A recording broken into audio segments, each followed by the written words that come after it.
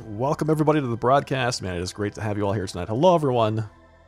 It is Monday, not Wednesday. It is Monday. Here we are for another broadcast. More New World tonight. It's my last chance to try to get one of the artifacts. I don't know. I haven't gotten a single artifact from these dungeons this week. In fact, the only artifact I think I've gotten from a dungeon is the one from Dynasty. The rest of them, not so much luck. I'm trying for the Void Dark Plate artifact from the Barnacles and Black Powder expedition, so we'll be probably doing that quite a bit tonight. We'll see. We'll see what happens. I hope you're having a fantastic night out there, folks. Glad to have you. I'm using a restreaming software right now to stream on both live on Twitch and YouTube.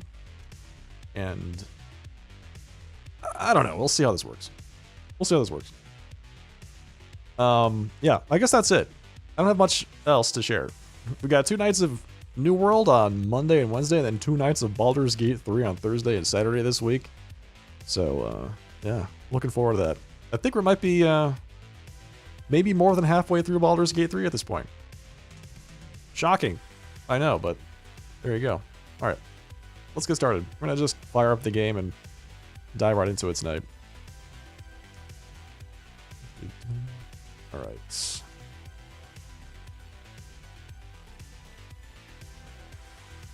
Pause that. There we go. Okay. Onward. There's some announcements, I guess, for New World. They announced the new, winter event. They're adding another expedition. And some more storyline. So, that ought to be fun. Looking forward to that.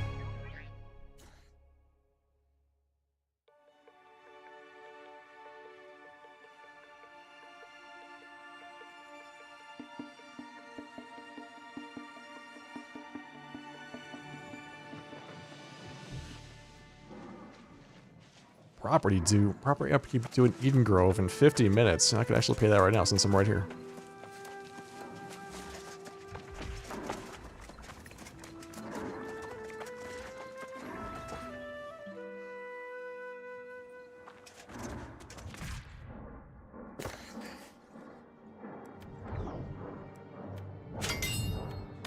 And the best way to pay your upkeep is to just pay it from the map. But for whatever reason, you have to already have your upkeep past due to pay it from the map. I'm not entirely sure why they made you do that, but that's the way it is. Hello, Xenon, welcome. Taxman is coming for you. Yeah, it is. Sure is.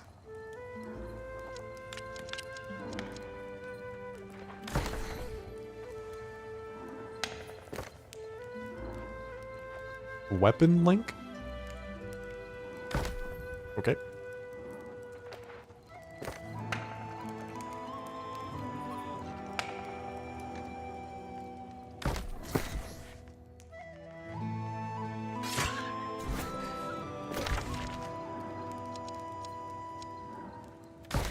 Let's do something pretty quick.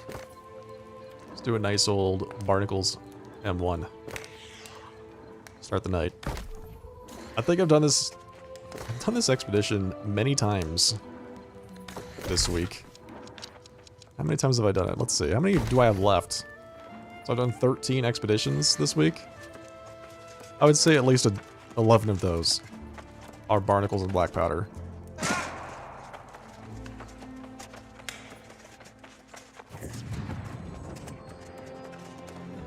Hope my night is friggin' rad. Yeah, thanks man, you too. I appreciate that.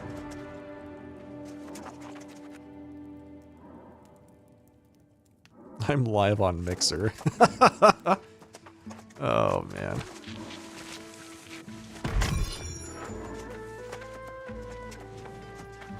It's a shame what happened to Mixer, honestly. Drove themselves out of business.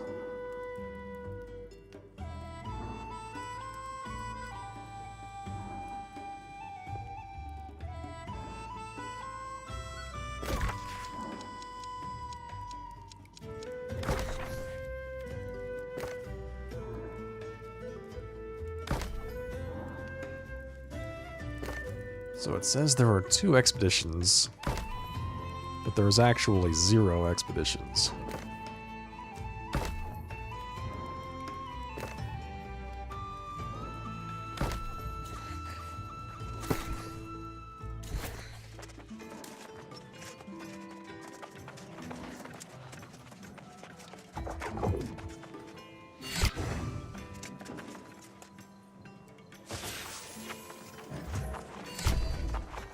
Yeah, there we go.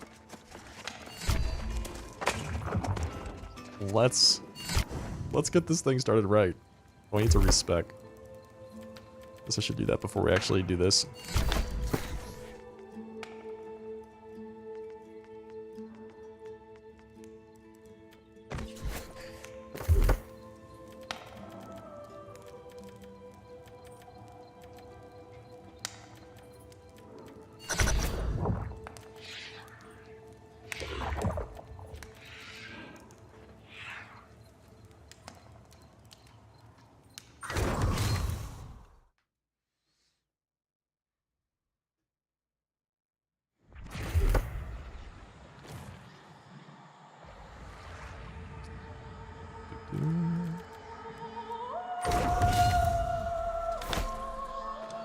Okay.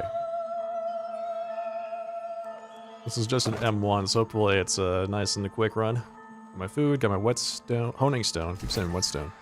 Let's do some coatings.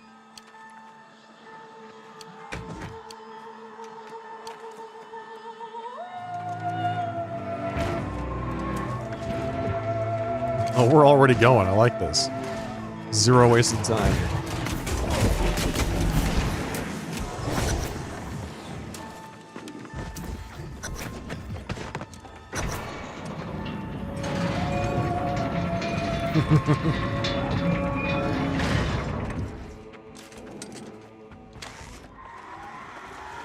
I've been experimenting using the butcher for my melee spec. Honestly, it's been a lot of fun.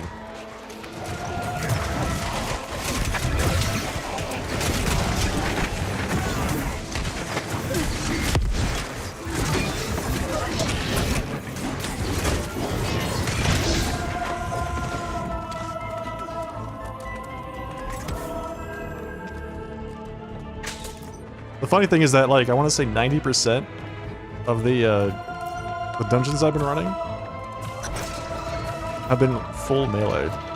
So it's just up to the poor healer to actually shoot at the levers to open the gates. And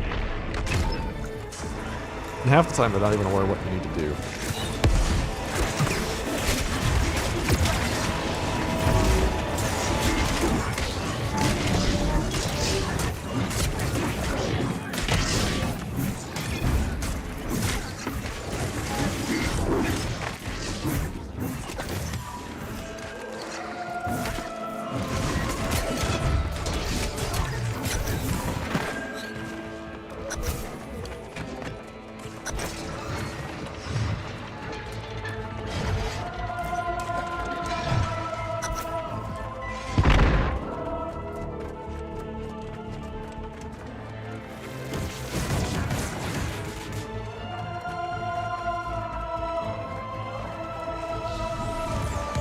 Alright, we're skipping these, right? We're skipping these, right? Right, we're skipping these? Heck yeah, we are.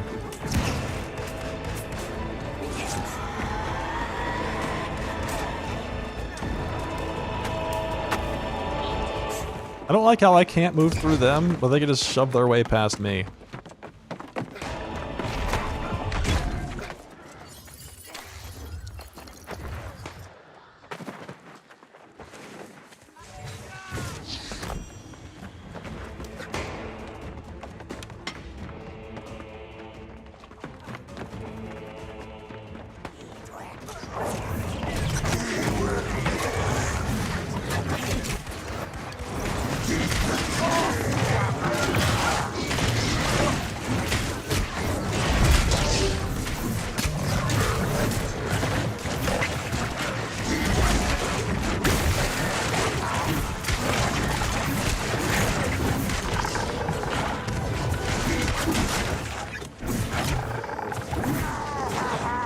I have a good feeling we're gonna get the artifact today. It's gonna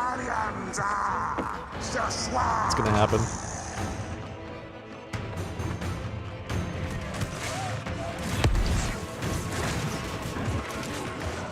Yeah, I'm not going in there until those things explode, so y'all have fun with that. Is that both of them?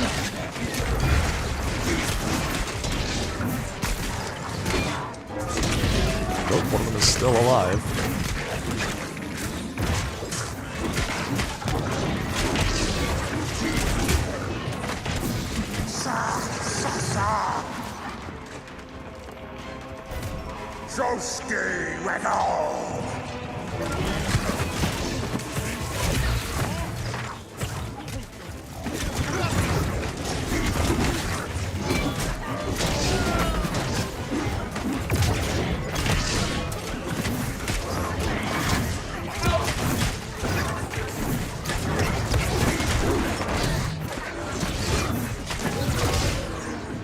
I'm enjoying the greatsword. I really am. It's a nice change of pace.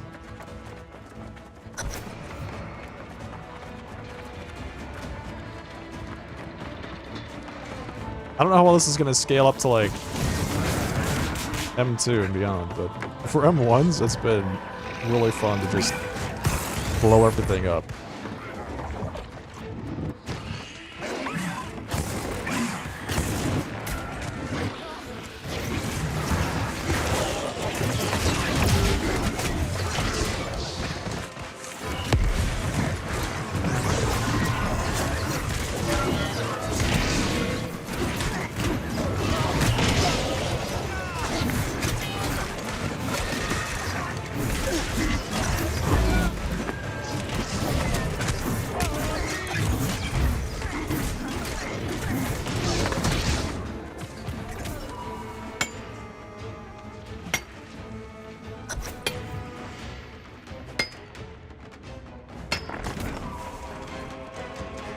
Did I actually pick that up? Nope. Pick it up, thank you.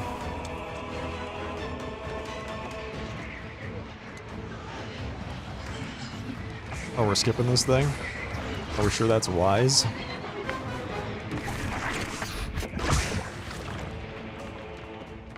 I feel like whenever we skip anything in these dungeons, it just always comes back to bite us.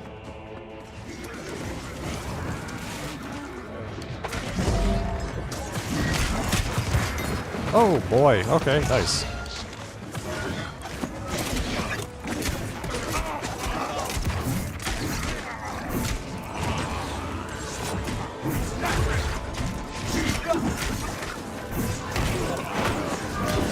Where did you come from, buddy?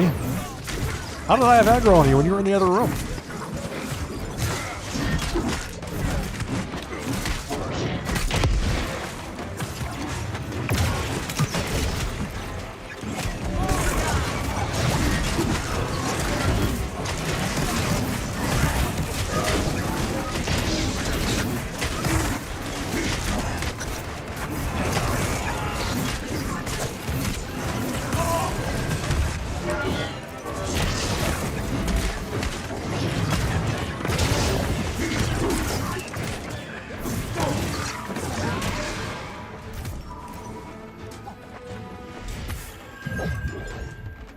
Did they pull the stuff from the down the stairs? Is that where this rest of the stuff came from? They did.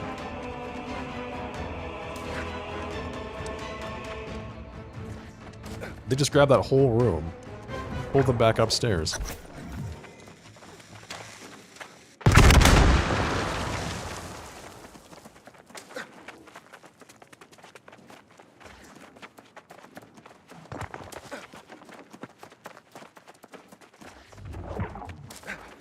I also need more dark matter, because I'm like this close to being able to upgrade my butcher at the gypsum kiln. But I don't quite have dark matter for it yet.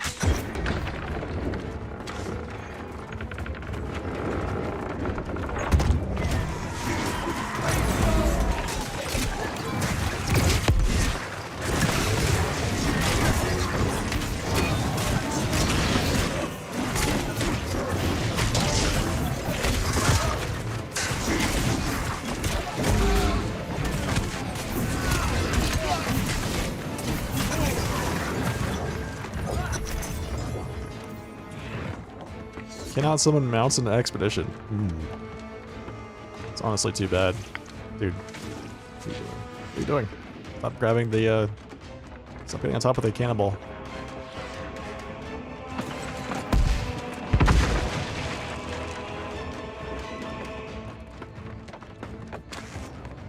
Alright, that's as much as I can do. I'm sorry, but I can't actually shoot the lever. There we go.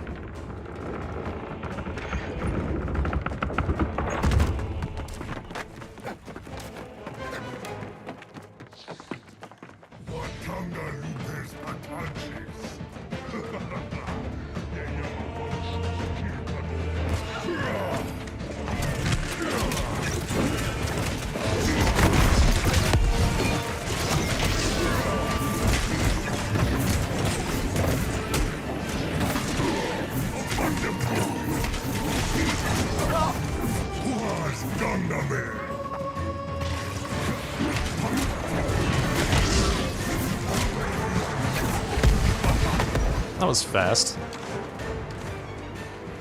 Fast and quick phase 1, I like that. Just need to be that easy on M3. If we could do that kind of pace on M3, we'd be set.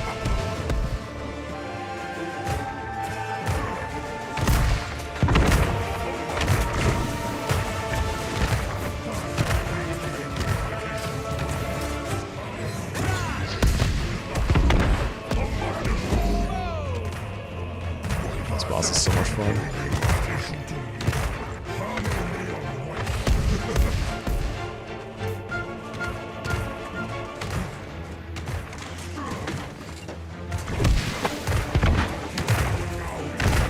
Oh, I missed. No, I hit him. Alright, good. I was gonna say, I thought I missed him.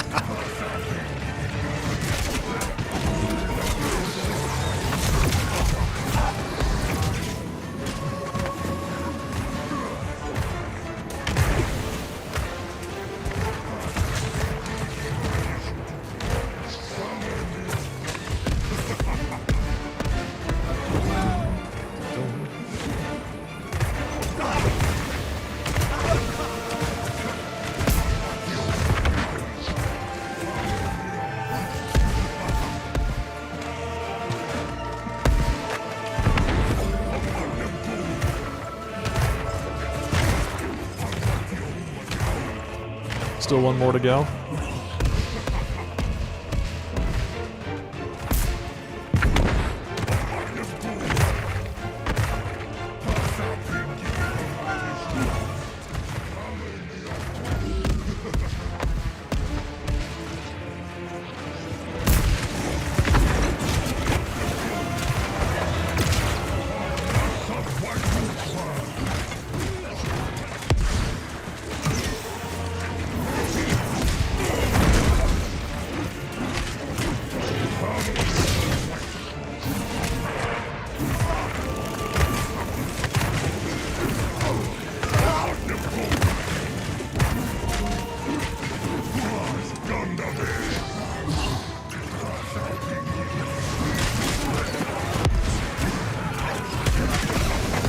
That was a bit closer than I had intended it to be.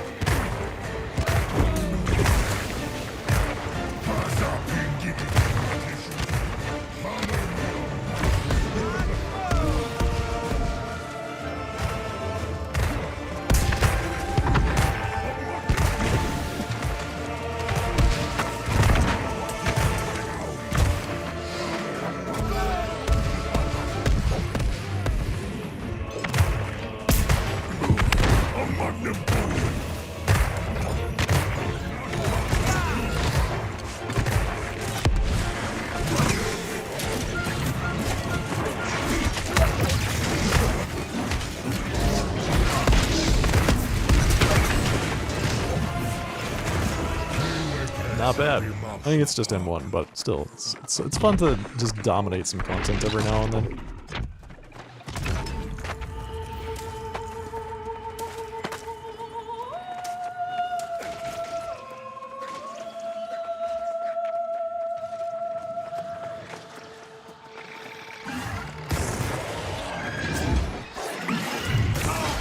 We are just going straight for the next room, huh?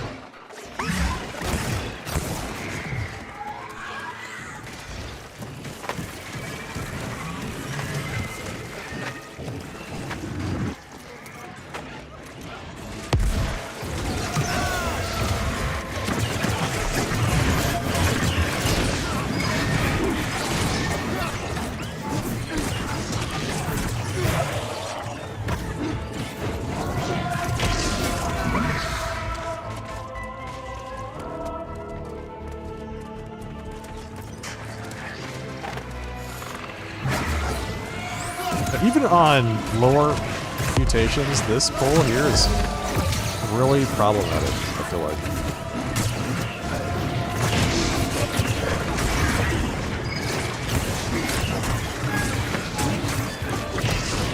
It's a huge mess, and on higher mutations it can become even messier.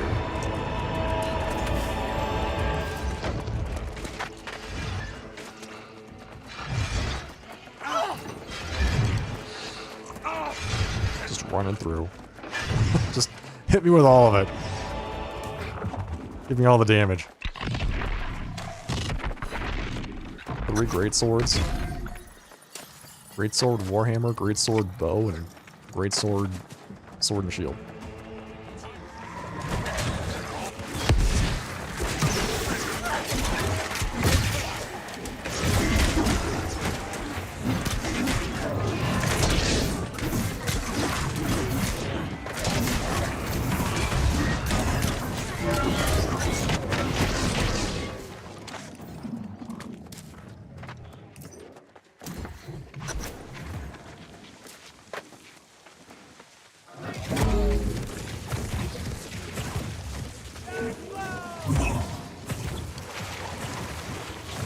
Oh, you piece of... Why? I used a regen potion for that. Jerk.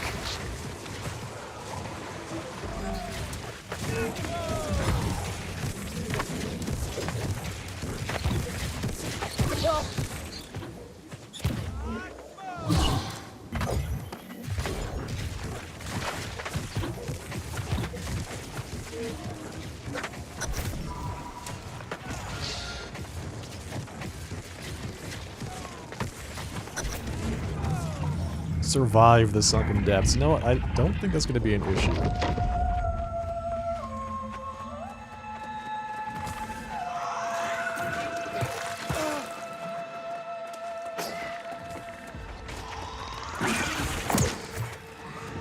Okay, here's my opinion. Trying to skip things that have an AoE snare. It doesn't seem like it's going to end well.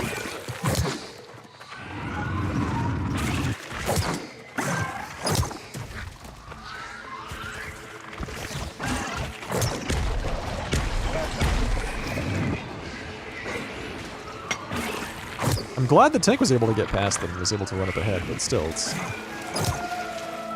This is terrible.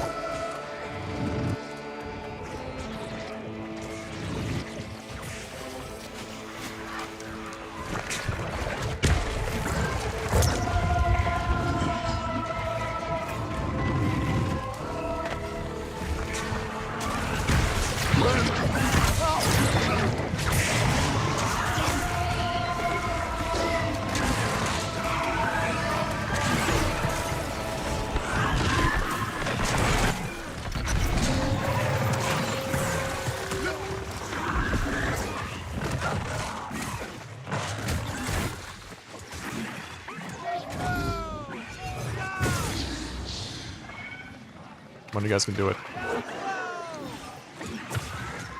There we go. Nice job. Is this game permanently night? No, it is not permanently night.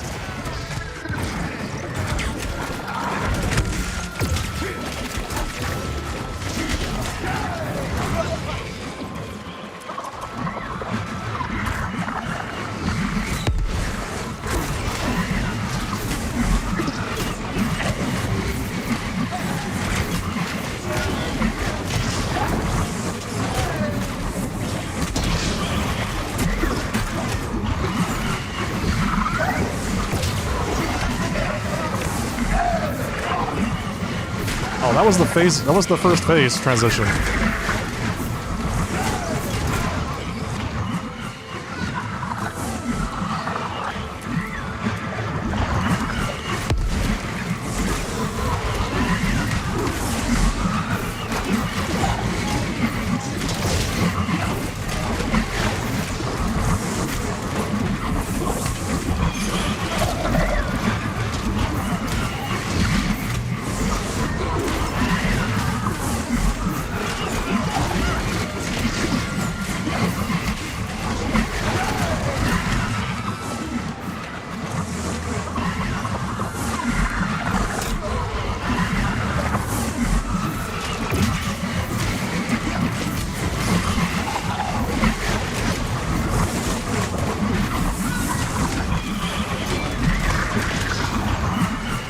This is the phase 2 transition.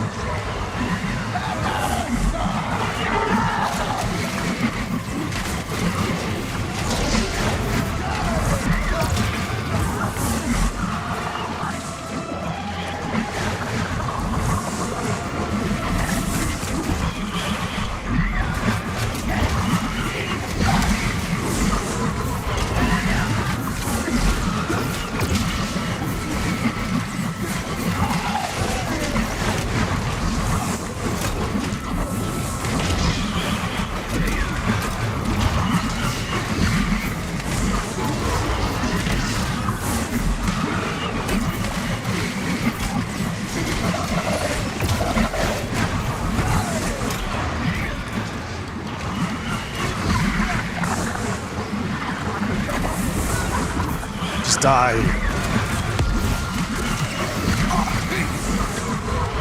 Not bad. Gold M1 in 21 minutes? I mean, that's pretty good. It's not like record time, but it's not bad.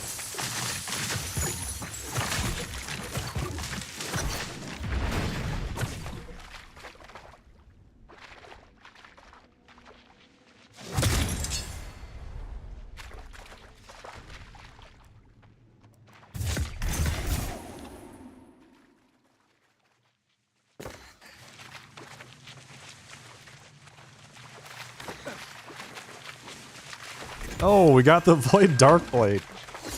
That was it. Well, I guess we're done for the night.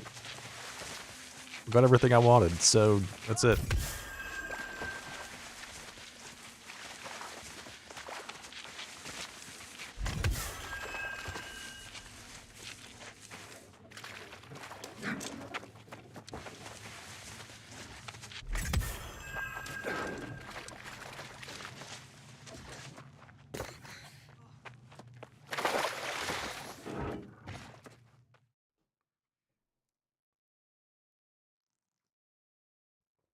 Hey, thanks, Xenon. Yeah, that was unexpected. I had already... This was like my 12th run. 12th or 13th run this week. Hey, thanks, Railway. Yeah. Yeah, GG. Thank you all for coming here tonight. I'll be live again on Wednesday.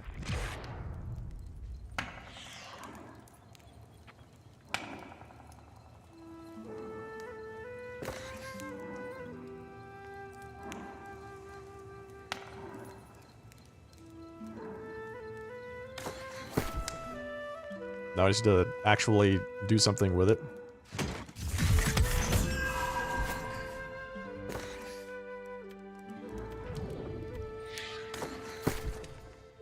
Let's see. Your armor is increased by 20%. There's a dark reinforcement. How does it look? I have to take off my pants so I can put on my chest piece. Oh, it actually looks pretty nice.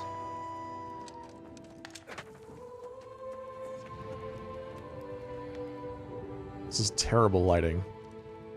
I like the outlook, the overall look, the big shoulders. It's very World of Warcraft. Very World of Warcraft.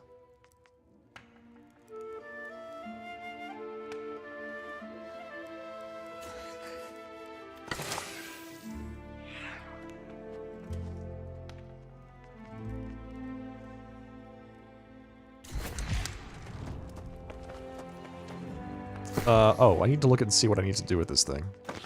I also need to get some new pants. Or something. Let's see. Need a helmet that's not heavy. And that'll put us back in medium. So I can just wear this.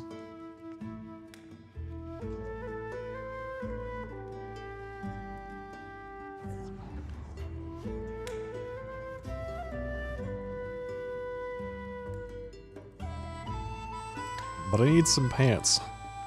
I've been using the artifact pants in basically all of my builds. The attuned leather pants. So now I need some actual pants that I can wear.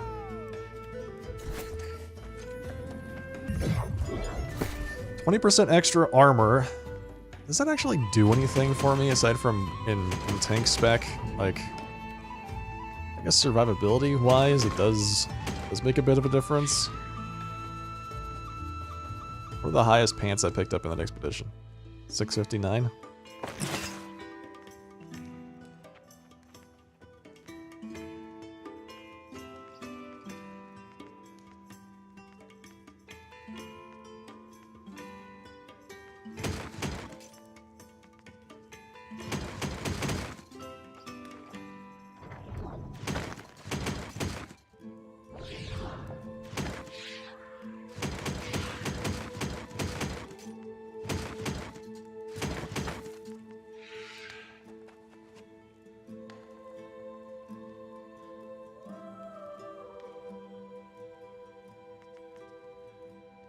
About these pants I tried to sell, are these actually worthwhile? 32 con, 31 dex. I've got some more pants I can choose from. Yeah, here we go. 697, 31 magnify.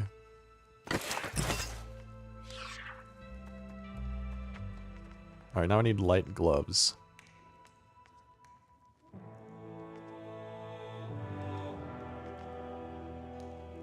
Maybe medium gloves will work? Those are intelligence. What about these? Medium dex gloves. Puts me in medium. So, alright, what do I need to do for this thing? Defeat Isabella, defeat the Ancient Guardian at Cerecor Bridge, defeat armored drakes in Elysian Wilds. And... okay. Defeat Isabella in Tempest's Heart. Gotta just run through Tempest, I guess.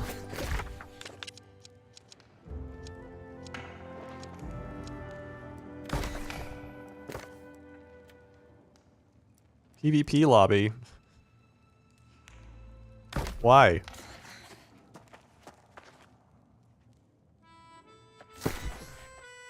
So this setup gives me 1600 armor. It's not bad. We'll see how this goes. I lose a lot of stats though. I lost a lot of stats.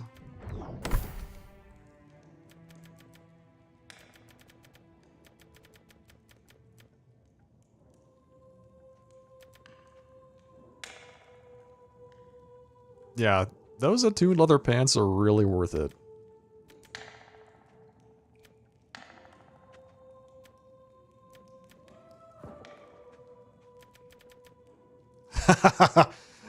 Man, what a build.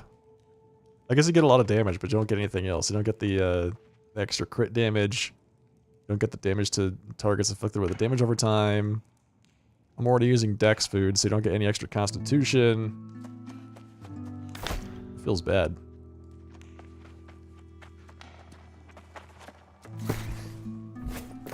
But I guess you have to do it in order for the, I mean, I could just go dex. And then use the bow? Use my bow to finish up the quests?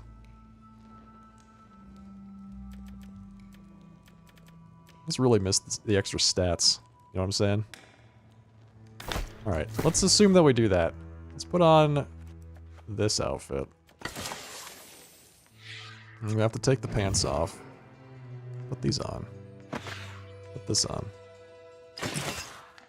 is all my dex gear. Puts us in medium.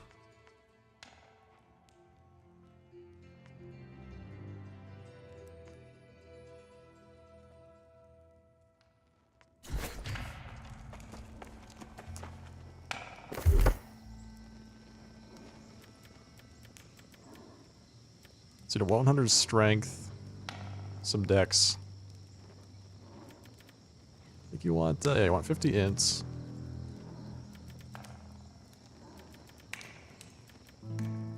A lot more dex.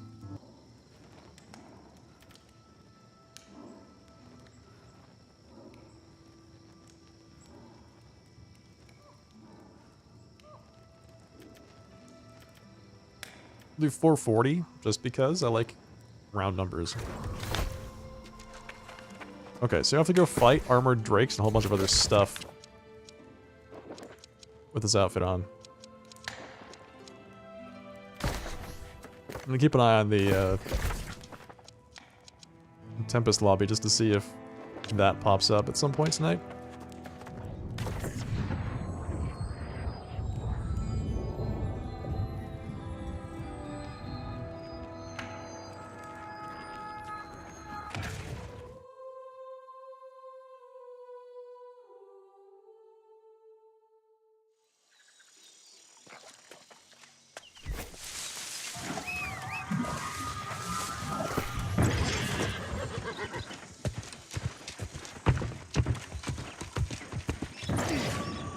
I've a buyer in mind, but first must pay you in kind.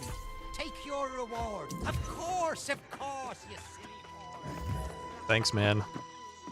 Alright, I think the biggest thing to get finished with the armor is the armored drakes. We finish off the armored drakes and maybe the guardian at the bridge. Sarkor Bridge is this. Right here. Drakes are down this way. Ish. As long as it's not crowned drakes, right? It's just regular old drakes, armored drakes. It's not necessarily easy, but the crowned armored drakes are much more difficult.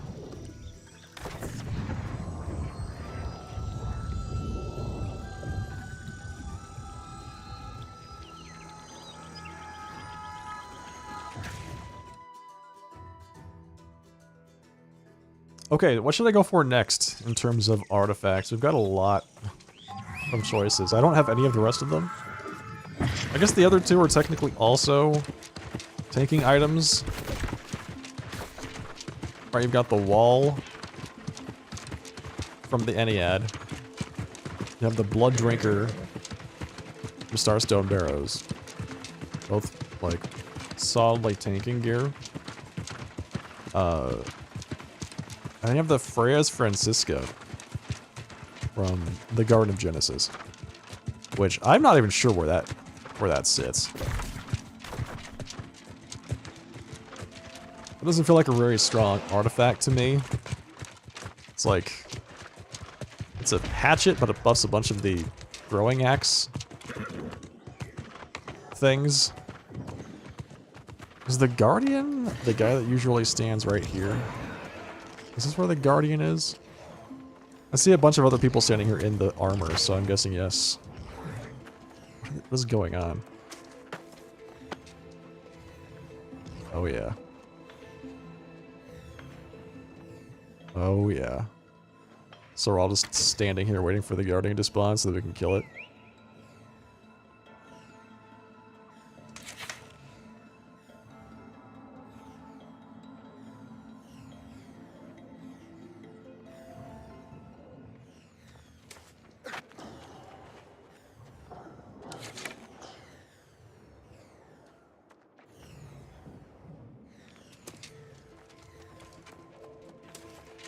When I was leveling up the musket, leveling up the mechanic requires you to kill like 30 undead things in this area, and there's only like 4 or 5 that spawn here.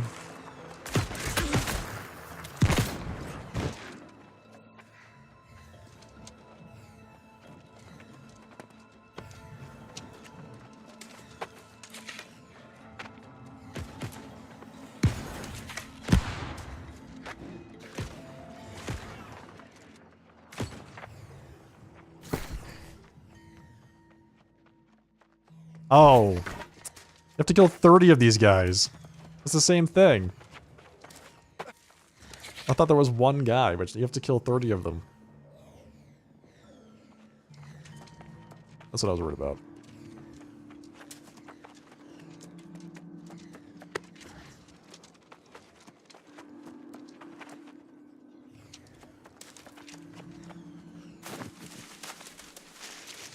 Maybe we go do the armored drakes instead. Would at least be a bit more, I don't know, engaging than standing around here. Because, yeah, there's only like 4 or 5 of them that spawn, so you end up having to just stand here, waiting for them to respawn. Repeatedly. Alright.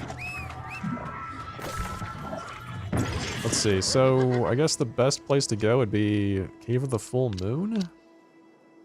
And then check down here for some armored drakes?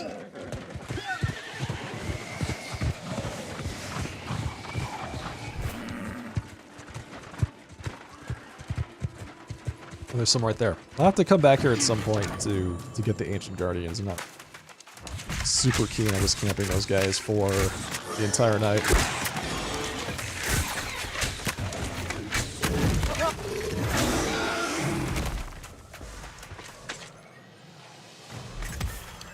Plus, you know, I need some dark hide. This seems like a good reason to kill a bunch of stuff.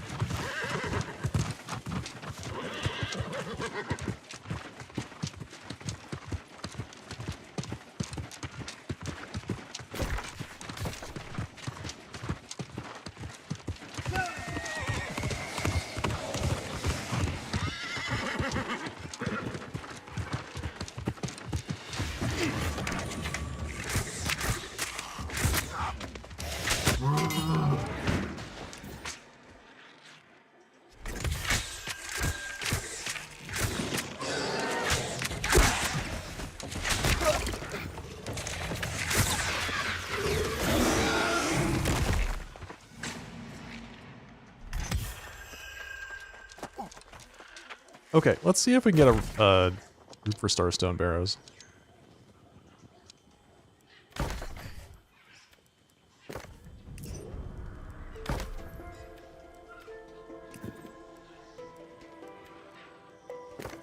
Somebody's doing a Starstone 3? Man, good luck. You needed to go farm some bananas and spin fiber, but after you had a 12-hour work shift, didn't even log in, no one's gonna blame you, man. 0 people would blame you for that. Sit back and relax. Yeah, when's your next shift?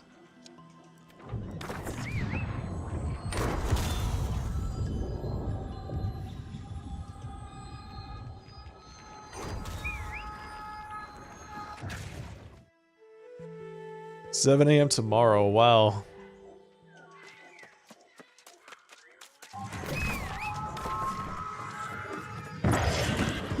Best of luck. Hope you can get through it, alright?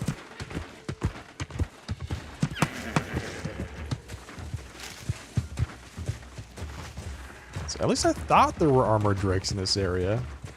Am I misremembering? I seem to recall on, like, day 1 of the expansion fighting some down here when I was trying to do some quests.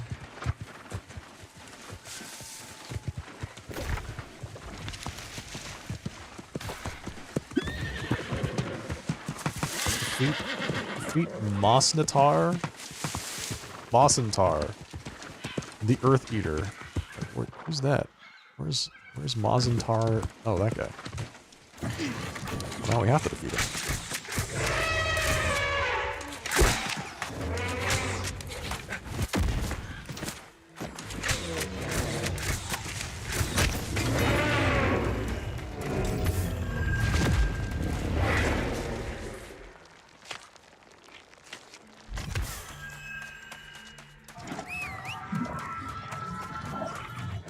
Oh, okay, there we go. That's what I remember. It's just the one? Is it just the one guy?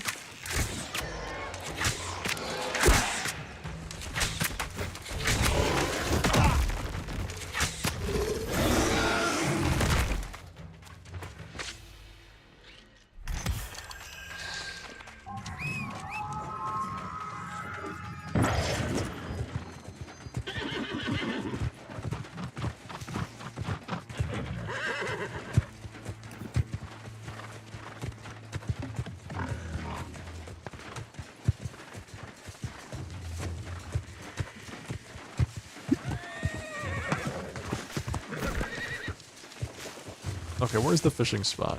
I think there's some more up here. I'm sure we can find some more of these guys. I don't want to fight the elite ones. These guys, the silvers are already hard enough as it is. Hey, Sulu. How's it going?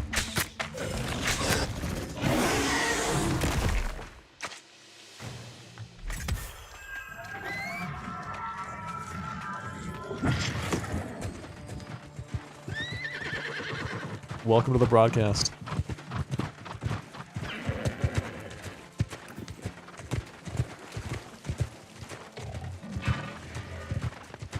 Good, I'm glad to hear that.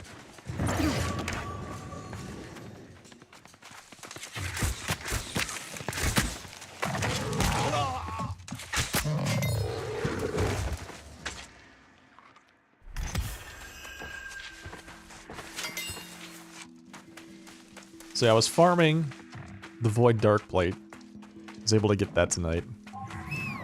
The artifact. Apparently they're adding more artifacts in this upcoming patch. Another handful of artifacts. Which is a little wild to me that they're adding so many artifacts, but alright, man, now listen. I'm in.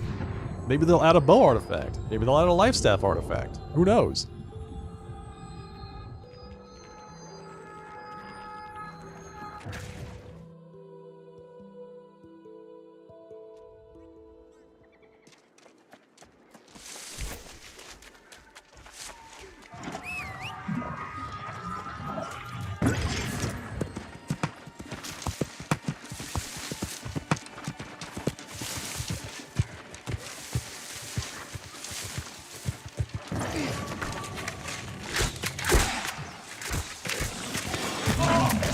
What?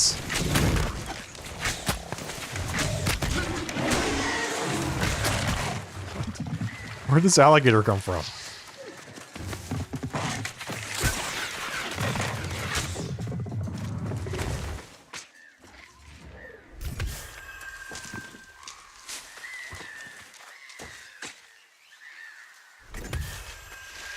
There we go. This is a good looking number of armored drakes.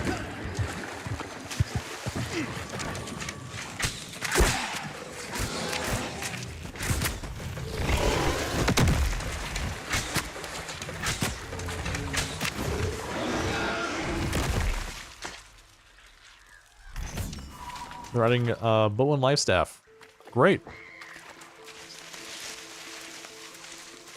Yeah, that's what I was talking about, was the Season 4 content. I didn't read all of the details. I just saw like the high level announcement.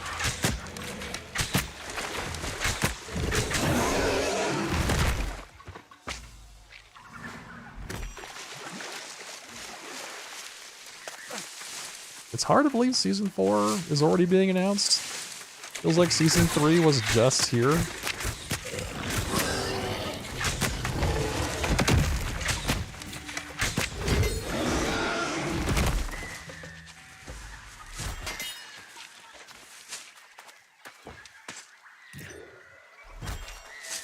Name a more iconic duo than New World and looting not the thing you wanted to loot in the open world.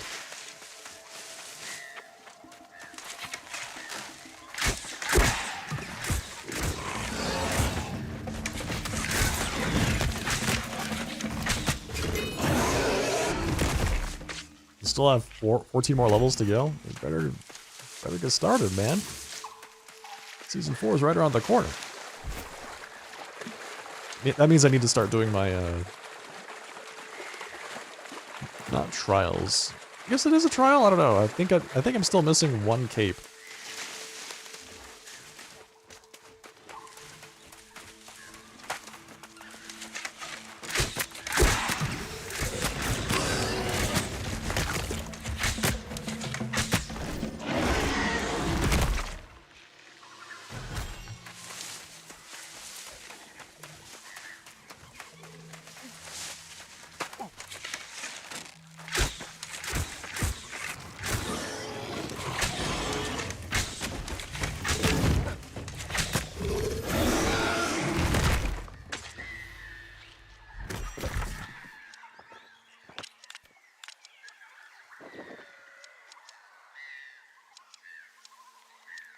Is it still the PvP lobby?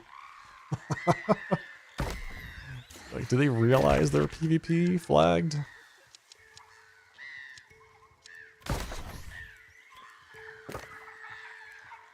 Stepsis be stuck.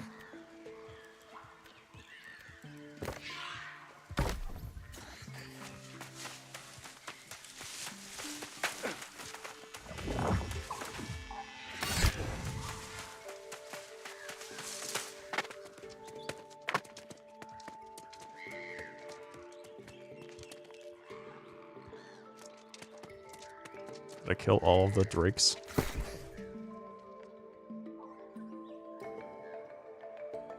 Still have 19 to go.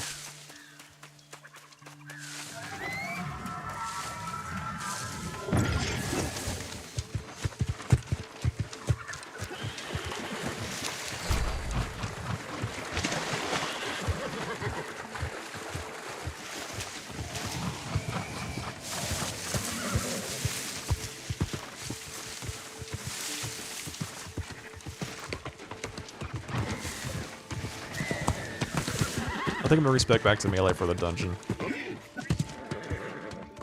don't think I've run Starstone as melee before. And again, this is just an M1, so it's like very low risk. Where are... I guess I did kill all of the armored drakes in this area.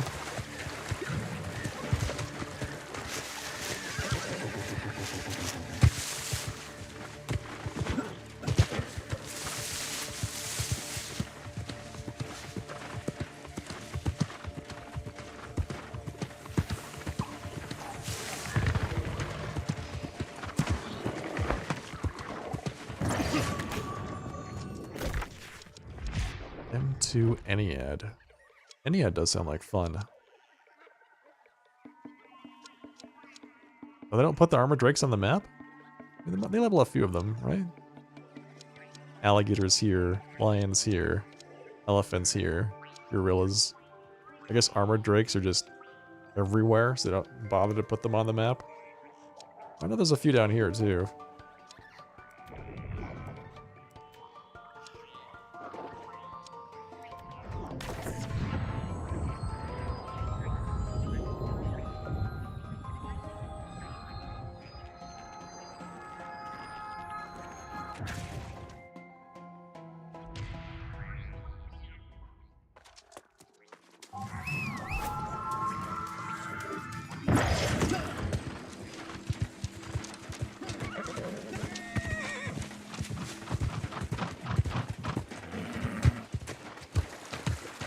Just need that healer.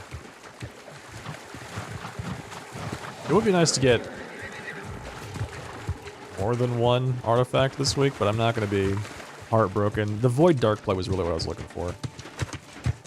This looks like such a great item.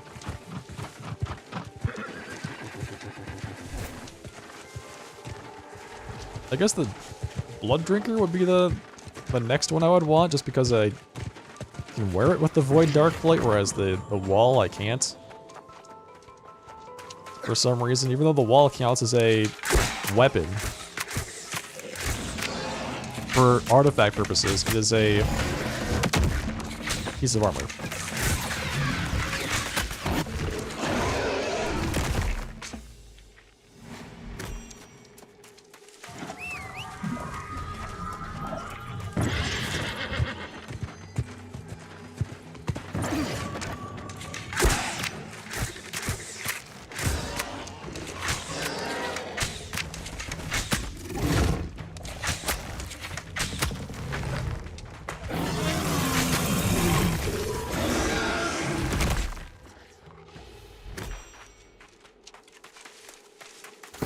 I guess it's because it's on the left side versus the right side.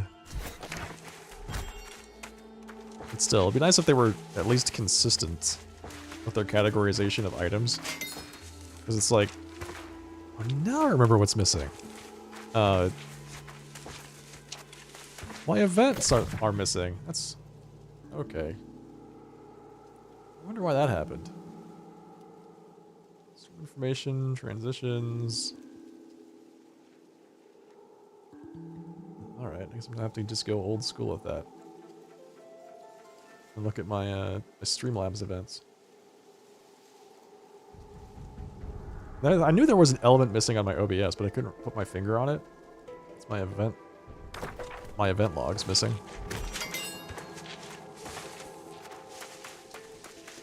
What was I saying? Oh yeah. So, like, where do you shop for shields on the trading post? Right, shields are under weapons. So yeah, it'd be nice if they were at least a little consistent with that. If shields are armor, that's great. Make it exclusive with armor. If shields are weapons, you should be able to use the Void Dark Plate and the wall at the same time.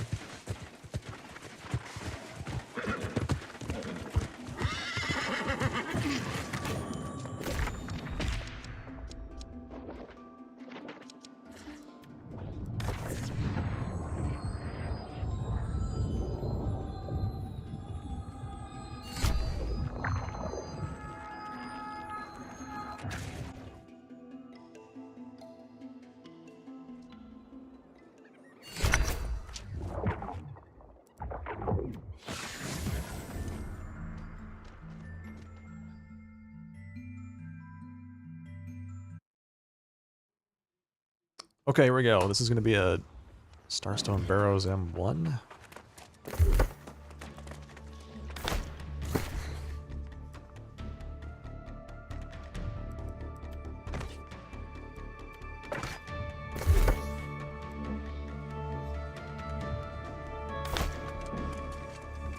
No, I guess we just go with this. I don't necessarily need to be pumping like max DPS. In an M1, just needs to be decent, I suppose.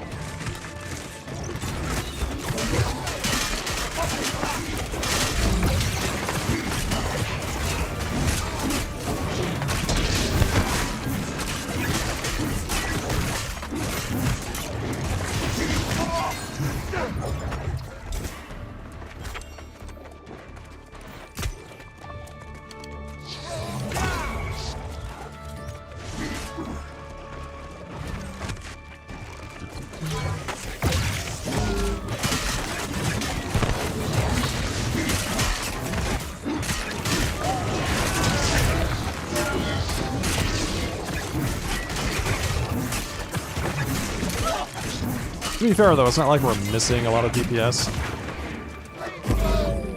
I could put an ancient coating on. That wouldn't go amiss, but I would need just 2 seconds before they pulled anything. I don't know if I can manage that.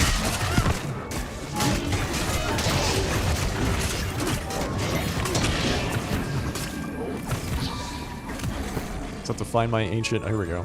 This is that's lost? Is this ancient? That's also lost.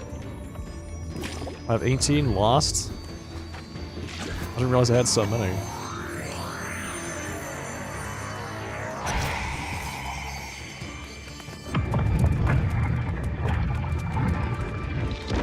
You know, I might be really close to getting enough dark matter to upgrade my butcher.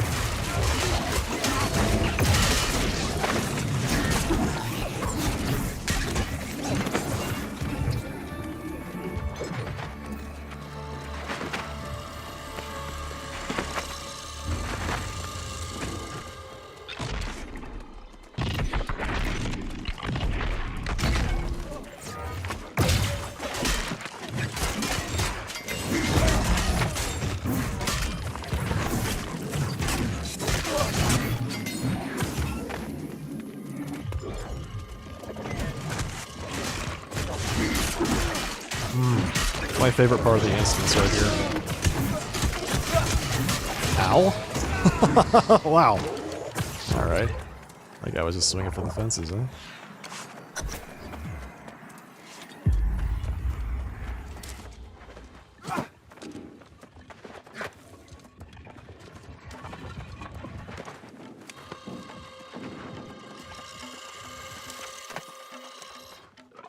Alright, Godspeed.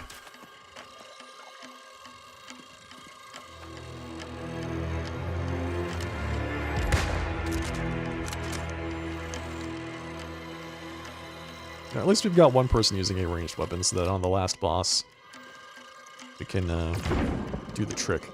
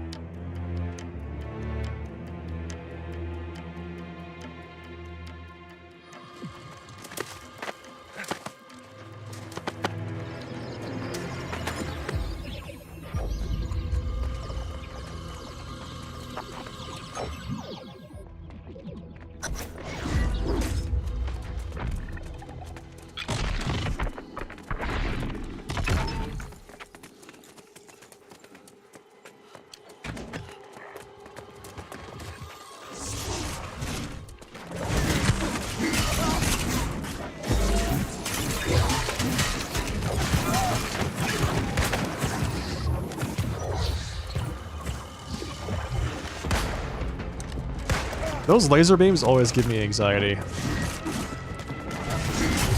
I can do this dungeon a million times, and I feel like I'm just gonna mess those up and instantly die.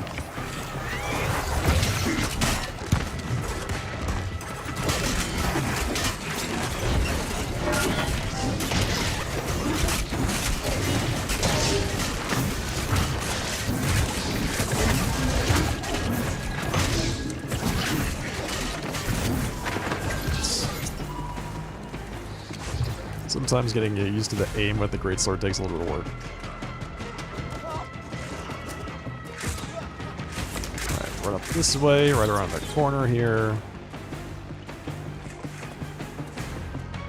Are we gonna pull them all? We could probably just pull everything.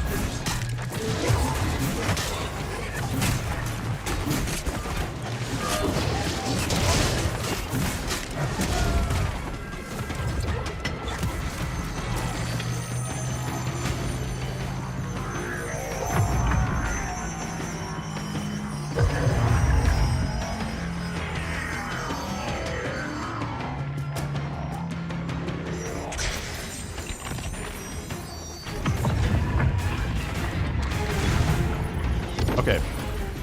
Was that bag not gold? Was it actually green?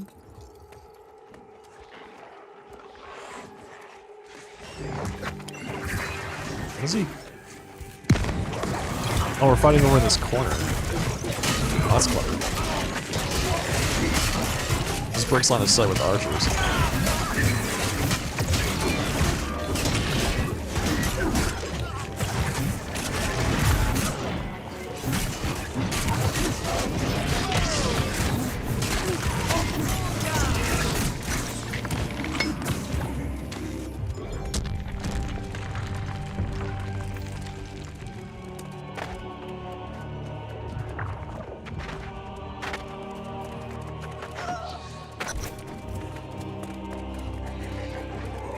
Defeat Simon Gray. They seem so excited about that. Defeat Simon Gray, exclamation point, you know?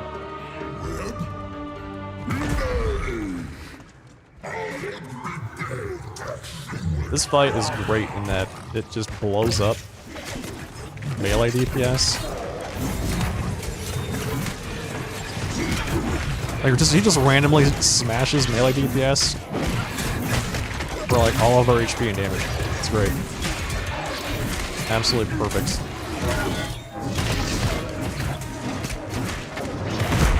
Like that right there.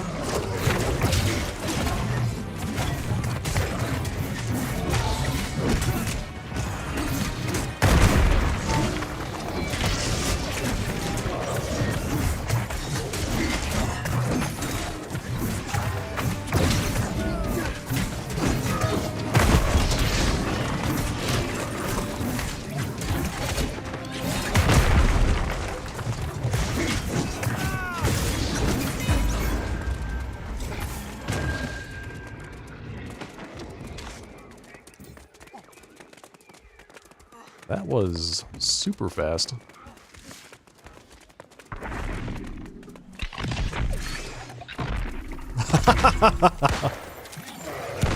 Just tossing that grenade out there. I like it. I like it, man. Shows moxie.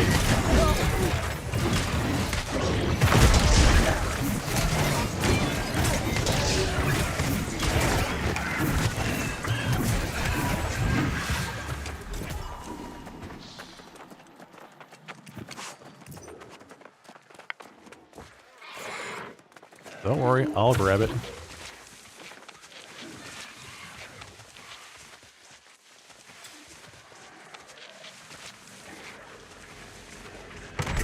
Who knows why it takes so long to find one candle in that box?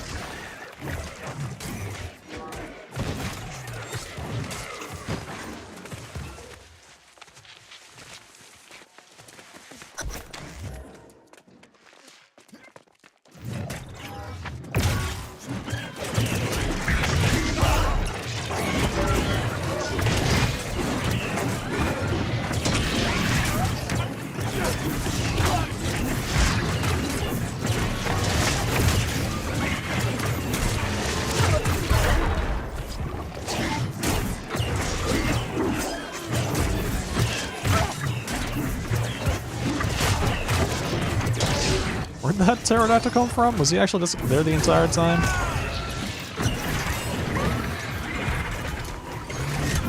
Why do the corrupted have dinosaurs working for them? Again? That's something I never figured out. Is lore-wise, is there a reason why the corrupted have these just dinosaurs just with them? I guess that, I guess is Eternum, so they could just be actual dinosaurs.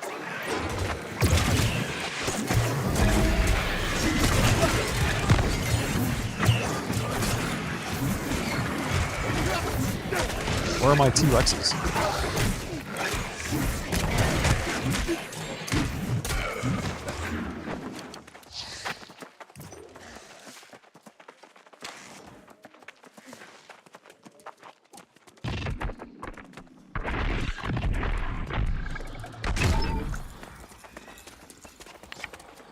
We do have mammoths, from the think of it. So, I mean, hypothetically, dinosaur expansion is something that we can see sometime in the future.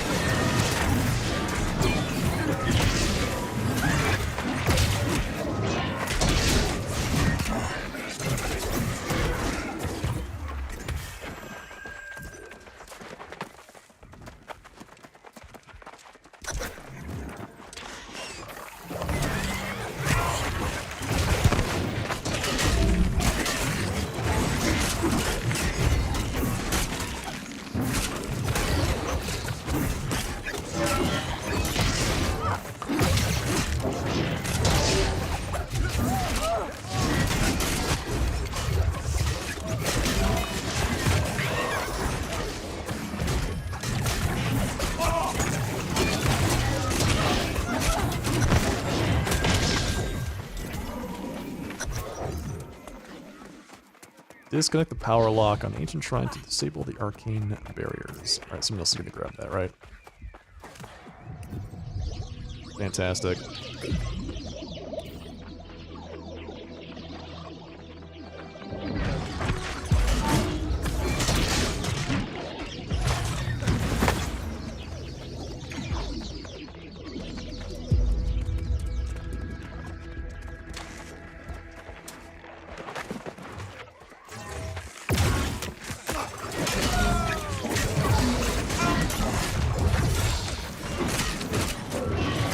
Seems like a pretty risky spot to fight these guys because there's a boss right there. I guess it's not that bad. He's pretty far away.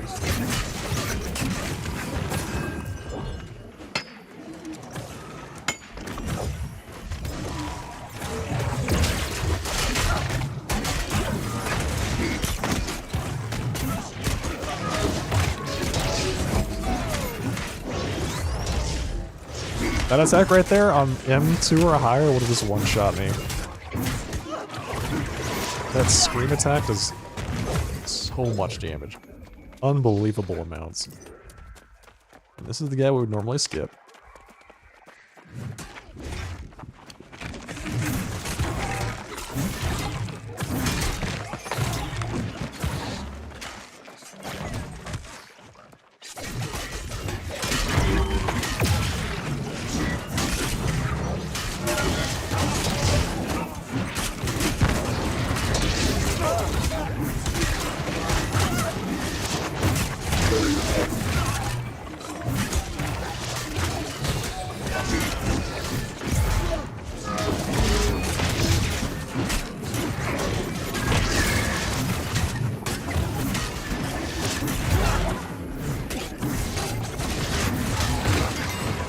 10k damage while in medium plus ticks. Oh yeah. Oh yeah.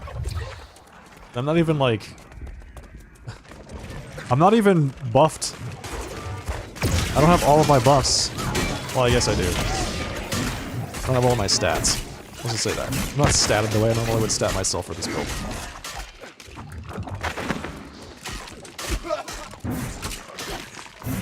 Like, you can get some serious bleeds here. The Butcher does 200 or 300 damage bleeds, probably more if I was statted properly. Itself, plus it has Keenly Jagged, and then the sword that I'm using also has Keenly Jagged on it. Plus the Great Sword has Unflinching Blade, which puts up 5 stacks of 5% damage bleeds. So you can get, like, just bonkers amounts of blades going. It's great.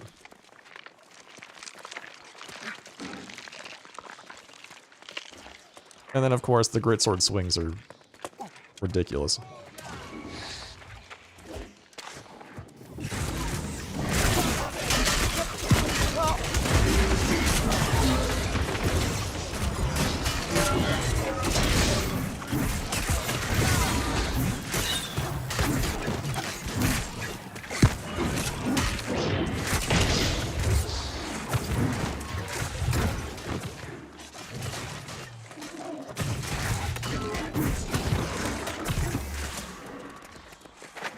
The Life Taker bow is my favorite build right now.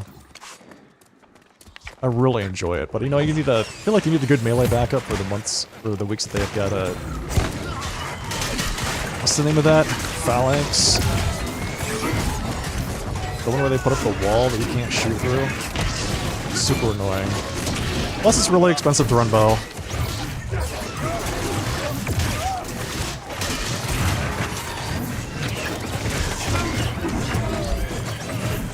Yeah, I run Life Taker bow whenever I can. If I were doing some M3s, that's what I would do right now.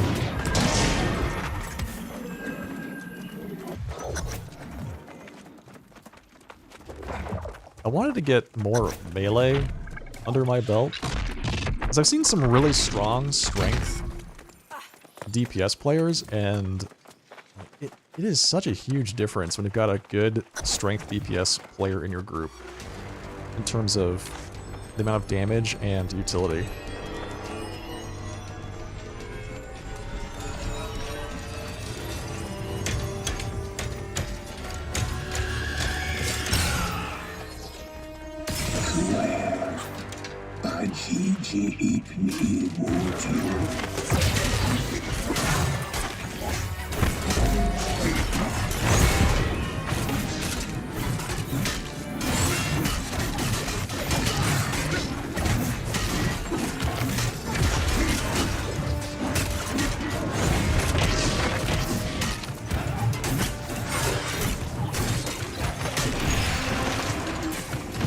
Alright, we got somebody with a ranged weapon, right? That can shoot him in the eye. Right? I hope we do.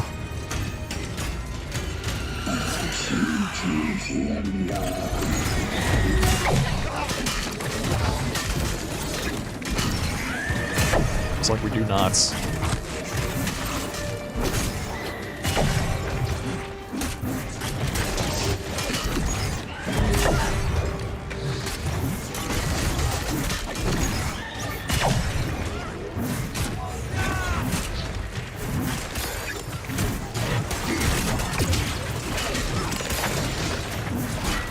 I think we just stay on the boss here.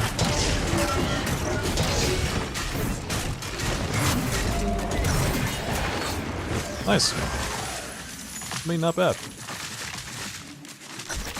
Still an M1, but that was a lot of fun. I really enjoyed that.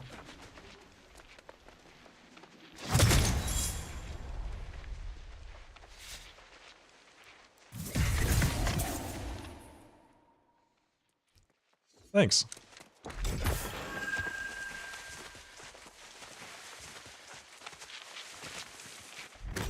Oh, this guy got his blood drinker.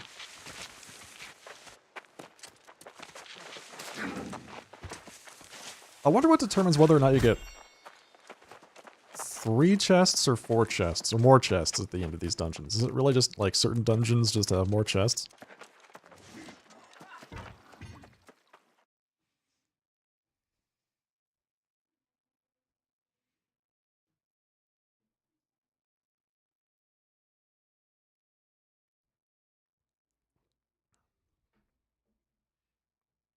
I think it is. Maybe it's based on the, like, estimated length of the dungeon?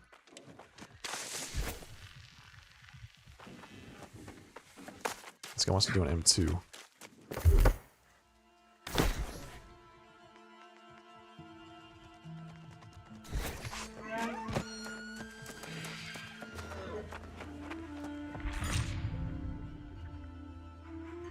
And I wouldn't mind. I could do an M2. The longer ones have more chests? So, I don't know. The, let's see. Barnacles and black powder is 4. Starstone barrels is 3.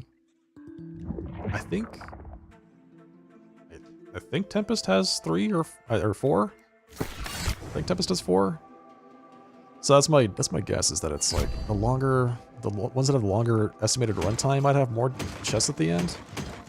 I liked it when it was simple, before the expansion, when they were all just 6. It was so much easier back then.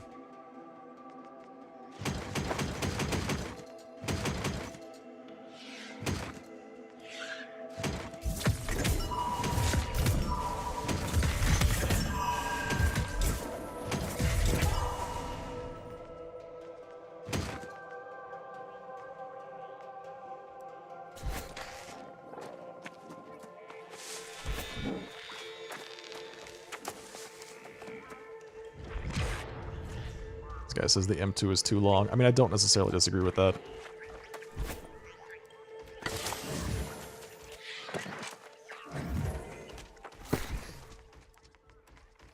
Okay.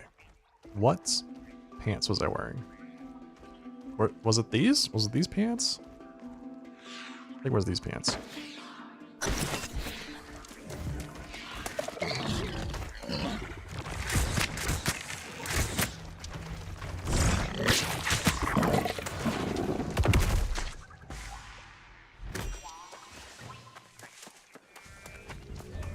I'm trying to level up. I just got the life taker, or not the life taker, the void dark plate earlier tonight, so I'm trying to level that up in between these dungeons.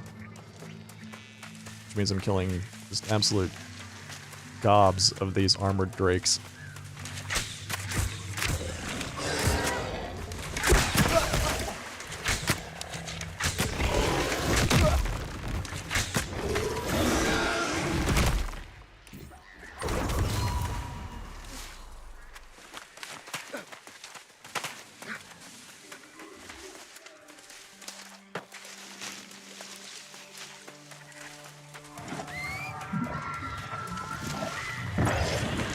How many do I have left? 17 to go, I think?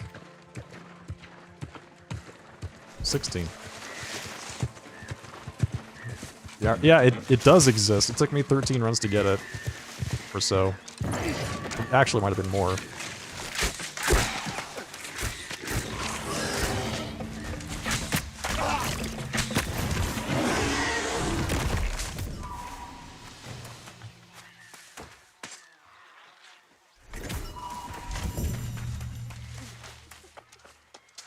I need to craft myself some more rejuvenation serums.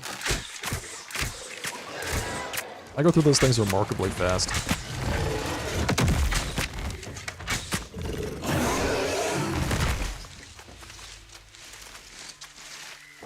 But I find I go through them more quickly when there's certain healers in the group. I just gotta say.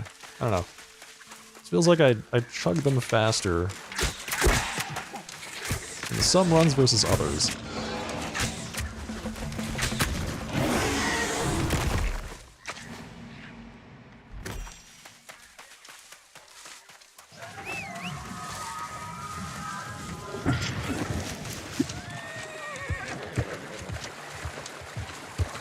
Yeah, I'm trying to get as many artifacts as I can. I was expecting to spend the entire night just running barnacles and black powder, which honestly wouldn't be a problem. That dungeon is a lot of fun.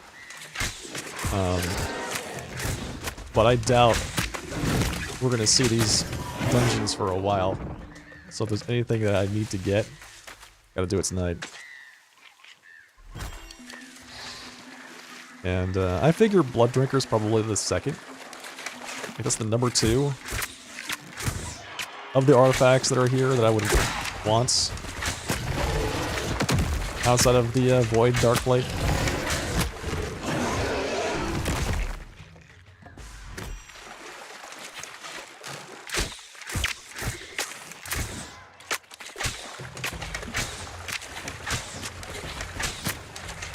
Are you serious?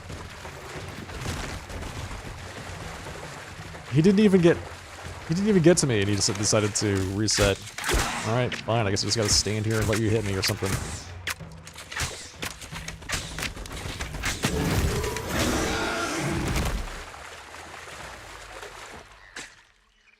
Second week in a row of Genesis, yeah. It was so... Man, this week has been such a weird one for mutated dungeons. You know, it was what? We had Ennead and Barnacles on Tuesday, right?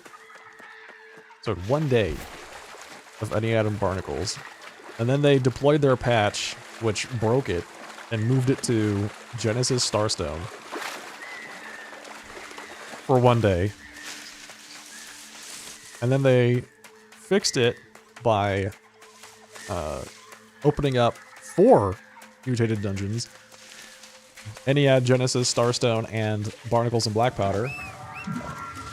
And they increased the number of dungeons you could run this week, mutated dungeons, from 35 to 45. And then halfway through the week, they changed the mutations. So, like, the effects in the dungeons changed. I think that was on Friday or something like that.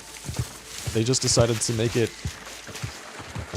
like, there were 2 void dungeons, 1 ice and 1 nature, and they decided to replace one of the void dungeons with a fire, and they rotated all of the mutations around. It was just wild. It's like, make up your mind, guys. Come on. You got the Blood Drinker first try? What?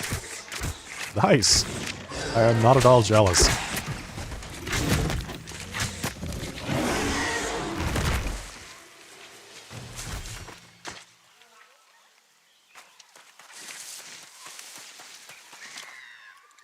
The mega raids, yeah, that was a thing for one day. You could have more than 5 people in an expedition. Somebody on my server was like asking in general chat how you did that. I was thinking to myself, that's probably not something you want to talk about in general chat. You know?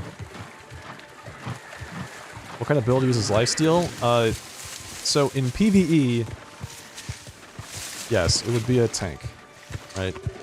From my understanding, the minus 25% damage from the ring also reduces your healing by 25%, so a healer probably wouldn't want to use it, but that's just what people tell me. I haven't tested it yet myself. So yeah, definitely a tank would want it. In PvP, I guess it's good. Because it gives you more sustain. I don't know, at 25% reduced damage seems like a really heavy penalty to me. So I'd have to really value the life drain a lot to trade that off, personally. Hatchet won't drop. Yeah, I'm not too keen on the Freya's Francisca myself. I don't know, ranged hatchet builds just aren't super appealing, but I get that. Yeah, if that, you know, value that highly, then yeah, good luck.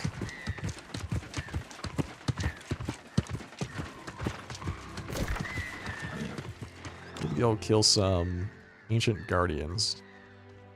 Guess I need to kill more of these drakes, right? How many are we at now? It's got to be like 20, 21. We need 9 more. It always makes me wonder what it is they're trying to do when they break stuff like this. You know? How do you just accidentally break the number of people that can be in a dungeon? Here's a thought. Here's a hypothesis. Maybe they're implementing 20-person raids. Right? They wanted to add some instanced content, so they added some stuff, and they forgot to turn that off for the existing dungeons. And there were big whoopsies all around. Hey Shadow, how's it going tonight? It's good to see you, man. I'm doing all right. Thank you for asking. No complaints.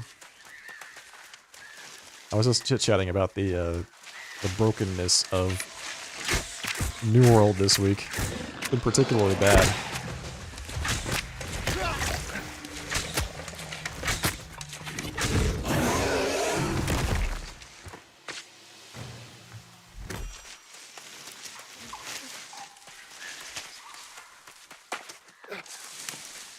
So I like to think that they were adding, you know, implementing the ability for them to add dungeons that accommodate more than 5 players.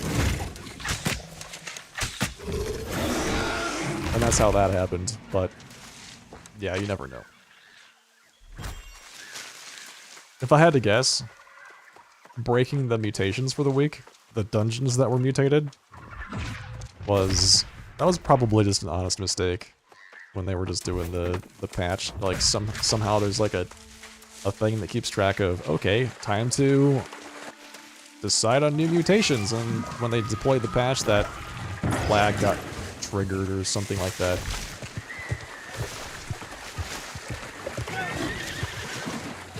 Trying to figure out some things. Alright, I hope we figure out the things, Shadow.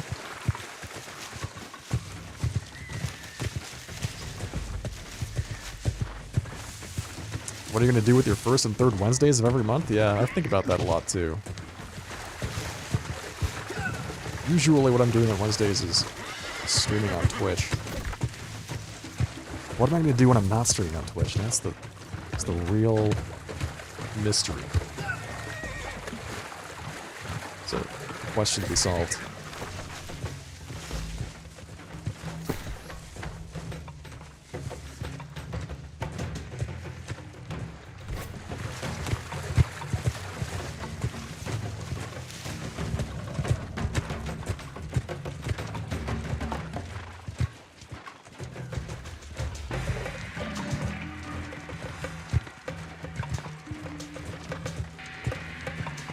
No, the thing is, about Elysian Wilds, I feel like they really outdid themselves with Brimstone Sands. I've seen some folks say that Elysian Wilds is just not as entertaining as Brimstone Sands is, but there's just so much stuff in Brimstone. I feel like if you continue to try to raise that bar, you're gonna wear out your team really fast. Because man, Brimstone's just packed with stuff. Oh, hi. That chameleon just instantly died. Cool.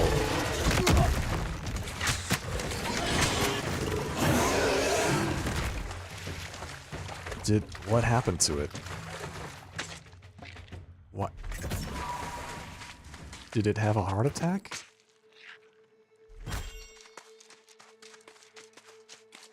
Typically go out with your drinking group with a running problem. But that one's going dormant. Okay. Okay. So now you're trying to figure out what to do in the meantime until it becomes undormant. Is that right?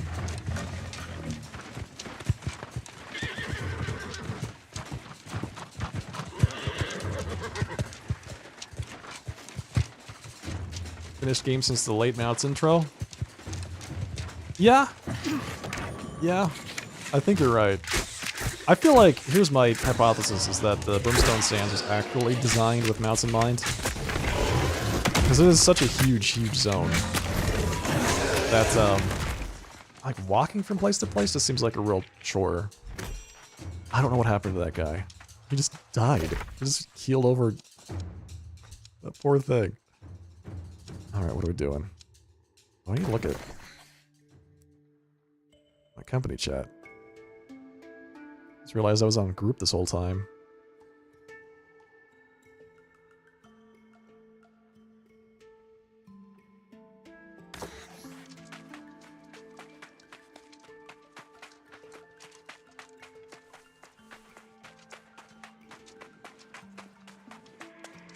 I have been debating firing up Final Fantasy XIV again just to play some Crystalline Conflict. I feel like I need to do that for like a night, just like 1 or 2 nights and just get it out of my system. And then go back to not playing Final Fantasy XIV. Just logging in once a month to make sure that my house doesn't get demolished. Do it?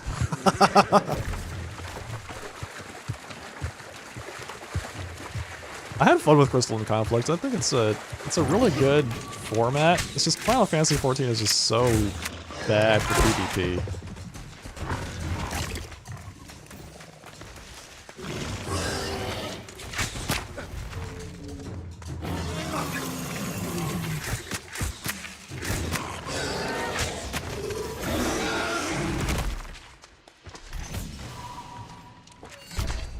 Oh, here we go. Got ourselves a healer. We're all set.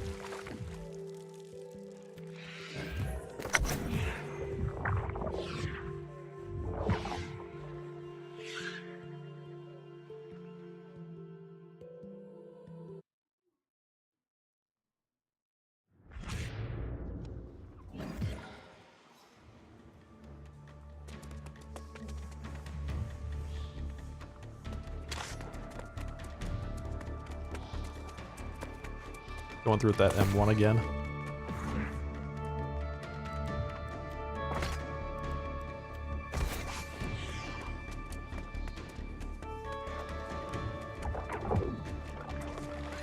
Meaning to do some more PvP in Final Fantasy XIV?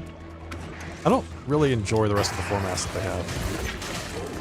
For me, Crystalline Conflict is like the pinnacle of Final Fantasy XIV PvP. Frontline is just a huge, huge mess. Which, I mean, some people appreciate it, I guess, but it's just a giant, uncoordinated mess. There's no other way for me to describe it. Got mobs of people just running from place to place. No real interaction, no real coordination. You're just killing whoever you see in front of you, and then following the group from place to place, hoping that you win at the end. I really like Crystalline Conflict because it's like there's an objective that you can work towards, and everyone understands what it is. You know, it's super simple and easy to coordinate even at the lower levels.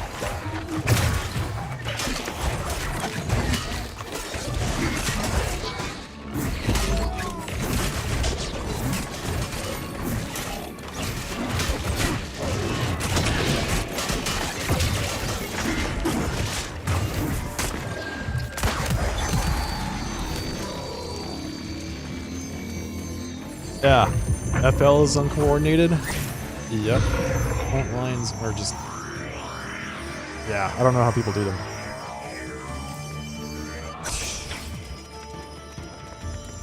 Rival Wings was fun.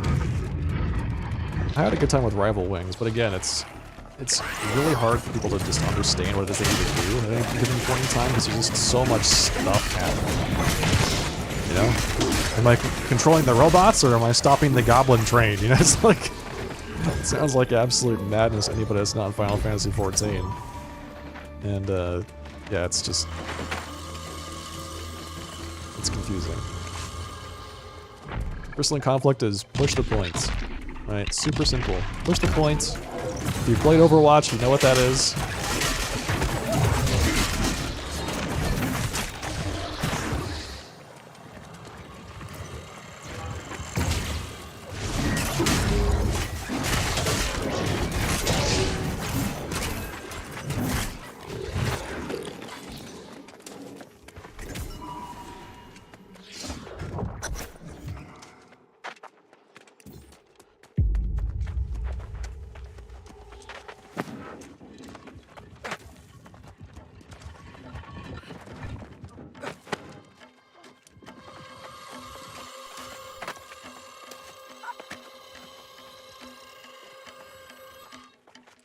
Doing this on M3 is a blast. Because not only can you instantly die, like that person, presumably you're running through here without the rest of your group, right? So there's this archer over here. I have had this archer shoot me in the back and knock me off into the abyss, right? There's 2 crawlers over there on that side. I've had instances where I jump over there and then they both jump on me and instantly kill me because they do 1,000,000 damage. It's great. It's great. Living by the skin of your teeth in the video game.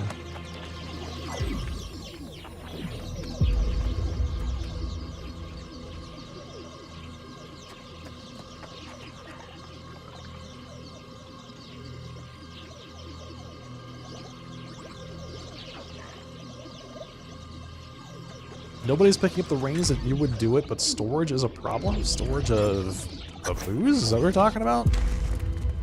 Do you need booze storage?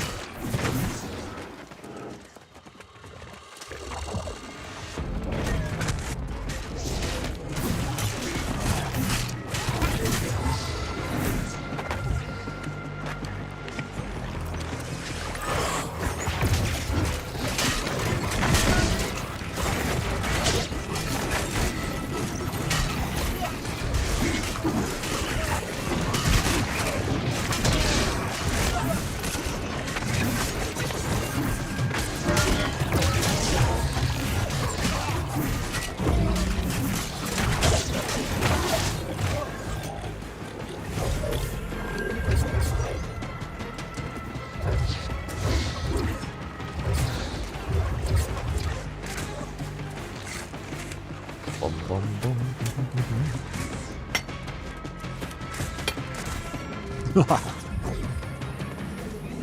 gotta sneak that life jewel in there. Is that it? Nobody else follow us up here? That seems a little bit weird. Alright, we got the boss this time. Nice.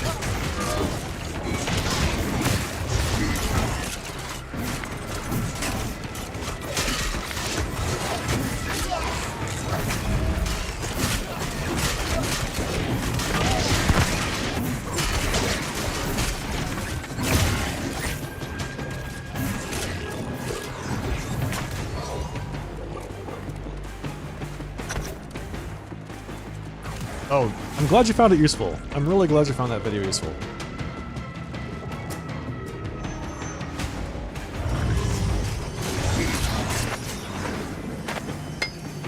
Thank you for coming by and saying that.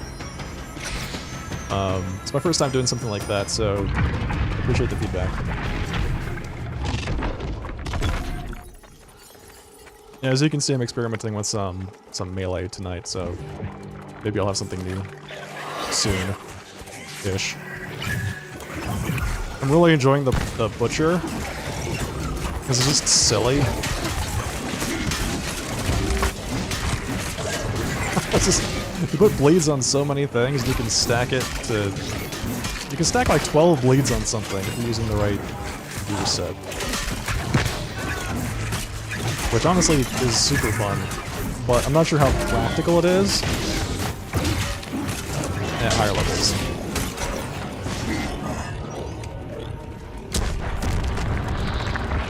Took a 2-year break from the game. Lack of PvE content for the game is sad. Yeah, oh, I agree with that.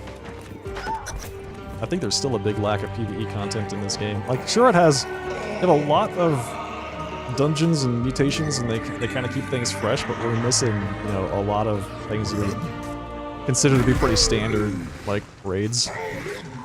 Big multi-person raids that aren't just 5-person dungeons.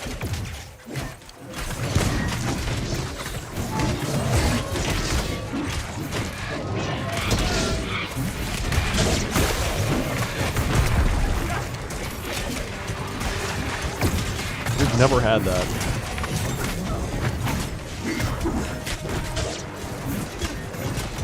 Well, I like to think that they're going to add that sometime soon. But that remains to be seen.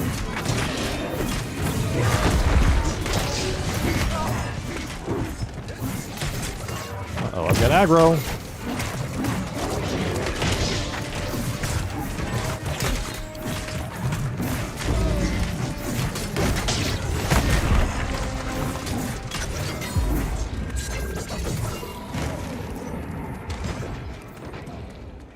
TV content in the game,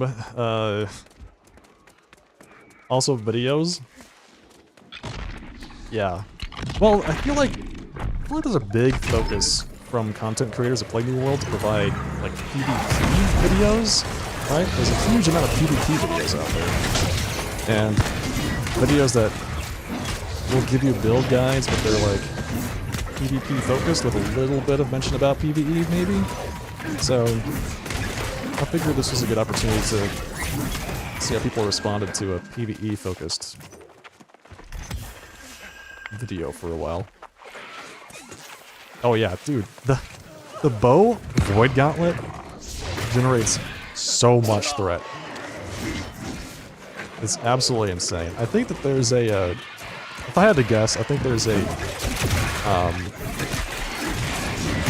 like extra, you just generate extra aggro when you debuff things, and the Void Gauntlet is always debuffing your target. Which means you generate just tons of threat. Because you're always applying armor shred, you're always applying your dots, and etc, etc, etc. Every time you shoot them. I mean, not to mention the fact that the bow Void Gauntlet does just absolute bonkers damage.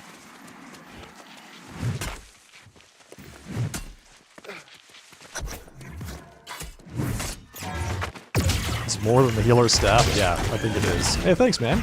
Thanks. Welcome.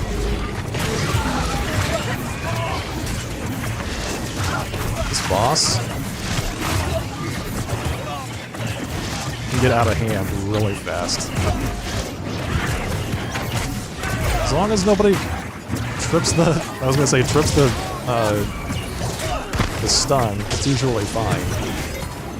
You can't normally rely on somebody not to do that. I didn't know about that for the longest time. I didn't realize that the little purple circle that it puts on the ground, if you step out of that, it stuns you. It stuns everybody that's inside of it.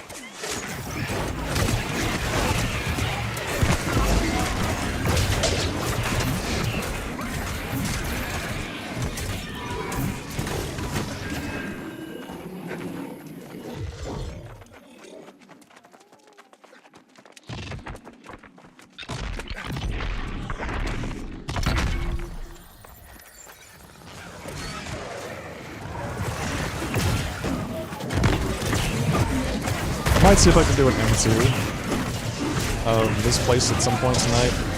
I've done a lot of Starstone Barrows. I ran a bunch of M10s of this place back before the expansion, and it was always kind of a huge mess.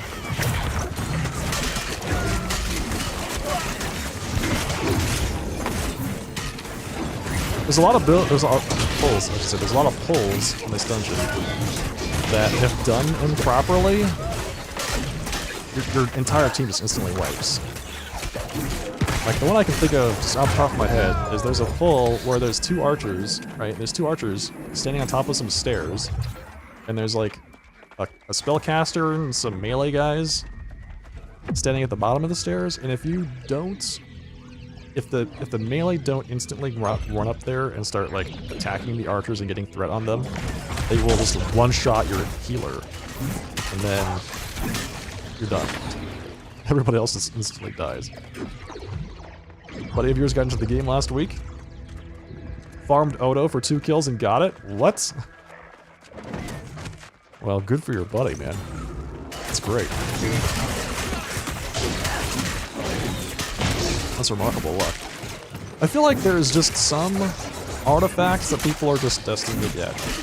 You know, you just sit there and then they just kind of fall into your inventory and everybody else has a huge issue.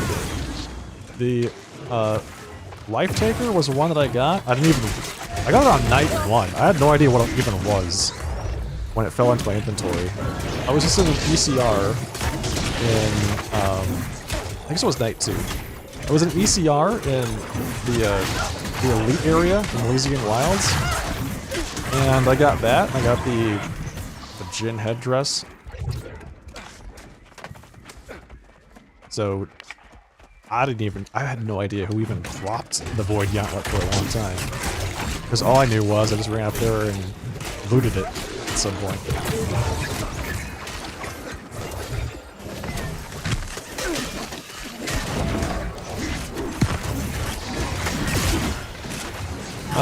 The opposite of that? Wow. Didn't block that. What's an artifact that I've had a really hard time getting? I guess it would be like any dungeon artifact, really. I haven't really picked up anything from dungeons. The Void Darkblade was the first one I got. It was earlier tonight.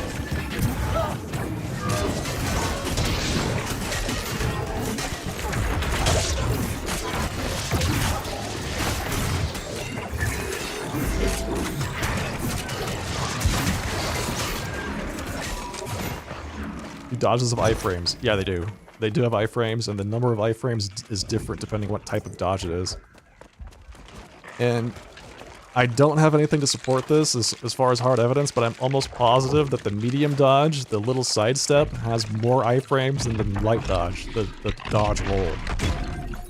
Because I feel like I get caught by things far more often when I'm doing the light dodge roll than I do when I'm doing the medium sidestep. The medium sidestep iframes are ridiculous. It's like almost I would say it's like 3/4 of a second of iframes for the medium dodge.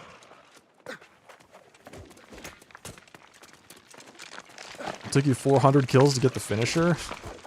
It's worth it though. Finisher is so good. It's extremely generous, yes. In terms of iframes on the medium dodge.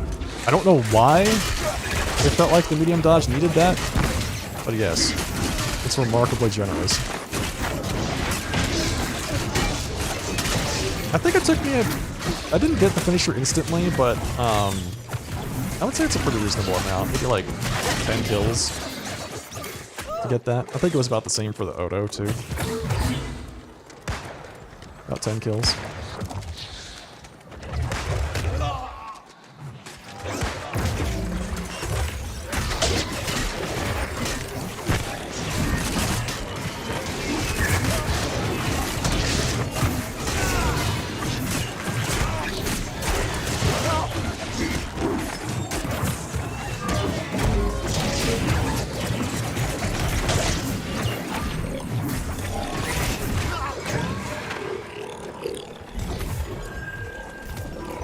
Okay, I'm a huge fan, by the way, of the flail. The flail's little buff that it does. Or it'll tether people and give them more damage. You one-tap the Scorpion Sting. That's lucky, because the Scorpion you can only do, like, what, twice a day? Or night cycle.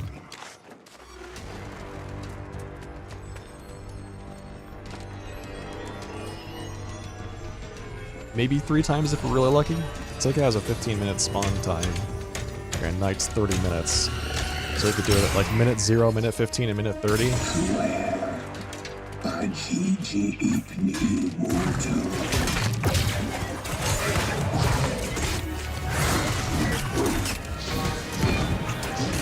just saw my life flash before my eyes. Who is tanking him?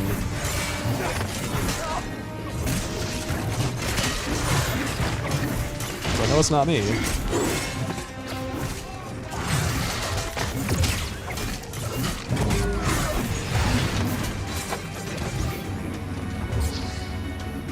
No, no, the spear definitely does not pair well with the bow. The spear is very, I would say, it's a very niche use item. PvP has really good use because you can use it to, like, CC people.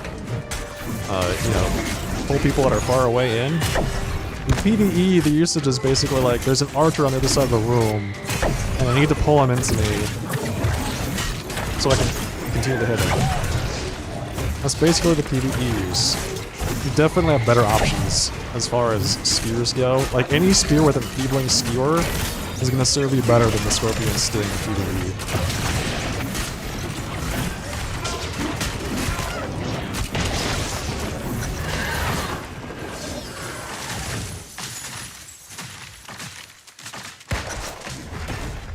The most in the perfect world is 3 times. Yeah. Hopefully. Did we get it? We did not, but that guy got it.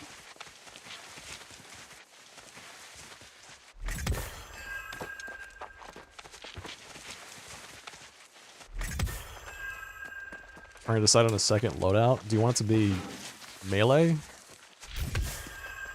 Or do you want it to continue to be ranged? So, like, as far as bow goes, you should have at least 3 different loadouts. Maybe not necessarily bound to outfit sets, but you should have the Void Gauntlet, Life Taker for your single target damage. And, I mean, you can probably just leave it on the entire dungeon in most cases. A Spear with Enfeebling Skewer for content that requires it. I used it a lot. I use Enfeebling Skewer a lot on M3s. I don't even use the Void Gauntlet M3s. I just use the bow and a spear with Enfeebling Skewer.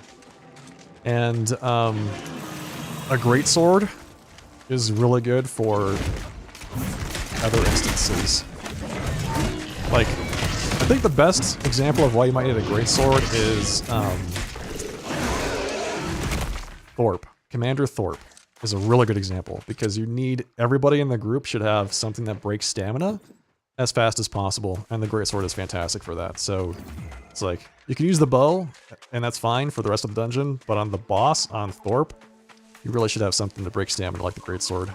So if you have those 3 things set, you're good for a bow, and then it's like, okay, what do I want to do from here? Do I want to do, like, strength? Strength is really good to have, too. If you have a really good, talented strength DPS player in your group, makes a huge difference. I find the, any group that I've got with a person that has both greatsword and great axe goes much more smoothly, because the great axe, whenever they use gravity well, that's the go button for the rest of the team to start DPS, right? You see that gravity well, everyone starts to unload. It's perfect. Pulls everything together, you get maximum AoE. Second playstyle. Yeah, tank or healer, I guess, or mage? Not sure. All of them are fun.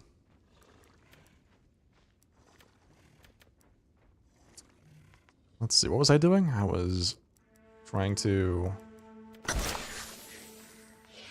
unlock my Void Dark Plate.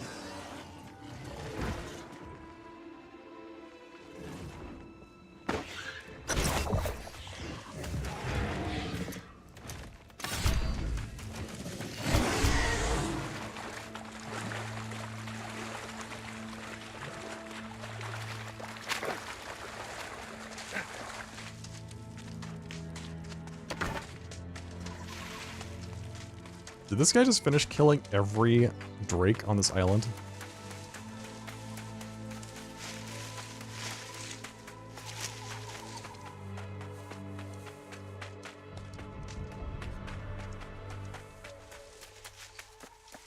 Great Axe, Greatsword is a go-to back before Brim. It's good. It's a great combo. Great combo. Yeah, there's like one player on the server that I love being in groups with because he's got the Serenity Greatsword and he's just like super talented. So every time he's there, the dungeon is so much more smoother because of that. Does tons of damage and you can control the mobs better. And it kind of takes some pressure off your tank too, because your tank should also have like sword and shield, and then like Great Axe or Warhammer or whatever. But then if you got a really strong strength DPS player, they can do the Great Axe. They can do all the rest of the weird stuff that the Great Axe needs to do. And your tank can just focus on whatever. The Warhammer is much better for survivability. Fire Staff is super good. Yeah, Fire Staff is very fun, especially with the Abyss. The Artifact Fire Staff looks fantastic. The Artifact Fire Staff looks extremely fun, but I haven't been able to grab one myself. That's from the Empyrean Forge, and that was before I really started getting into like what the artifacts were and how they benefited me. Which ones I wanted. Abyss looks great.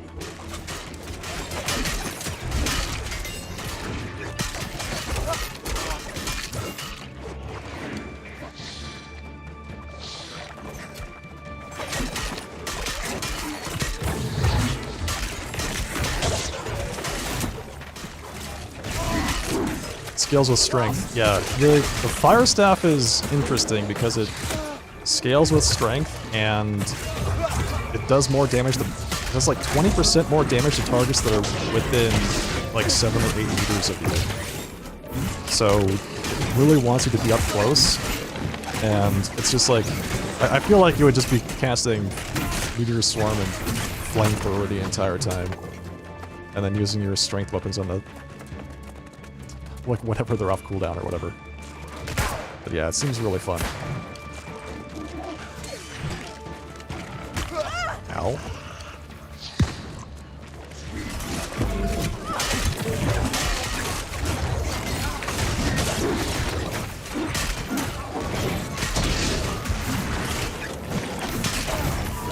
So that's probably going to be my next priority when Empyrean Forge is back. I've been trying to get the Abyss off and on, but I just haven't had any luck. I got the Great Wizard hat before I got the Abyss. You're not smart enough in this game to do that yet? The Abyss build with Fire Staff? I'm not sure how that really varies from a typical Axe build. Like, what changes aside from you just are doing void damage instead of physical damage, you know? I'll have to do some more research into that. You got lucky with Abyss, nice. We're big into PvP. And I'll tell you, I don't really do PvP in this game, but the small amount of PvP that I've done so far has just been nothing but Abyss, Fire Staff. Abyss, Fire Staff. It is a really, really strong combo.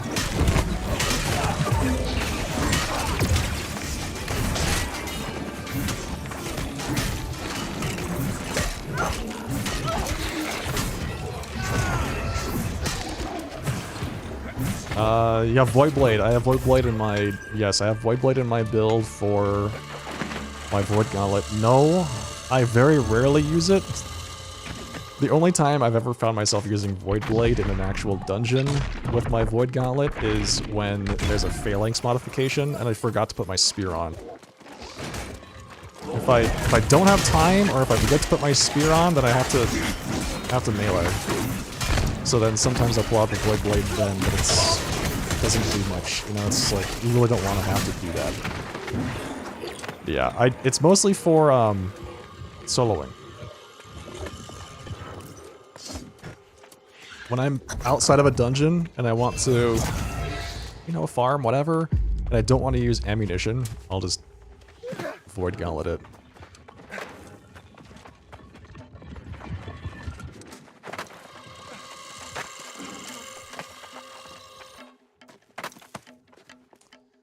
Yeah, the void or the fire staff plus the abyss movement options are ridiculous. Like I don't think the axe was ever intended to have that degree of mobility and gap closers, but man, it's wild. It's really hard to get away. Yeah, the only skill that I use when I'm going Void Gauntlet Bow is Oblivion. And even that is only, like, I might use it at the beginning of a fight, and then I just forget to use it for the rest of the fight because I'm too busy focusing on my cooldowns. But that's really it. I think the Void Gauntlet, as far as the Life Taker goes, the primary thing is all passive. So it's really easy to get a lot of utility out of it because it's just like, you don't even really need to think about it. You just put it on and suddenly your bow is like 10 times as powerful. I'm exaggerating, but it's much better. Oh no! Oh no! It's a good thing that there's a shrine right here.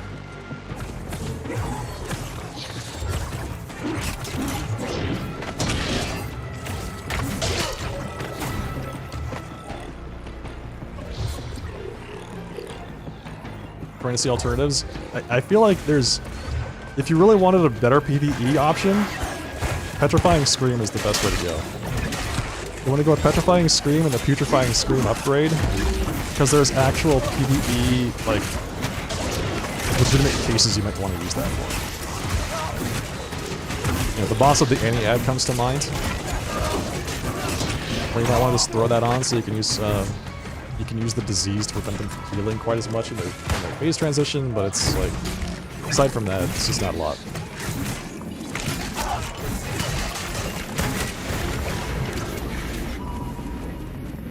Two shots?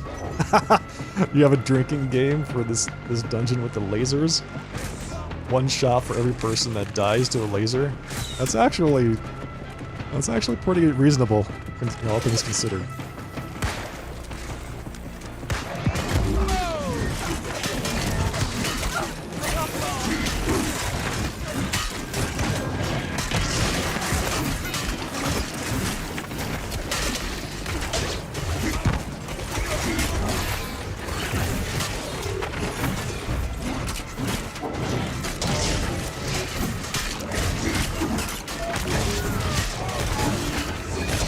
And Paranoia, I guess of all of the mods, Paranoia is probably the least annoying, but still, it does a lot of damage.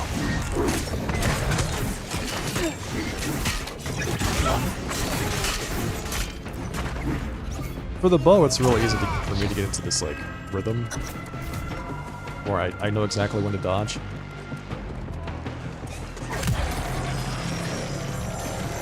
Okay. Laser trap cheated? I've seen somebody dodge through a laser trap before without dying. I don't know how they did it. But in the laser trap giveth and laser trap taketh away. What made me choose the two-piece look for the channel? I wanted something that would help me stand out. I used to wear a jacket as well. I used to actually have no vest, jacket, shirt, and tie. But that is really hot. And it doesn't look very good on stream. It just looks okay. We're going up here.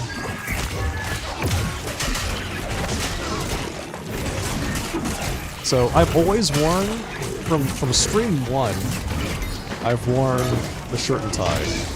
Wore a jacket for about 3 broadcasts, and then said this is not going to work. Put the vest on instead. It seems to work out a lot better.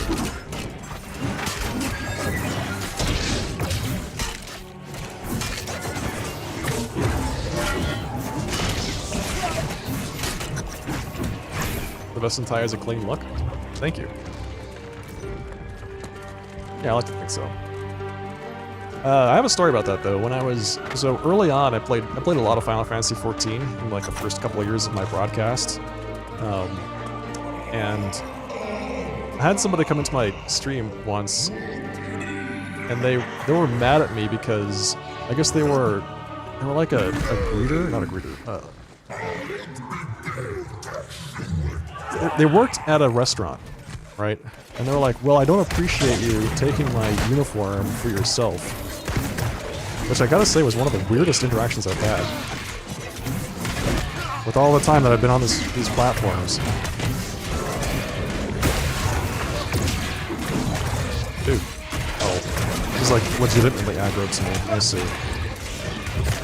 Still legitimately aggro to me.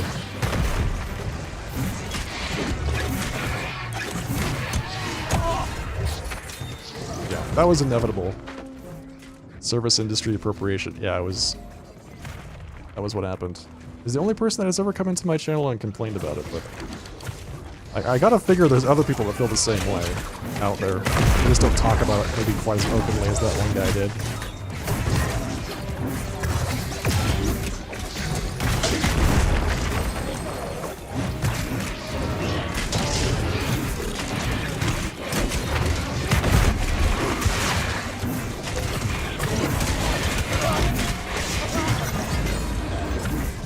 I mean, clearly that's not my intent.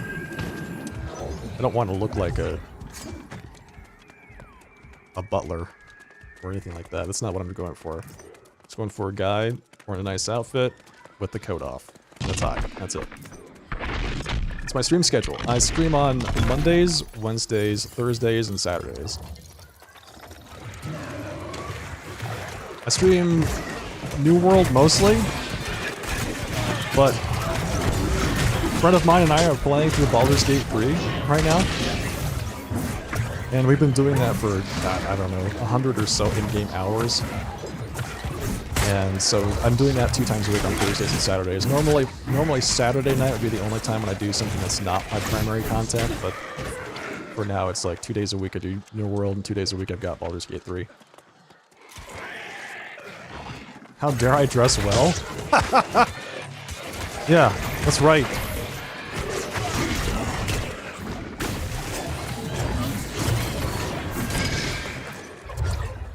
Why can I not loot this? Did somebody already loot that? I don't know, I can't loot that.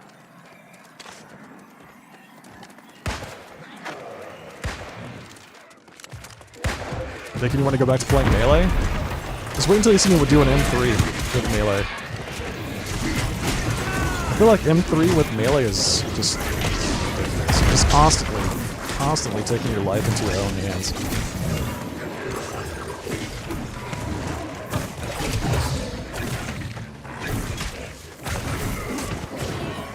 Because I can take a hit. I can take a hit in M1s, right? I can take a lot of hits in M1s. In M3, I can take one hit. Maybe half of one hit. Alright, nobody was able to pick up that thing.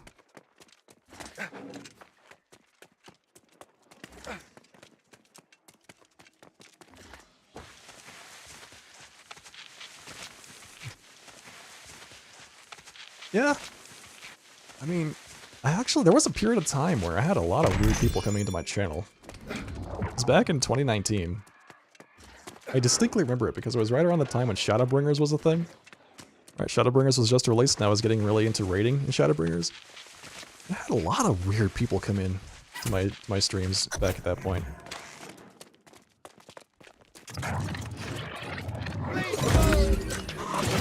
Maybe it's just a Final Fantasy thing.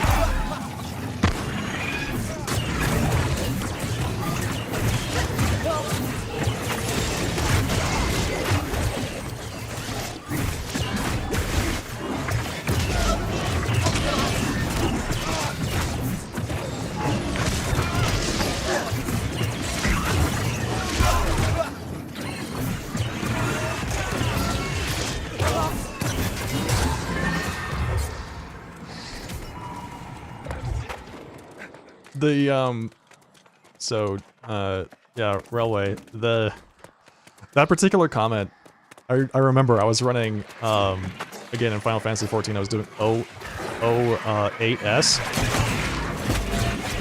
or 09, might have been 09, at the time.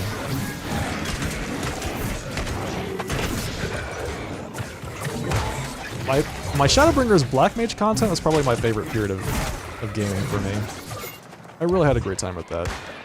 Like, just, it was so good.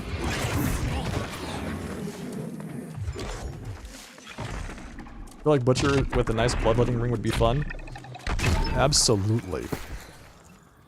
Like, see if you can get one of these. Slash damage plus bloodletting. It's perfect. It's absolutely perfect.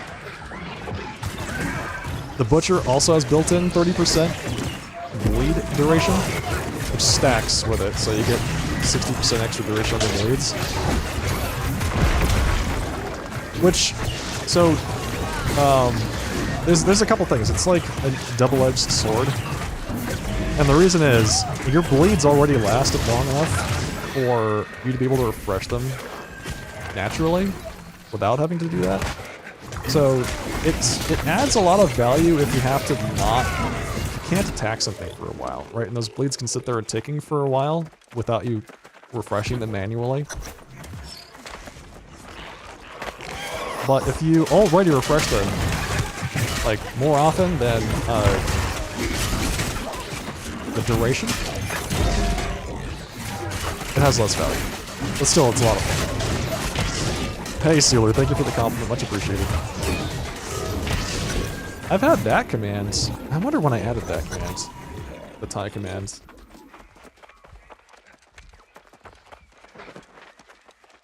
You had a dream to get enough channel points to redeem the S word? That is still a thing. I never took that away. I don't think.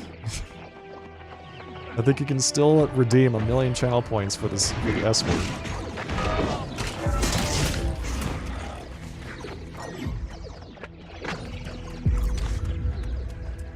Yeah, the Butcher has a great look to it. That's one of the reasons why I haven't glamored it away. The sword just looks slick.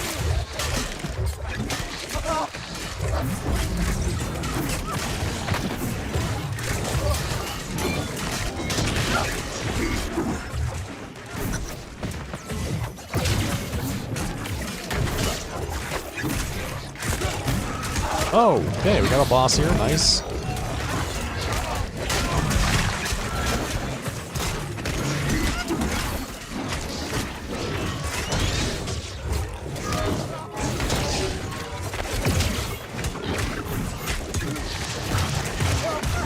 I wish it was easier to see debuffs in this game, because I'm pretty sure that I had 6 stacks of bleed, and you can go up to at least, gosh, let me see. If you have enough runway, Keenly Jagged stacks with itself up to 3 times. So you could get Keenly Jagged, so 3 stacks of that, and then the Butcher has 2 stacks that it applies, 1 for each of the spinning blade. And then the Great Sword has Unflinching Blade, which stacks up to 5 times. Alright, so that's what, 10? 10 different bleeds?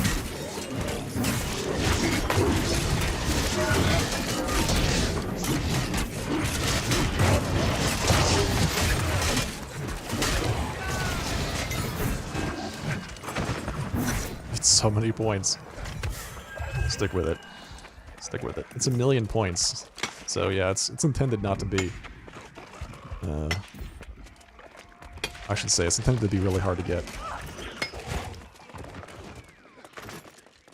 That command's been around as long as you have. Domina, thank you for the compliment.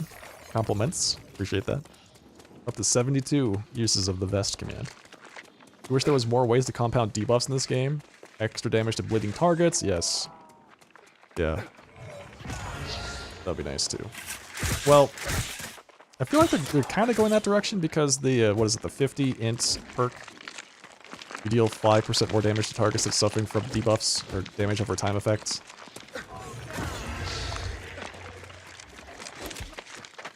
So I hope they continue down that path.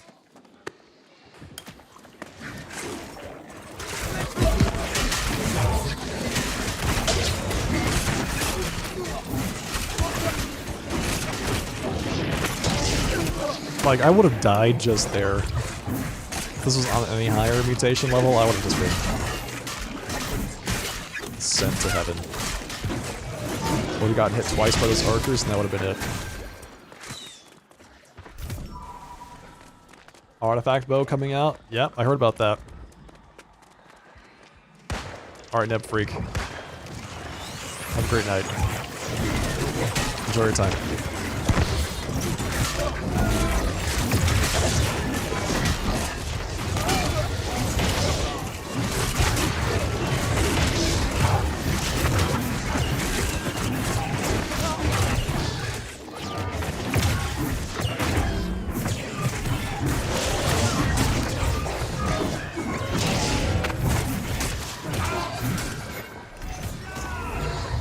Heart Gem Monarch's Gauntlets. That doesn't look familiar to me. Huh, interesting. Yeah, the artifact bow's coming out. I heard that the artifact life staff is being added as well, which is nice. Now I have to actually make a choice between Void Gauntlet bow or artifact bow, depending on what they decide to make that do. The Diablo main for a long time. This game is just like Diablo in a lot of ways. The gear acquisition in this game is much more like an ARPG than an MMO.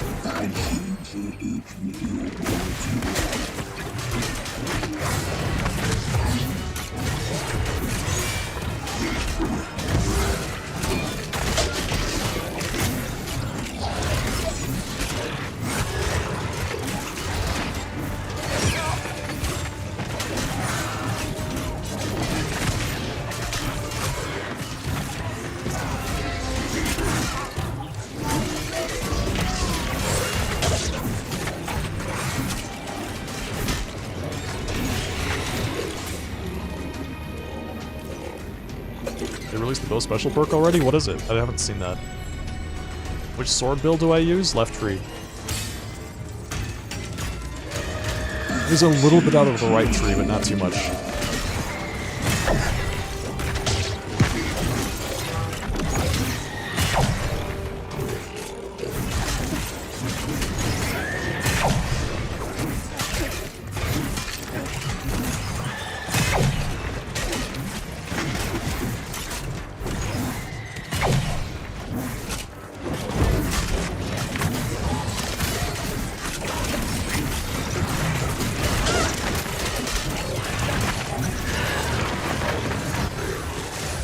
Yeah, I go with I mean, the only ability that you really need is Spinning Slash.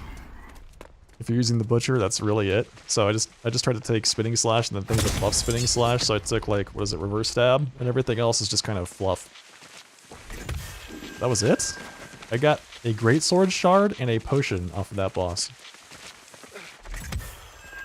Wow.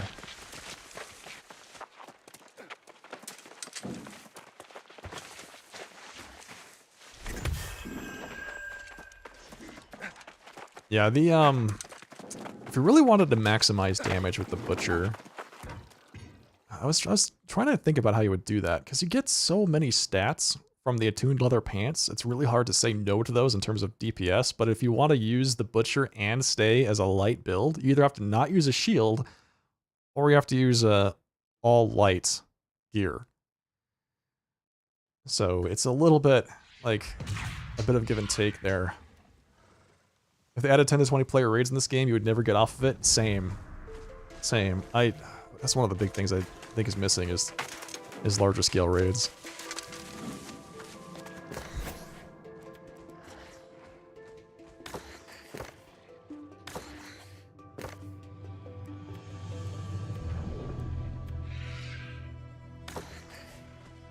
%99 of bow damage is lightning, plus 20% more lightning damage on both weapons. If you hit someone with full health, they are stunned. 99% of weapon damage is lightning.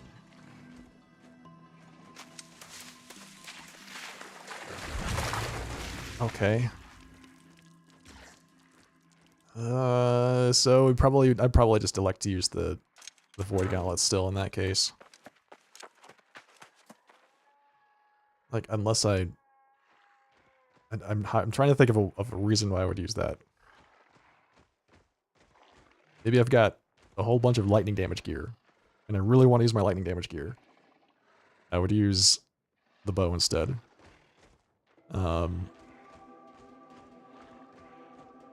Maybe if I'm fighting an ancient boss and I really value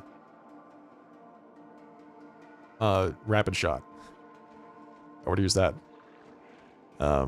Here's the thing, it's like one of the things I think a lot of people forget when we're talking about weapons that transfer damage types, that doesn't apply to your dots, right? So you still do bleeding. You still do bleeding dots. In terms of the in regard to the bow, you still have like you have nature dot, you've got your poison shot, and you've got your bleeding dot, you have rain of arrows. These are still nature and physical. They're not lightning. So the lightning only really applies to basic attacks, your heavy and lights, and rapid shot. So yeah, maybe. I think it's pretty situational. 20% more lightning damage is really nice, though. If the bow just deals 20% more damage by default, that might be just worth it to use it. Like, I don't know. In your execute phases, you would do ridiculous damage against ancient targets. Your execute phase would be just bonkers.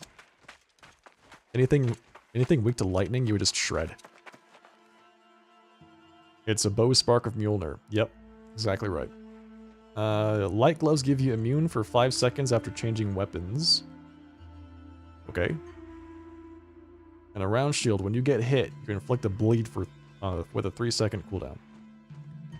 Okay, that's interesting because I feel like a lot of the design around light shields is not getting hit. Immune to 0.5 seconds. Yeah, sorry. So it's like if you really want to, so basically swapping weapons turns into an additional dodge with 0 cost. Is that what I'm talking? Is that what I'm hearing? If you want to dodge something, you swap weapons instead, and then the effect will just go right through you.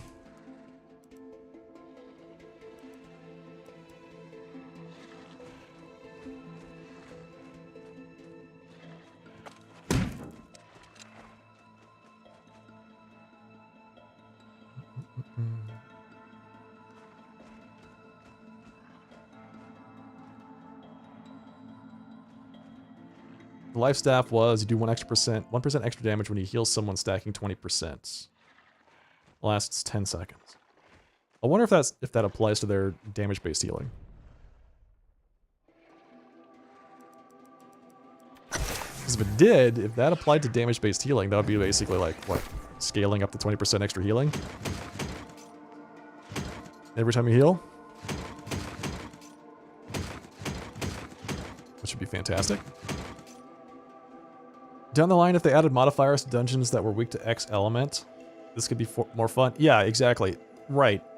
If they added more things, if they changed the context of the game slightly, then it might be more appealing. But yeah, like I said, it's like might use it under certain circumstances, but as it is, the Void Gauntlet is a really good general option, and I mean it applies.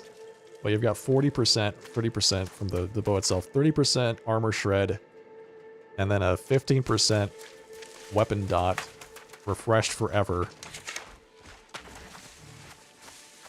So if you add those two things together, it's probably more than 20% additional lightning damage on attacks.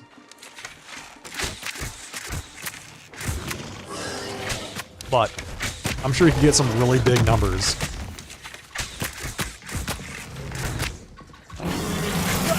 And let's be honest, that's really what we're here for.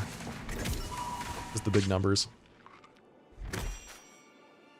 Yeah, the ancient dungeons would be, you would blast in ancient dungeons for sure, since they already take 30% more damage from lightning. So they take 30% more damage from lightning, 20% more damage you deal with lightning.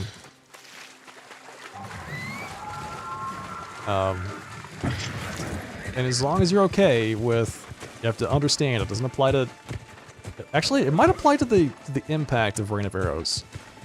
So it probably applies to the impact of Rain of Arrows. Let's see, does that actually specify? Oh, it says weapon damage. All right, yeah. So it'll apply to the impact of Rain of Arrows, but not to the dot. It would apply to the would apply to the impact of Poison Shot, but not to the poison. And it would apply to all of Rapid Shot. So it's basically all of your damage except for your dots would turn into lightning.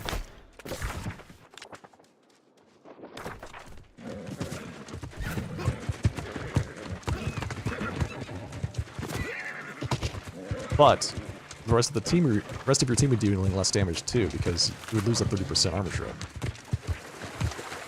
But who cares? Big numbers, right?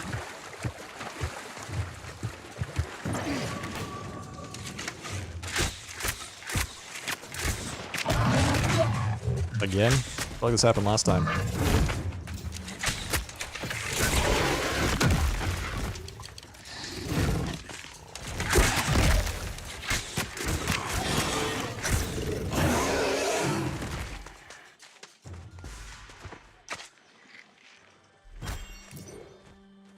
The math to get from 205 engineering to 250, you need 5,000 barb vine and wildwood.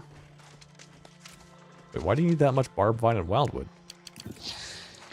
for engineering? Are you talking about like crafting durable items with them?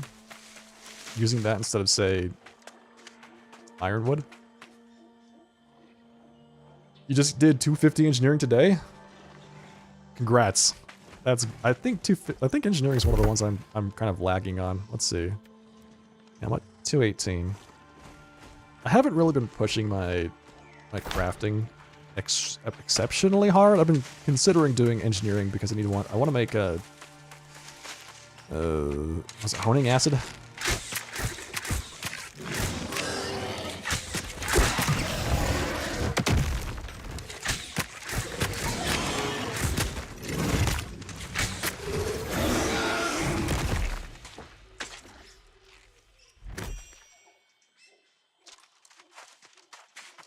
Weaponsmithing is at 101. Weaponsmithing costs a lot. Yeah. Yeah, it does. I sunk a lot of my resources when I got back into this game back in what was it? August?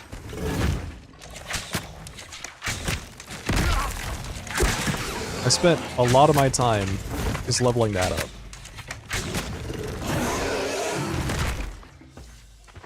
Time for us to fight Cole Saran. Is that him there? Is that Cole Saran? That he's already aggroed to me? Okay. Goodbye, sir. It's not what I expected.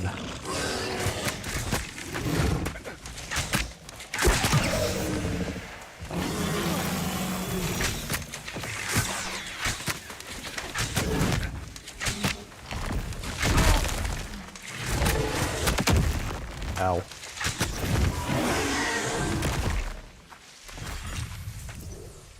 Lost second coins, nice. Now if only I could skin the guy. There we go. I got my kills for the chest. Oh, you're right, I did. Hey, look at that. I wasn't even paying attention. Alright, what did we get? Physical aversion. Have to kill 29 more guardians.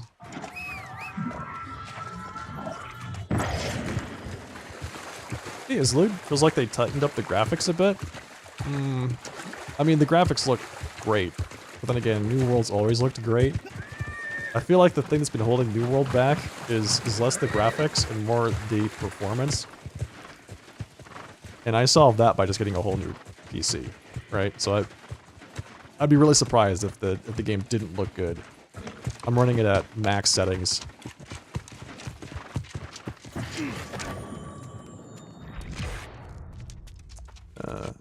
Interact with this. There we go.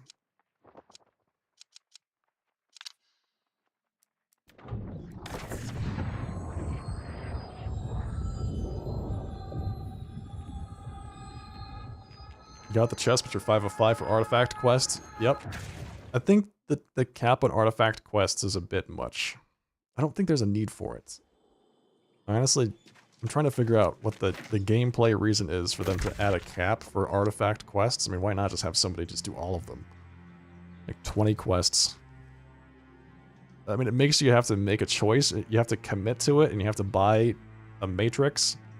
and a chromatic seal and get 500 dark matter so you can get it out of your quest log so you can take another one. So I guess in that regard, it might force you to make progress. But what I did is I just dropped quests for the things I wasn't interested in anymore. I just had to make a choice, you know? Finally got the whole top row to 250. Hey, nice. That's great, man. Congrats. I'm sorry to hear about your ACL, by the way. That sounds really painful. I hope you're feeling better. Matrices cost so much. Well, right now there's only so many people that can make them. They're in demand all the time. Especially now. And the materials are pretty expensive, so I would be surprised. I think they're going to come down to like, I would say 4 or 5k, if I had to guess. Seems like it might be the price that they land at. But who knows?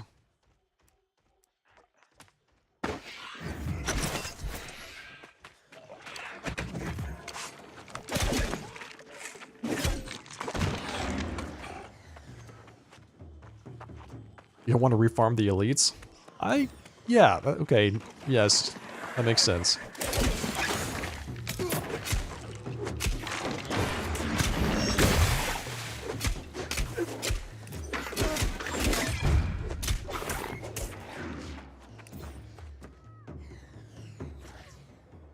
Craft mod for health should come from a different ingredient. I totally agree. It is why that thing is so rare is beyond me. I don't think it needs to be quite that rare. Does this guy actually get stunned by the AoEs? That's hilarious. Is that what happened? Did he teleport himself into one of those stun zones? GG, buddy.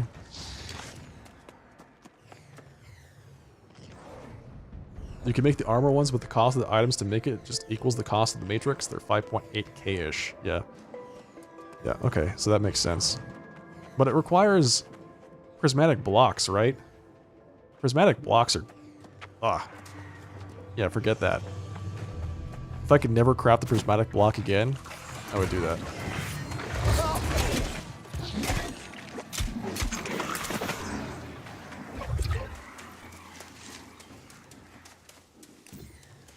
One guy on your server has all 3 of the available adamantines for the health mod. Must feel good. I'll tell you, I have made a profit on weapon matrices recently. I was able to finish up all of my major combat trophies finally with that. So from that perspective, it is nice because I was able to make enough money to finally put... The only thing I need is the ultimate combat trophy material, and I can get that done, which is good. Yeah, stone cutting. Yeah, forget it, man. Stone cutting's crazy. I'm not even really interested in stone cutting. Barnacles and black powder M3. I have to get to... I'd have to actually prepare for that. Hang on. I actually want to do that. I would like to do a BNB M3, but I would need some time to get ready for it. Well, the thing about stone cutting that just drives me crazy is that crafting the blocks, like not the prismatic ones, but the runic void stone blocks or whatever they're called. You get 20,000 experience points per block, right? But you need, what is it, 6 pristine gems to grind them up into gemstone dust, craft them. Or you can cut the gems and get more experience points instead. It's just, I'm floored by the requirements, the ingredients necessary for those things. It's crazy. Yeah, the powerful gemstone dust. Get out of here with powerful gemstone dust. Jeez. Like, who thought that was a good idea?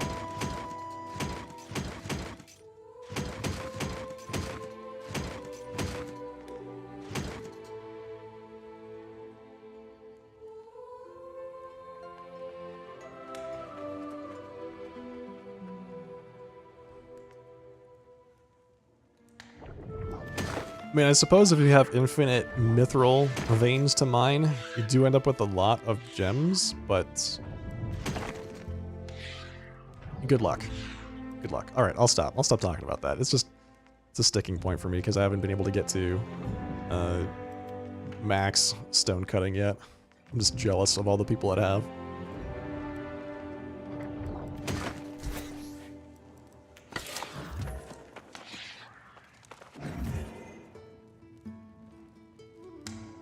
Yeah, it's not just you, Domina. Yeah, everybody has them. You got it, man. What's my nature resist at? 37%. Grab some ambers just to make sure that I have the resists I need. Actually, you know what? Okay, so the last M3 I did was B&B, but I want to say it was phalanx. Yeah, what is it now? They changed all of the mutations around. It's oh, it's the silent zone. Mana drain silent zone. Brutal.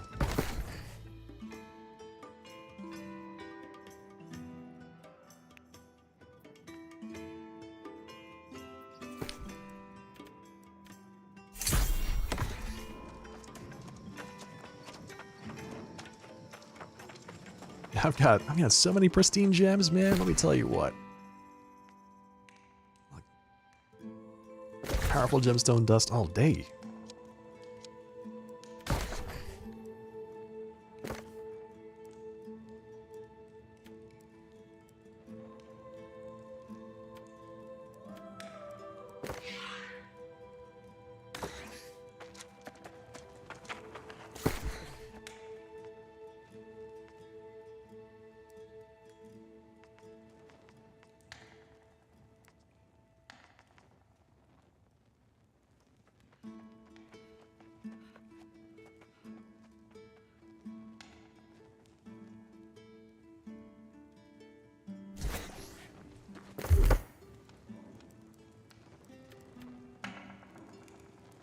Time is it 10:30?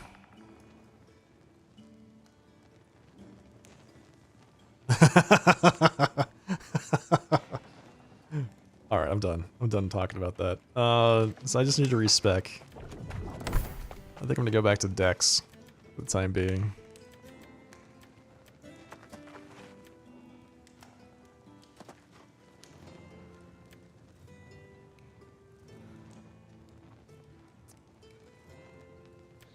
If I'm targeting an M3, I want at least 52 con, and the rest of it can go into dexterity. You know, I'd actually need more than that.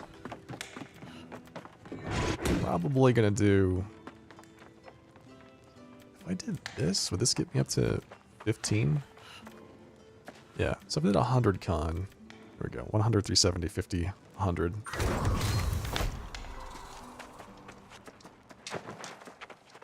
I'm on Isabella. Oh hey, how much dark matter do I have? 425. Oh man, so close.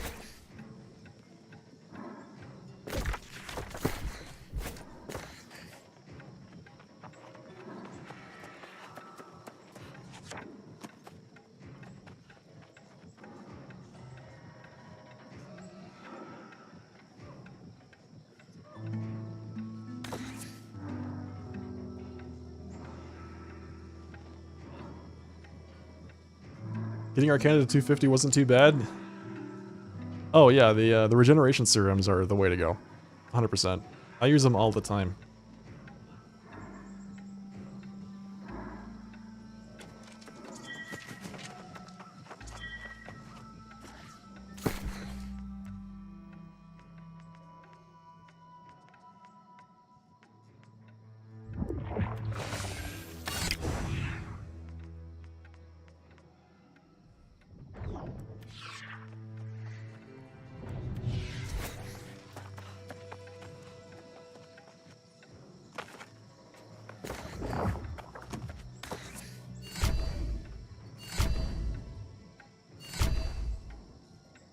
You sold all of them to make back the money on the Alcahest? Yeah, if you're not going to use them, sell them. They sell for a lot. Because they're so good.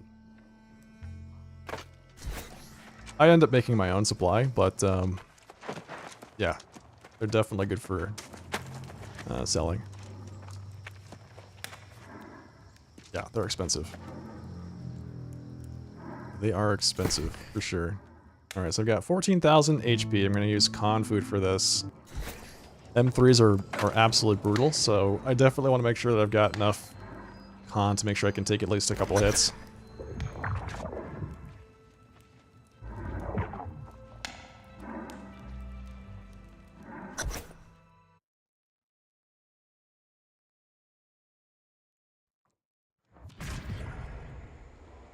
Hey, I'm glad you enjoy it.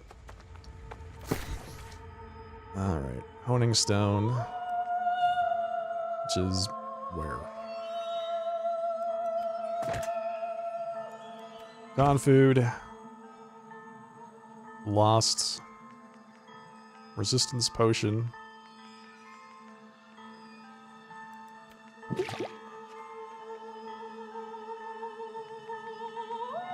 I don't know if I'm going to need it, but I'm going to use Desert Sunrise just in case.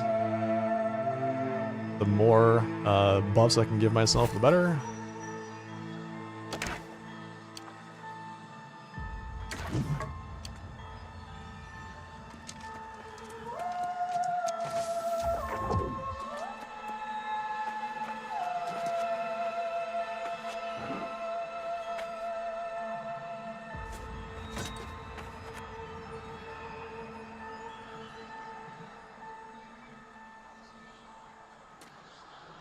I like this guy's big hat.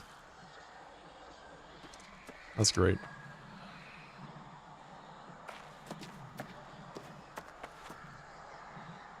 Thinking about making an Iron Man soon. Man, good luck.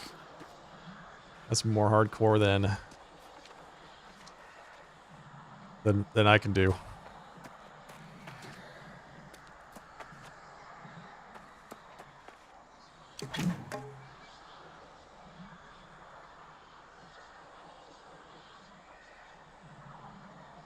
There was a somebody I knew was doing an Iron Man, like a modified Iron Man for Final Fantasy XIV.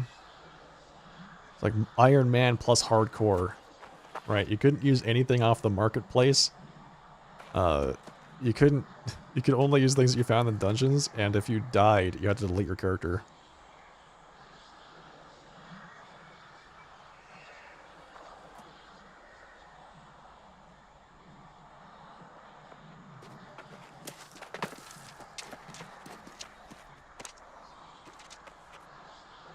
Real hardcore is to play Final Fantasy XIV in first person for every fight. Get out of here with that. No, get out of here. I did a first person run through of I think Titan.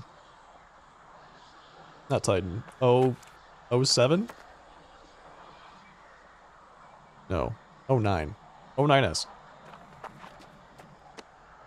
Real hardcore Final Fantasy XIV is Ice Black Mage. I really, yeah, there was a point in time where Ice Black Mage was actually higher DPS than actually going through your rotation when Endwalker was first released.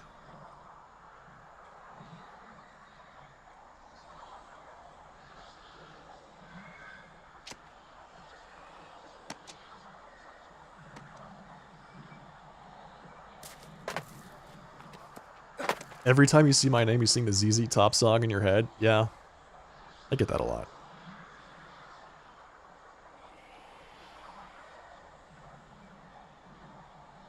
I get that a lot. I feel like doing hardcore, like Iron Man I can get behind, because Iron Man's like, you do everything yourself, right? You rely on yourself to gather all your own materials, to collect all of your own things. That seems pretty reasonable to me, but hardcore MMOs, I feel like it's just a step too far.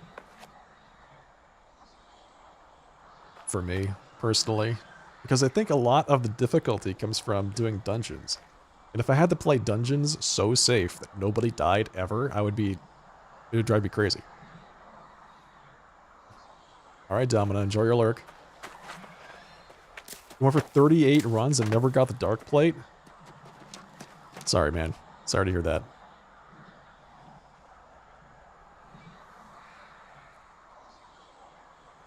I hope it drops for you next time.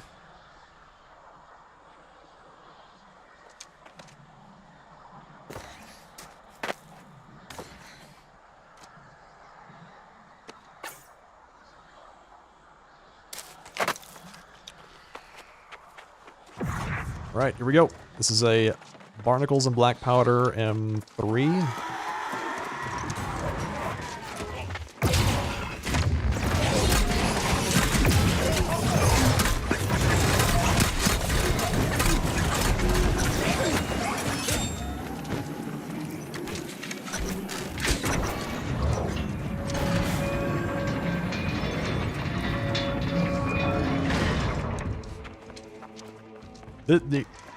Man, World of Warcraft hardcore, classic hardcore is really popular.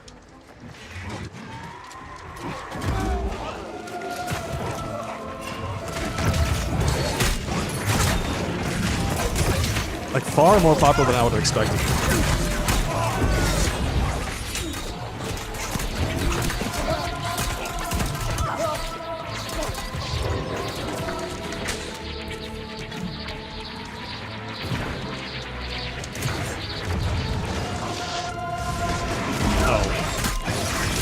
The Roomba was just stuck under the bad guys there.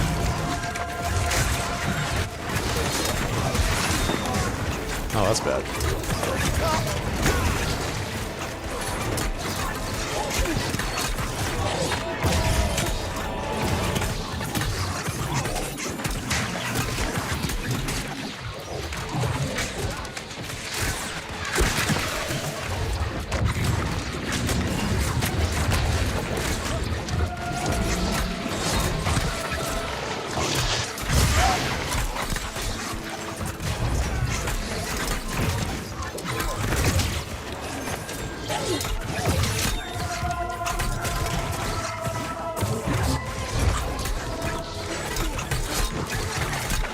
Those Warcraft players that are really invested. I know their streamer base have alright, hang on one second, let me get this thing. They don't have much to do right now, so they do hardcore to keep things going. Oh, I see. What I mean is, not just the streamer base. Like, I see a lot of folks just doing hardcore World of Warcraft. Alright, that's gonna be really tough.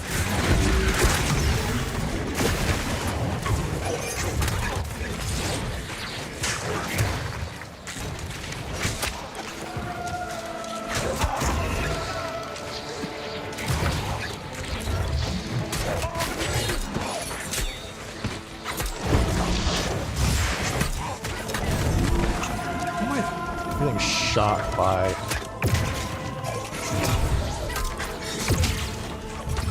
That was the shaman.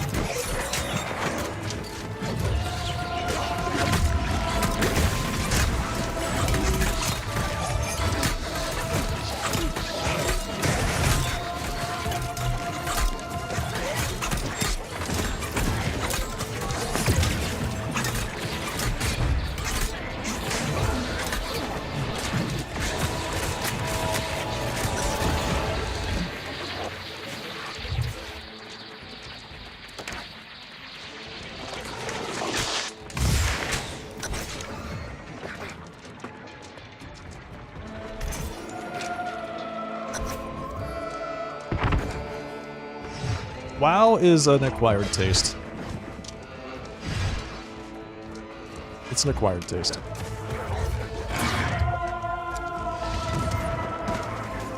Especially these days.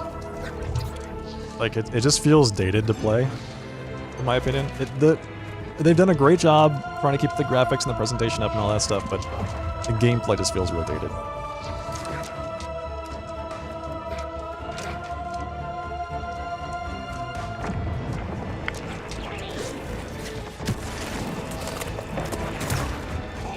Hang on, to get through this.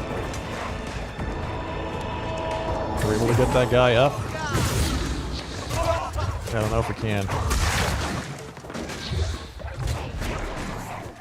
maybe we can squeeze down there and get him, but it's just... Oh, did they actually get him up? No way. And then he died.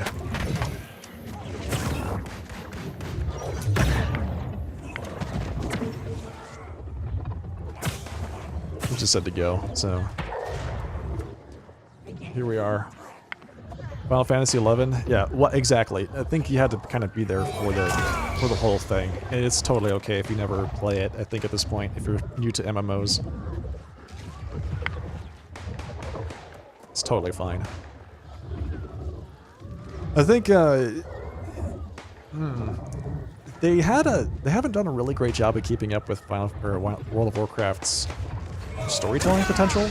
So to attract new players, like that's usually what people are looking for. It's like nostalgia, or they're looking for a really good, genuine experience. And World of Warcraft, as far as I'm concerned, doesn't really deliver like a fantastic MMO experience at this point.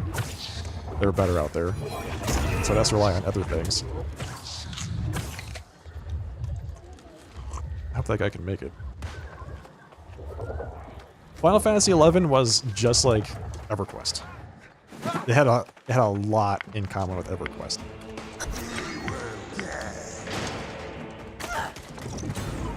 Very grindy, very punishing for death, right?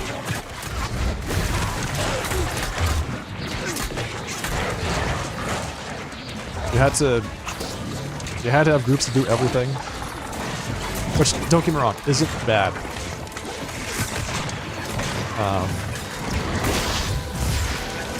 It's just different.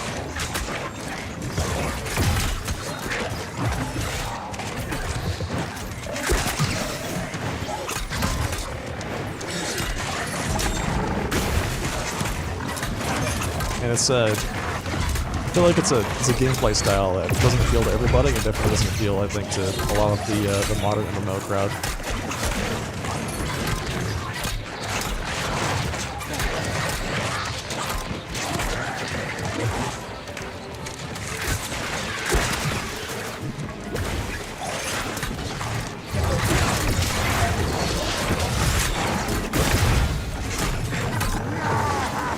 I don't know what they were doing back there. I felt like I was the only one fighting that one with the tank. I feel like some other MMOs you've played you've been judged for never playing World of Warcraft? Judged for it? Man. I feel like if you didn't play World of Warcraft, it actually might be better. Because then you don't go in with any weird preconceptions about how MMOs should work. Which I feel like a lot of people do these days. One of the reasons why I love New World is that it's just so different than the typical MMOs out there. I just wish it had a few more things, like more PvE content would be fantastic.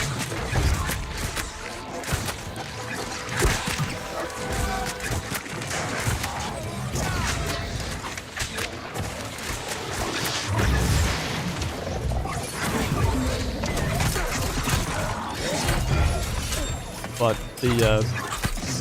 the basics are there for New World to be just fantastic.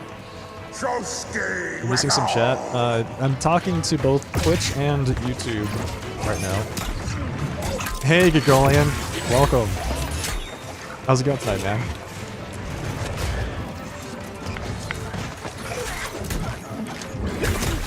How's your broadcast? How was Pathfinder?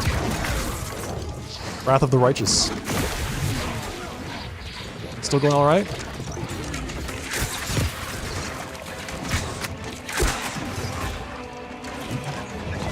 What episode are you on now with that? Oh god! I exhausted myself by rolling into the zone by accident.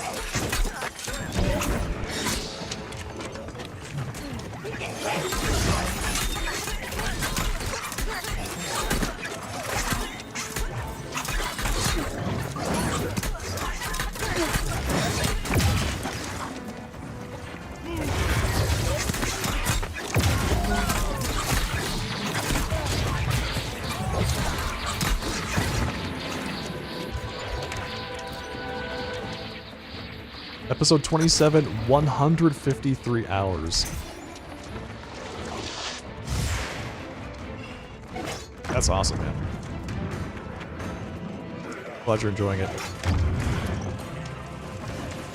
You wish YouTube streaming was better? You find it extremely difficult to find streams of specific content? Yeah. That's my biggest complaint about YouTube streaming. Oh god.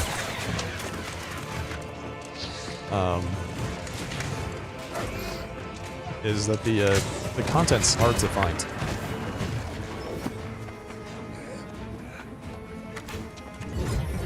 I find Twitch easier to navigate from a live stream perspective. And I feel like a lot of that comes from YouTube really tries to roll in live content and VOD content together. Because VOD is YouTube's bread and butter, right? So they really try to play that, but sometimes it doesn't work very well.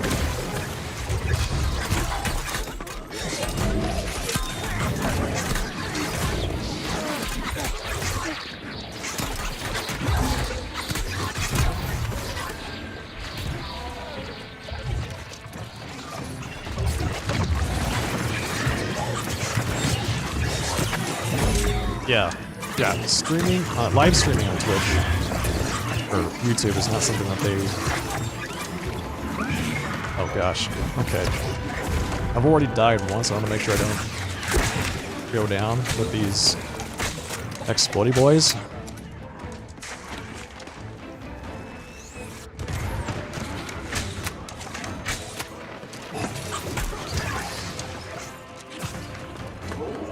So we're just fighting all these guys down here, huh? That's interesting. That's not what I expected.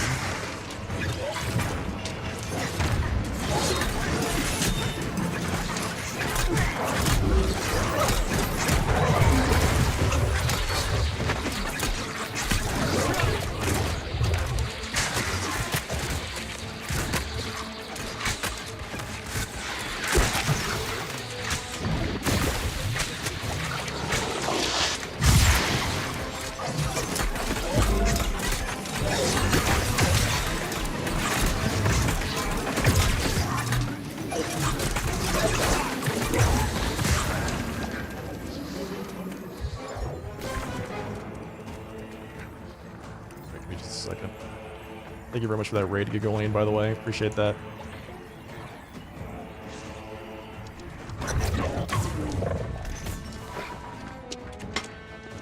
We got the gatherable. We're good to go.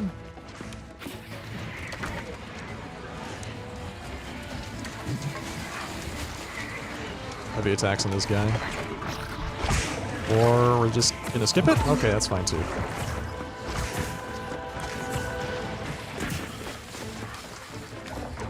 I was talking about this earlier. I feel like every time we skip one of those vines, it ends badly for us, but you know what? Fine. We'll skip it. And, well, there it is. It's right there. Hey, 1 second. I'm busy running for my life.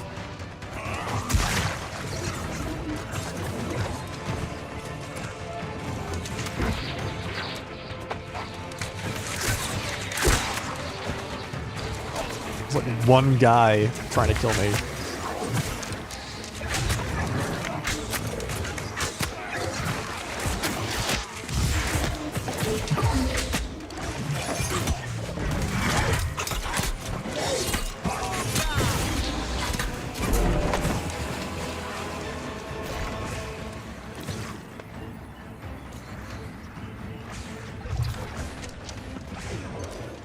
Axis, thank you for the sub. Welcome. Appreciate the support. Alright, I think we're not gonna fight that guy.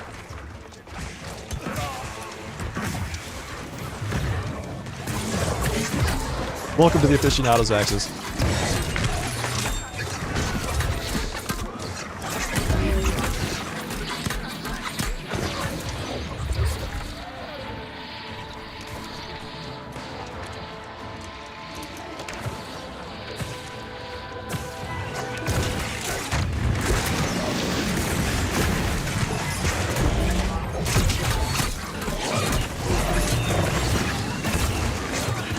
Didn't know I was on Twitch? Oh yeah. Been on Twitch for like 5 years. I just recently re-upped the YouTube channel. I used to have one for Final Fantasy content, but I got copy struck,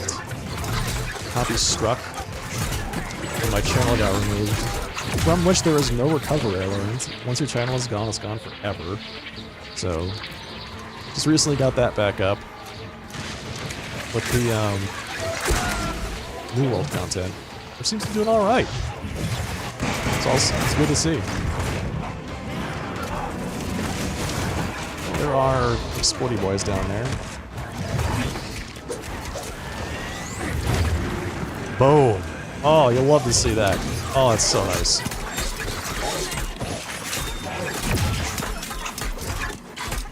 Explains why it was where you suddenly unfollowed me on YouTube. Yeah, the channel's gone. You can't find it anymore. My old one.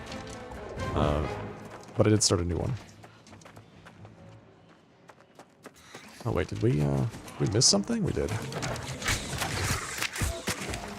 How does Berserker, of all the things to survive, that one Berserker over there?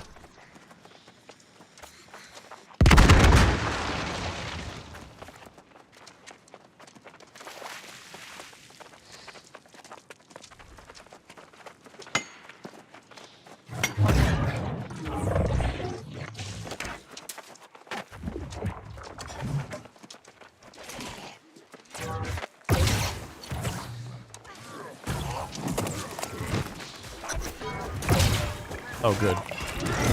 We're fighting on top of the shrine? We're not fighting on top of the shrine? Okay. I was gonna say, fighting on top of the shrine is superior to not fighting on top of the shrine. Because that way, stuff doesn't happen where random guys go and they get that one kill. That's permadeath. Before this next shrine.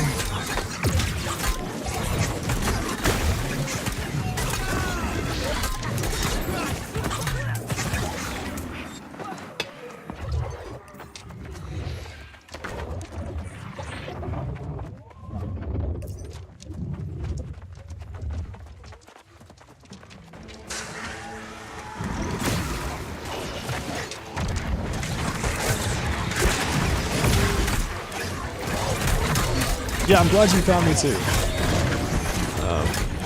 It's always good to have one other person in the community.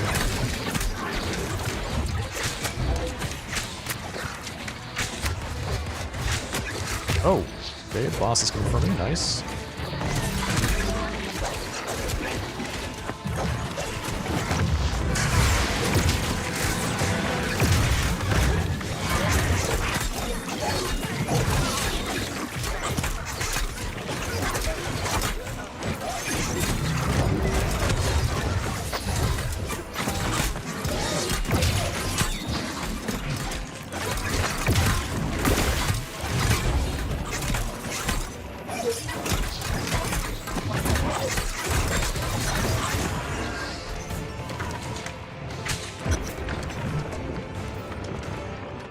Yeah, the bow aggro is... I don't know what it is, man. I just feel like the bow generates a ton of aggro, even when I'm not using the Void Gauntlet. Like, I'm just using the bow, and, whoa, ow. A spear, right? Not even a great spear, just kind of it's just an alright spear.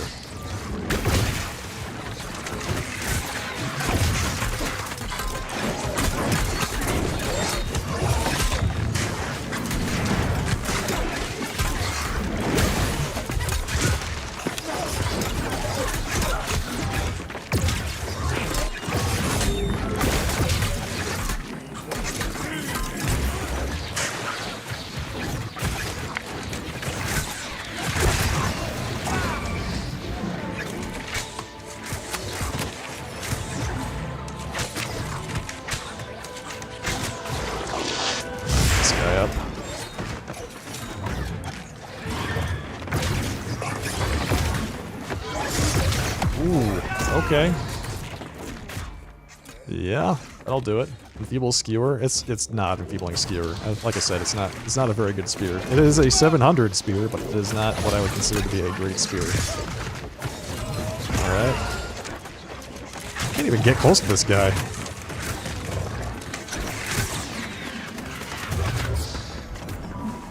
Alright, I gotta go touch the shrine because I died.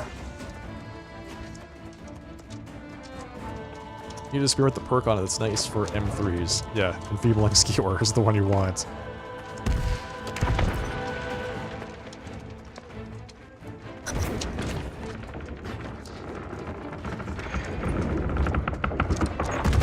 I don't even remember what's on this spear. Hang on. It's got like Vicious, Keen Vicious. Oh, Leeching Cyclone. I guess I should use Cyclone at some point, right? I mean, Leeching Cyclone's good. But I don't even use Cyclone in my build. What is the best spear? Best spear would probably be something like Vicious, Enfeebling Skewer, and Keenly Jagged? You can get Vicious and Keenly Jagged on the same weapon? I don't remember. Keenly Jagged is really good. I highly value Keenly Jagged in like, every build.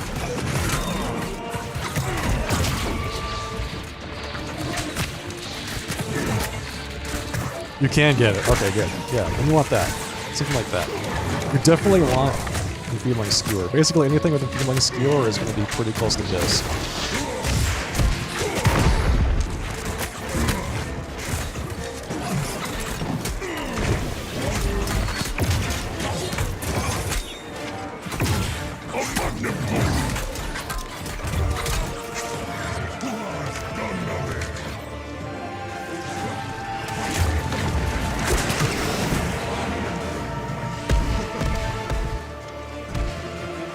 You do not want the artifacts.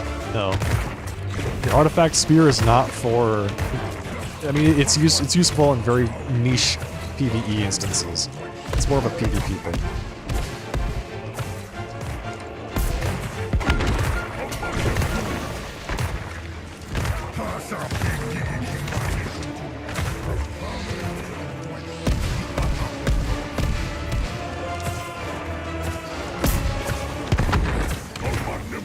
Use your Azoth Inductor for that. I don't know if there's any good options for spears. I think that if you really want to get Enfeebling Skewer, you probably do have to craft it. I don't think there's any good, like, dungeon spears with it.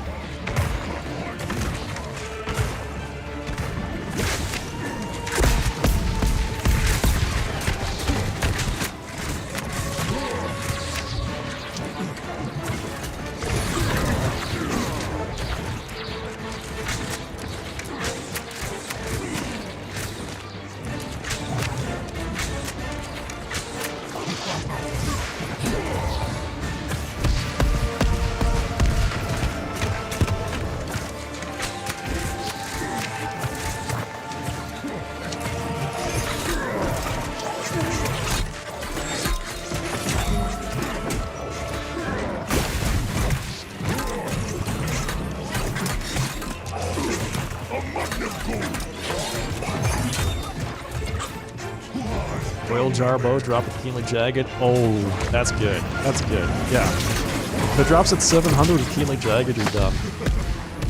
That's all you need. Like, Syncretic's good, but everybody talks about it like it's the only Bisque spear in the game, or bow in the game.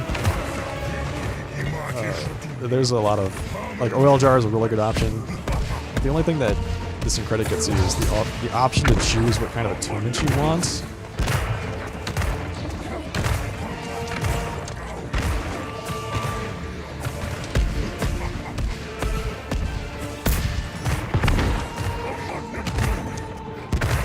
And I feel like the attunement perk items are actually pretty expensive, so I'm not sure that works out.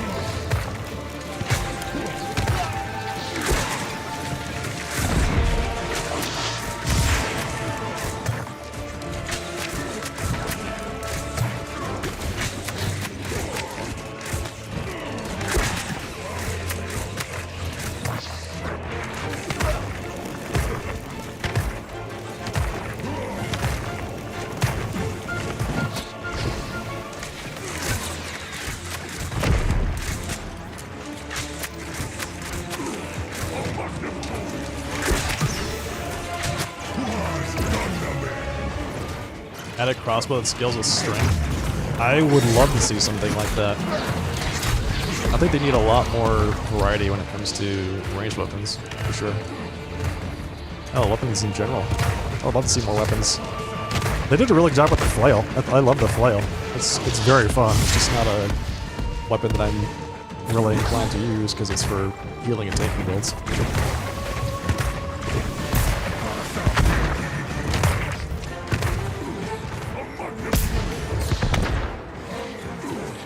Is it the last one?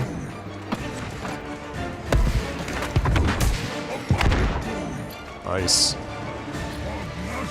That's alright. Sounds good, Domina. Enjoy your lurk. Oh. Cannons.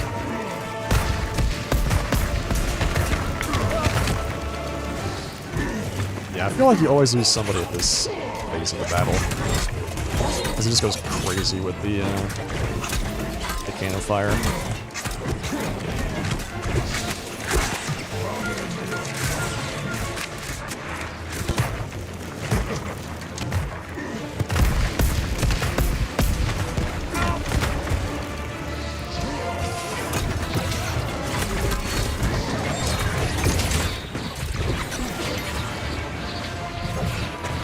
Nice job.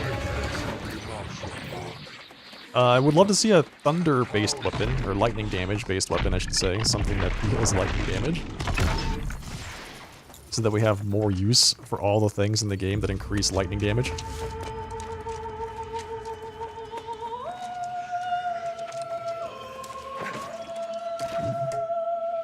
Like, you can really tell that they had plans for that.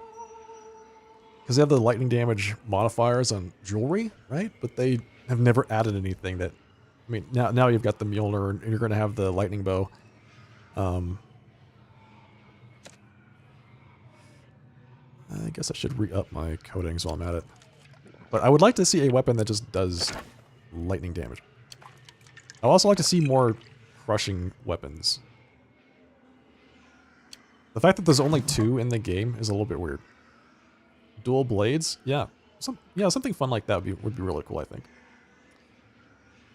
So it happens it's coming in Season 4. Yes.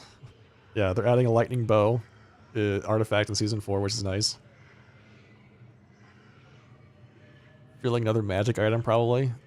I would love to see, like, a lightning staff.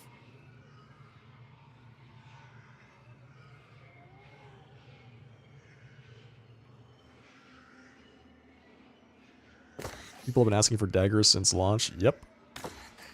They sure have. Daggers, pistols. Like, take your pick. Flintlock would be really cool. Plenty of bad guys in the game use flintlock pistols. Pistol and shield would be fun. Yeah. Yeah. There's plenty of pirate monsters in the game that use pistol shield. A polearm. That's not the spear would be fun. Like a big... I'm talking like a big poleaxe.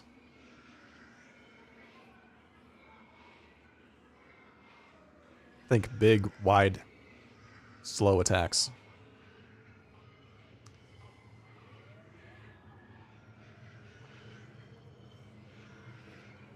Rapier dual blades. Yep. Yep. The thing is, there's so many different cultures represented in the game. You can basically choose anything, right? Any weapon in history that is cool for whatever reason, they could add to the game. Add a 3rd talent tree. That's an interesting idea. Yeah.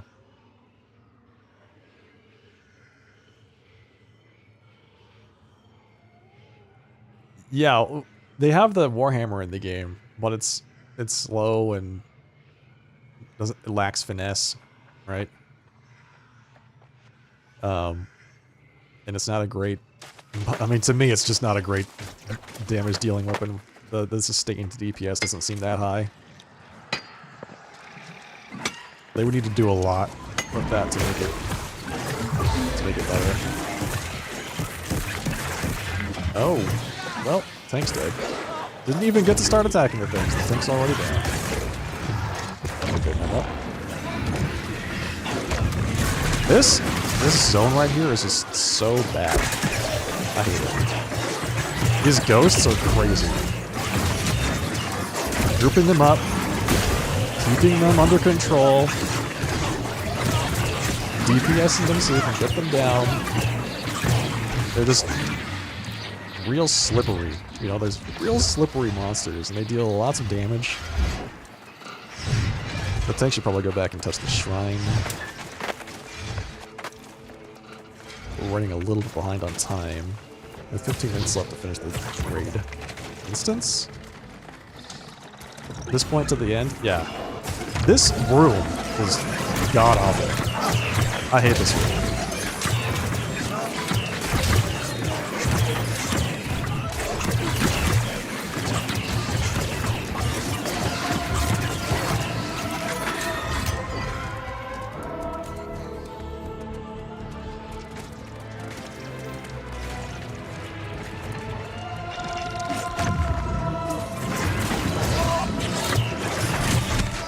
The next room's not bad. The little tunnel between, you know, the bottom part of the area and the raid is also pretty bad. Primarily because of just the combination of monsters that are down there. Like, nobody likes the ghosts, nobody likes the vines, nobody likes the alligators, and that's all that's down there.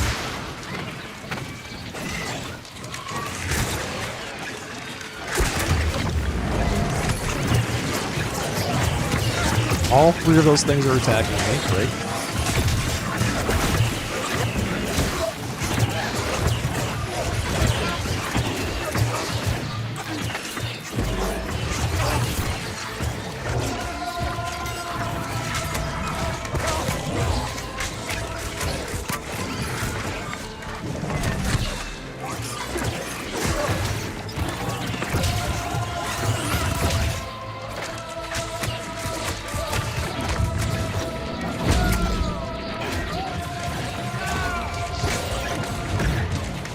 And these modifiers make it really hard to actually, like, find places to stand. Woo. Just in general. There's so many dead spots, it's really hard to find a place to just be.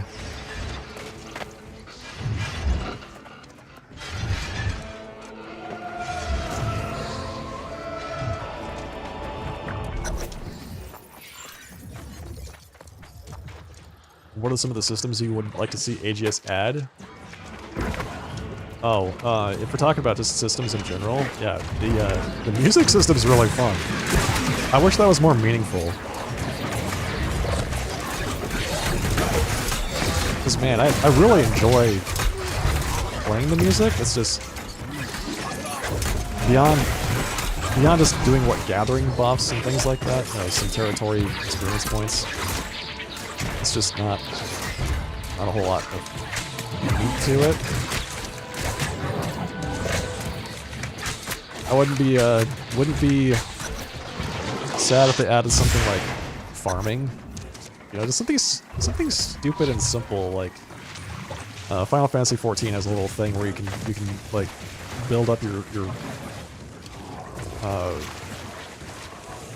little house, right, on an island. I think that'd be fun.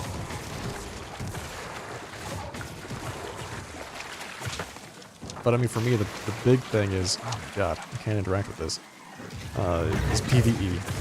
If they add more PvE raids, I will be very happy. Do we need another one?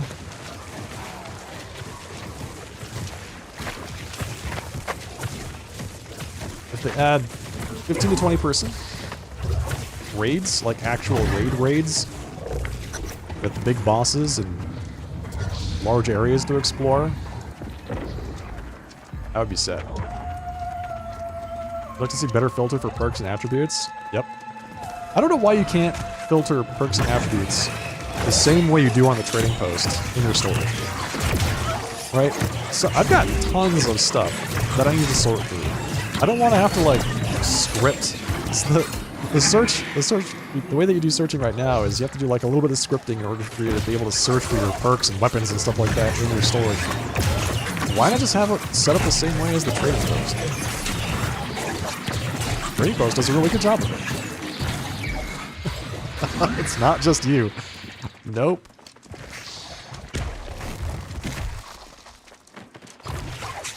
Are we skipping this? We need 3 more monsters. So we can skip this. We can skip this.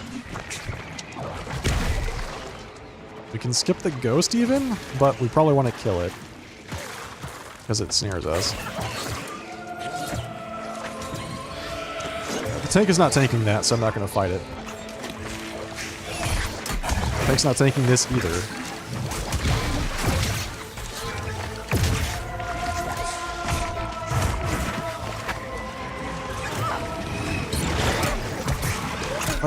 I don't understand what we're killing. I have no idea.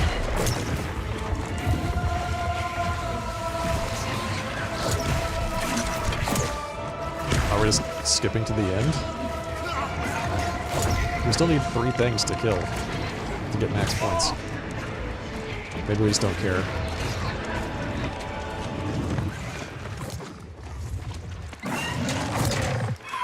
We must not care. We must be going for time instead. Make houses more meaningful than storage chests and trophies. Now, there are house leaderboards, okay? House leaderboards are... I agree. Where's my Angry Earth stuff?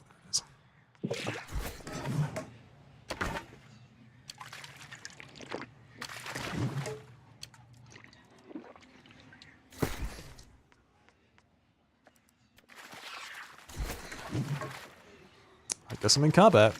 Why am I in combat? What am I in combat with?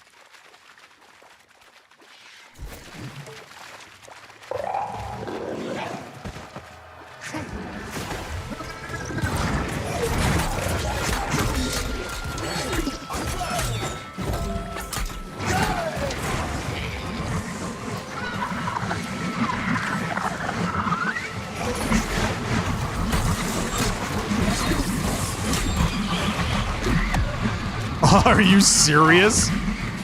Wow. Yeah, if I had been able to use my Angry Earth coating, I would have been able to not die there. She tracked me. Like, I must have just gone the exact same way that the tank did to get out of that.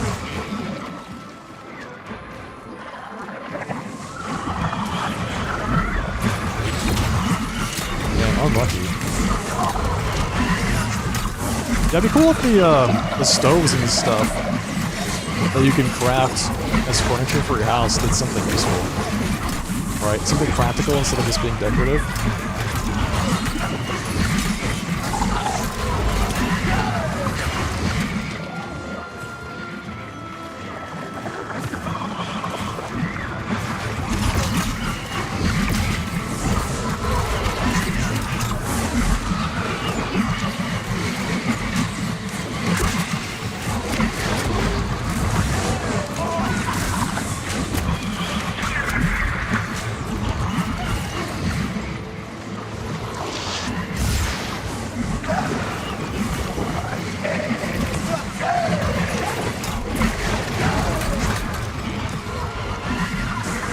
Oh god. No, no, no, don't roll into her.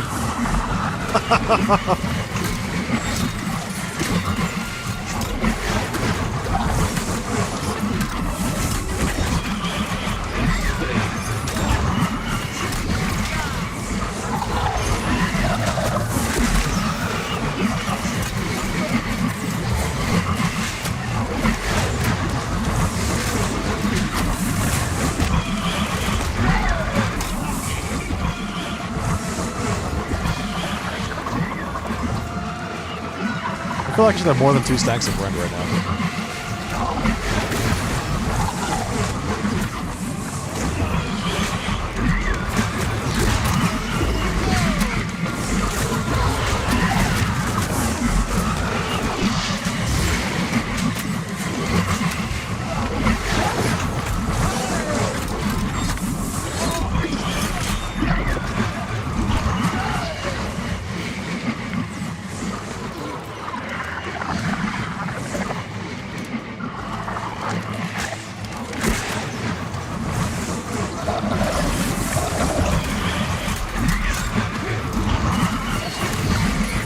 Ah, I saw that one coming.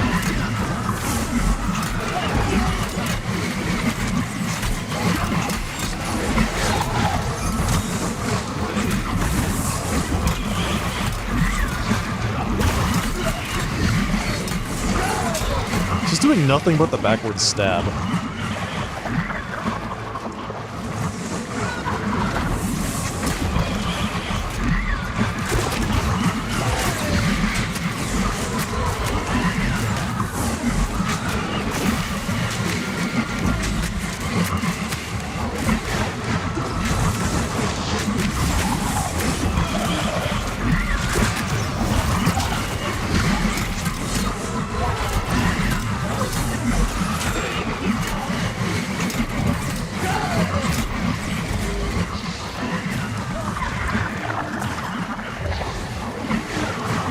Are we not even at the point where she summoned her second Cyclone yet?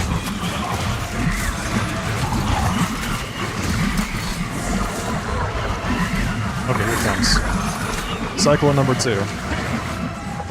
Phase 3.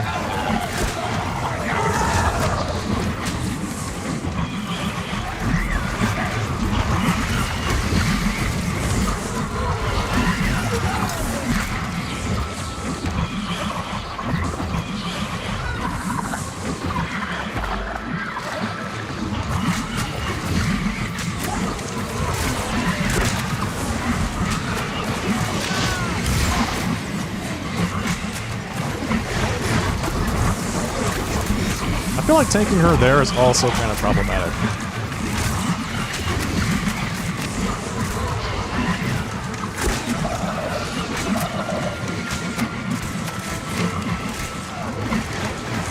Right? Am I the only one that feels like tanking her right in that particular location is a little bit bad?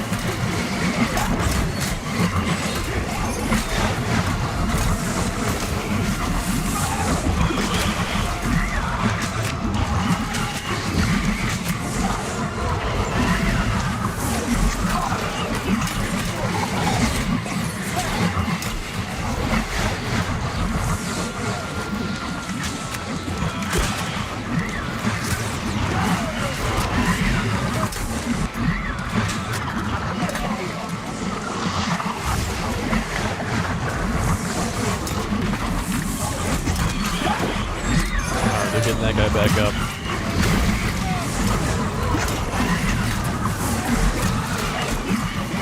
Oh, we're cutting it real close on the timer. I just noticed. But we got it. We got the time. We missed the score. We got the time.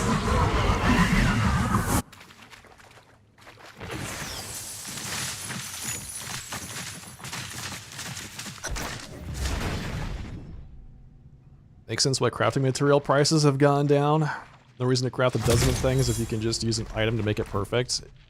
Yeah, true. If you can use a specific combination of things to make a perfect craft. Just need to kill 3 more things and have not quite so many respawns.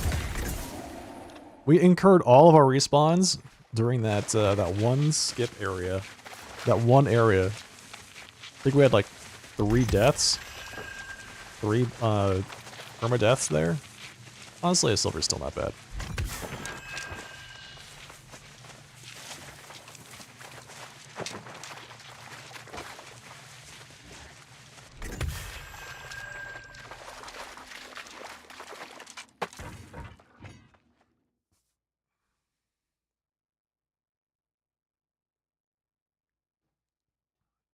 needing health and aversion resistances on everything all the time. Yeah, it's better. I did get the dark plate. I got it my first run tonight. Water polo, yeah. It's better than it was. It's better than it was. I'll just say that. Because I was not a fan of the different types of resistances for every single monster in the game. I did not like that. I'm glad they got rid of it. I think it's an absolute positive for gamers playing New World.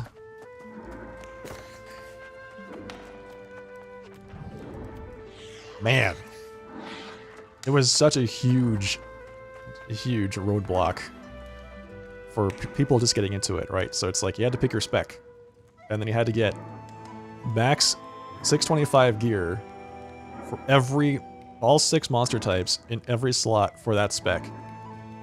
And then if you decided to go like Dex versus Strength, you needed a different set.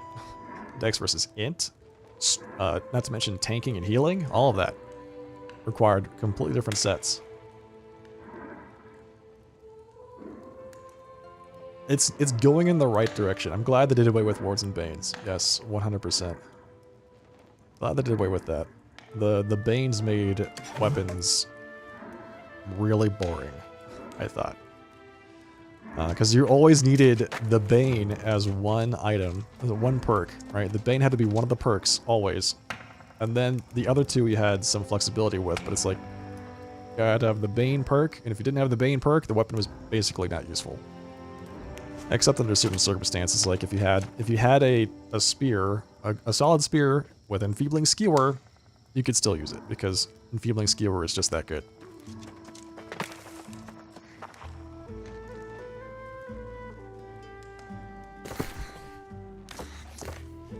Okay, we were ranked 19 for Barnacles and Black Powder M3. Nice. I already had the rewards for that from M10, I'm guessing.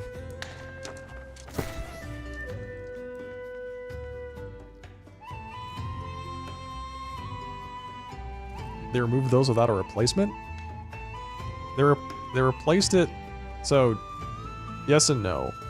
I think that there's enough variability in weapons to make it interesting, weapons and armor. But like the meta has just kind of coalesced around health on everything and a specific amount of like the replacement was health. That was it. The replacement was health. They replaced all that and they consolidated that down into health. But now everyone wants health on everything, and that can get really dull.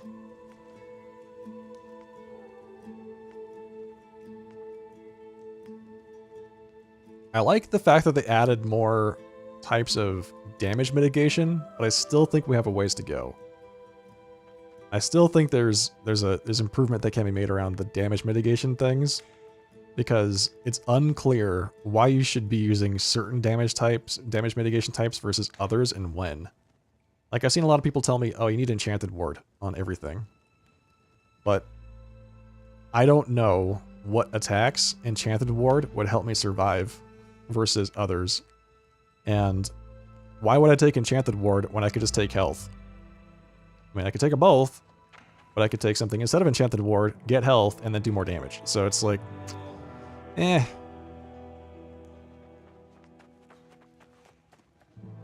The artifacts are cool. The artifacts are cool, but I don't want to fall into that trap where you need certain artifacts to make certain builds viable.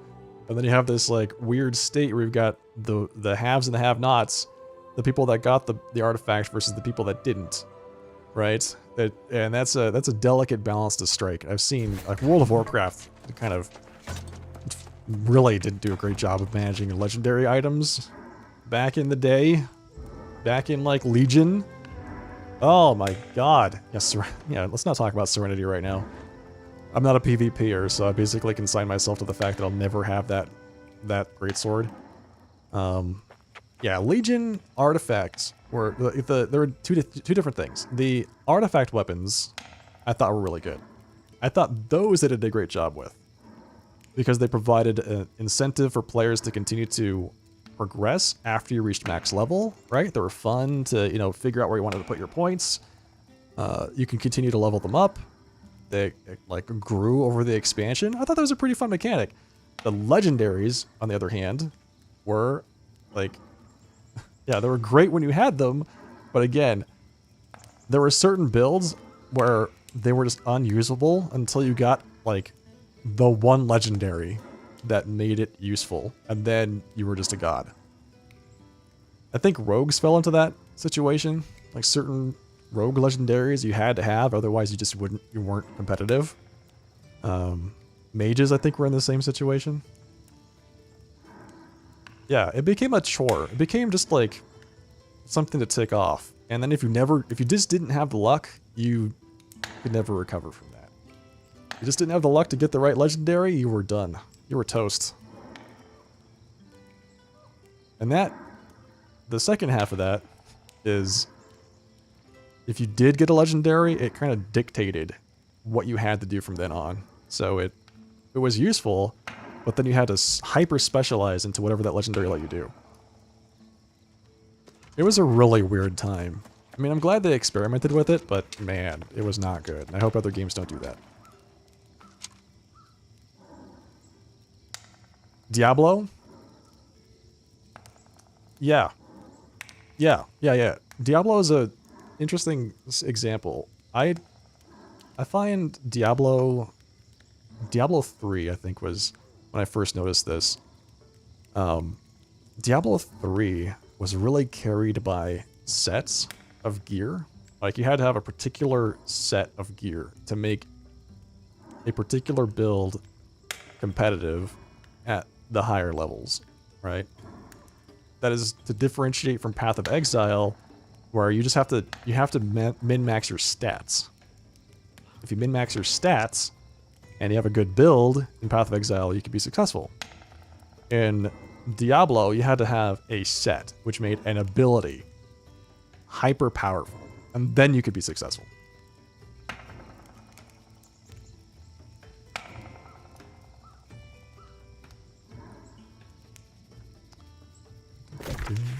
That was fun, doing an M3. I really like barnacles. I think it's such a fun instance.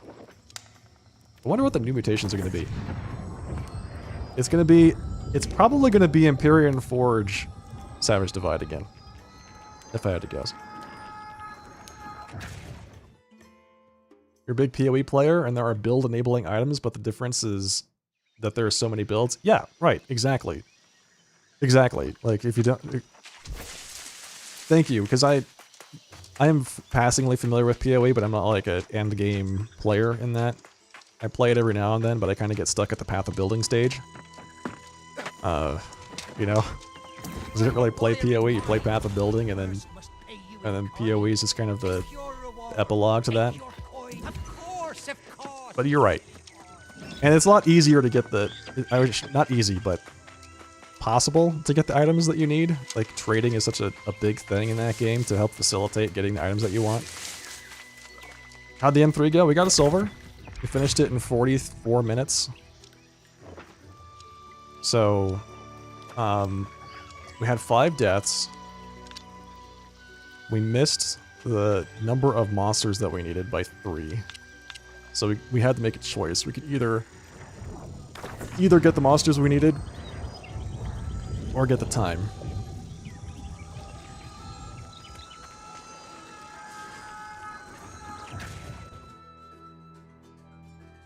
Give you the Fire Staff. Yes. If Empyrean Forge is the next mutation, that might actually... I would actually pick up that Fire Staff. I would love to put a build together with that, because man, that thing looks really fun. I'm kind of sad I missed the boat on that first one. And if I remember correctly, Savage Divide doesn't drop an artifact, is that right? I don't think it does. If it does, I don't know which one it is.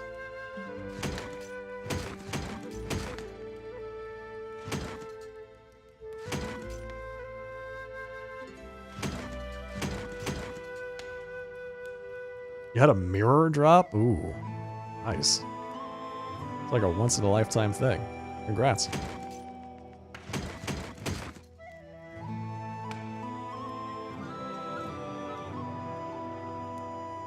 By the way, welcome back, Domino.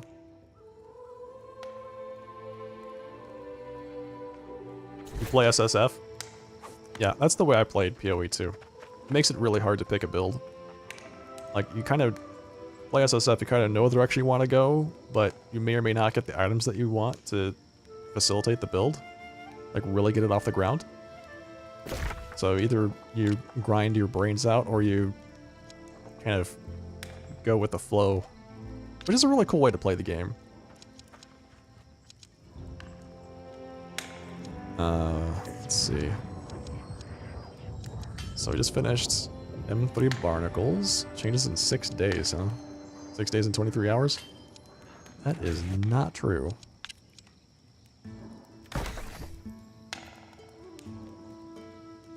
So I got the thing, I guess I got the thing I wanted this week, which was the Void Dark Plate.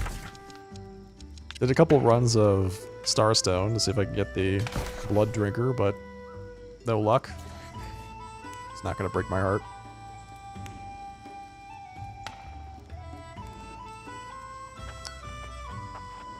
You don't want to see New World hurt crafting and crafters too much? It is a great... I love it. I love the crafting in the game. The crafting in the Gathering is what initially attracted me to it. I was watching somebody stream it. This is so funny, because I was watching somebody stream the game, and I was watching them gather things.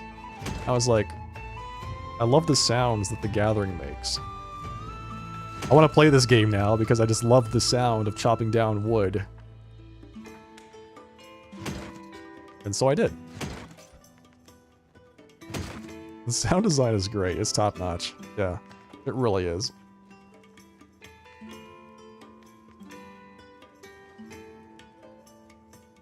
Vigor, Enchanted Ward, Refreshing. Ooh, those are good. But I have to recraft it up to 700 anyway.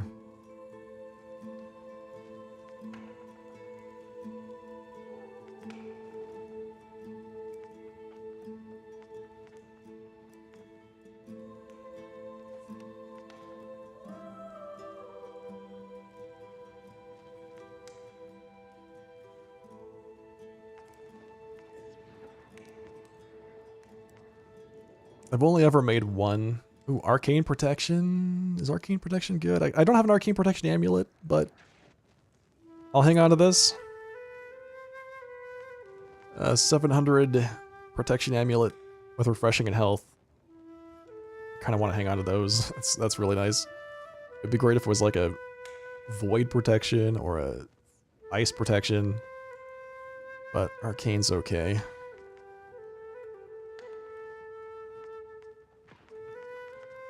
Alright, how much dark matter do I have? 425, alright. A YouTube video of a loop of mining synced up to blinding lights? What? That's great. It made me so sad when they broke the like mining sound effect. So that it sounds like there's a gunshot going off every time you hit something. Guys, this is half the reason I play the game. It's for the mining sound effects. Now it sounds like this big thunk every time I hit something indoors. Please, just have a little bit of mercy. I am but a humble New World enjoyer. BOE. I'll keep those. Try to sell them. We'll see if we can get anything for them. Freedom, Empowering Leaping Strike.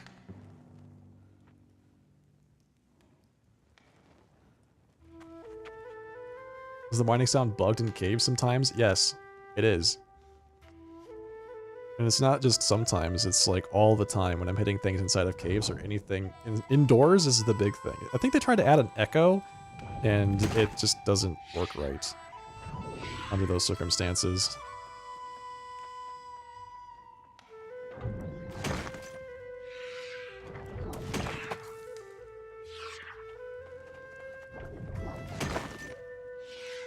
Yeah, I'm glad to hear that A, I'm not the only one with the problem, and B, that other folks appreciate the sound design of the game too.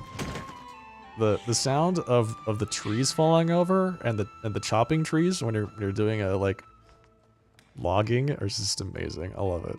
It just makes me happy, you know? Let's see. Empowering Fireball? No thanks. I mean, maybe for next week I need Empowering Fireball.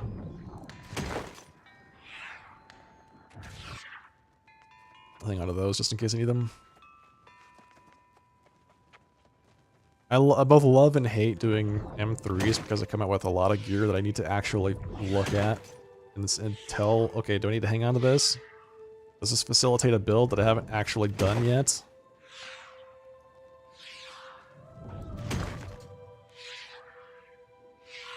Refreshing Empowered Health, 32 Con. I might actually, I think I'm going to keep this too.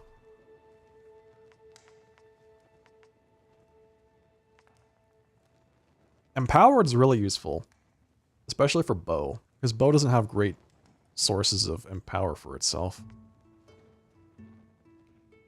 So you kind of want the ones that you do have to last as long as possible. What's another trade skill they could add? That's a great question. You know, I'm not sure.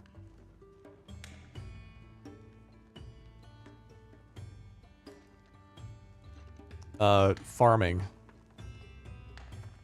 Gardening. Let's go with that. You could garden. Grow plants. Grow your own herbs. Oh my god. There you go. Grow your own herbs. Man, getting herbs in this game is a struggle. Especially certain things. Like, the stuff that used to spawn in First Light, getting any of that is a huge struggle. Nutmeg, mint. Give me a way to grow my own herbs.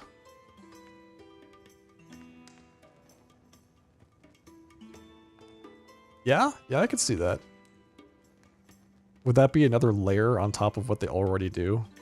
Because they added rune glass cases, right? So that's an extra layer on top of jewel crafting, which kind of modifies what the gem does.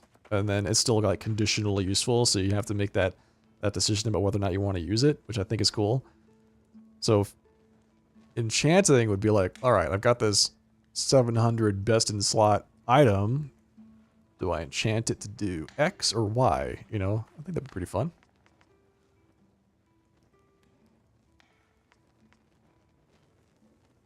Be along the same lines as rune glass cases. Randomly replaces one mod. Oh gosh. Oh no. Maybe that would be one of the things it could do, right? I don't know if I'd want to roll the dice that hard. Although I'm sure that there's some folks out there that wouldn't hesitate to do that.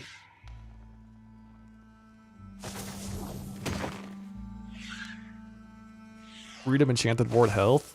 These were 700, those would be best in the slot. I could sell that for like 1,000,000 gold if they weren't bound to me. Freedom Enchanted Ward Health again. Wow, nice.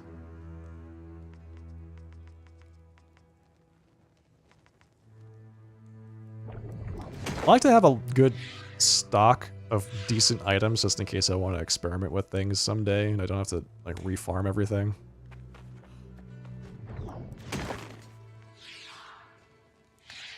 Yeah, I feel like if you were going to do that, you'd want them to be unique. Yes, you'd want them to add something unique that's not in the game yet. Like, they usually do weird trade-offs. So it might be something like reduces the armor by X% but increases your damage done by Y%. Something along those lines. Or, you know, maybe you could do... Because they added all of the elemental harnessing, right? So now you can deal plus 10% extra nature damage if you get it on all of your pieces of gear. Maybe if they could add something like increases your bleeding damage by X% or dot damage. An equestrian skill. Yeah, that's what I thought that riding was going to be. But yeah, that would be cool. I feel like that would be cool if you could do something like that. Here's what we need. We need a way for you to compete on your horse in an obstacle course. You know, you gotta jump over all the obstacles and, you know, make them go just the right pace.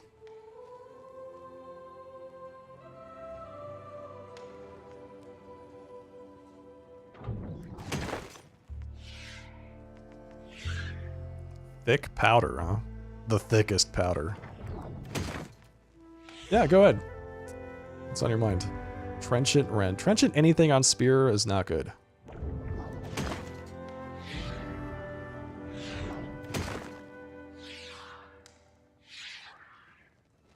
What is this? Vicious, Shirking Arcane, Sturdy. Gosh. The Vicious is good, the rest of it's just not. It's just not good. The Diablo 4 horse? Yes. I like it. I like it. Oh gosh. Oh, this would have been so good if it was 700. Except for, I guess, for the Keen. The Keen would be, they could use, replace that with something else, but additional crit chance, Enfeebling Skewer, and Rogue. 695? Man, so close to being good.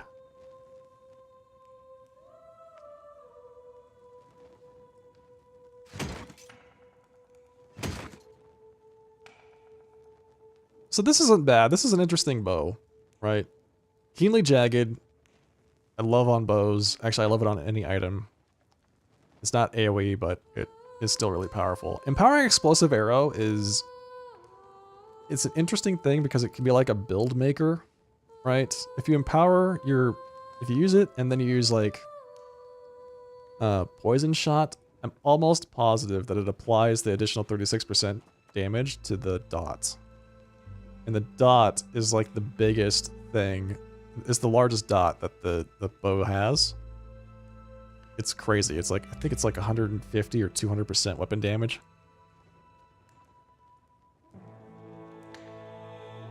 So I'm going to keep this. Just to experiment with that. And mess around with that. 700 too, which is nice. Another Enfeebling Skewer. Oh, here we go. Rogue, Shirking Abyss, Enfeebling Skewer with 700 gear score. That's my new spear.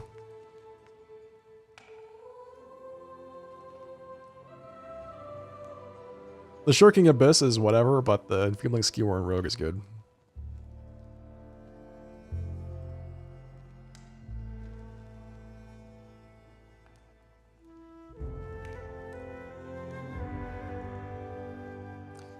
I would love if there was a PvE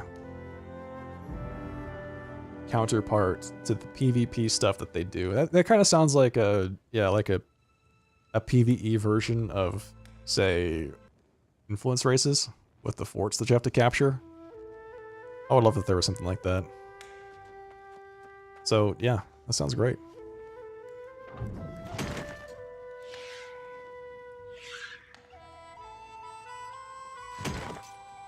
In general, I think the game needs more PvE things.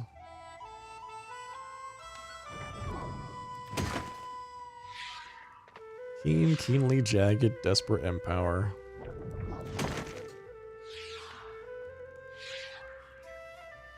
Lifestealing, Enchanted, Shirking Nature. Alright, now how many Dark Matter do I have? 469. Nice. Oh, man. So close. Just need one more dungeon's worth, approximately.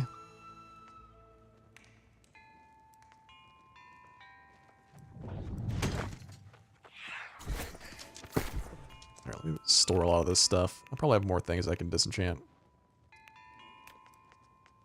Okay, storing the bow.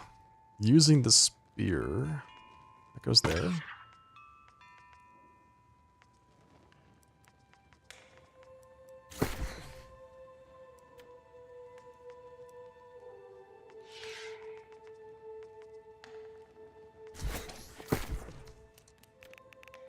Do I enjoy Featherweight?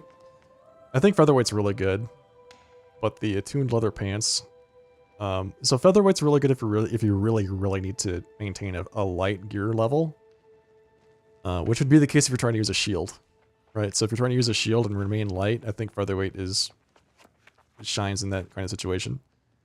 The attuned leather pants are just, in my opinion, far better of an option because of all the stats that it offers. You can pick up so many more valuable perks just from having the attuned leather pants than you would ever be able to pick up by wearing like heavier armor with the featherweight. So yeah, I do think it's good, but you have to be careful about how you use it.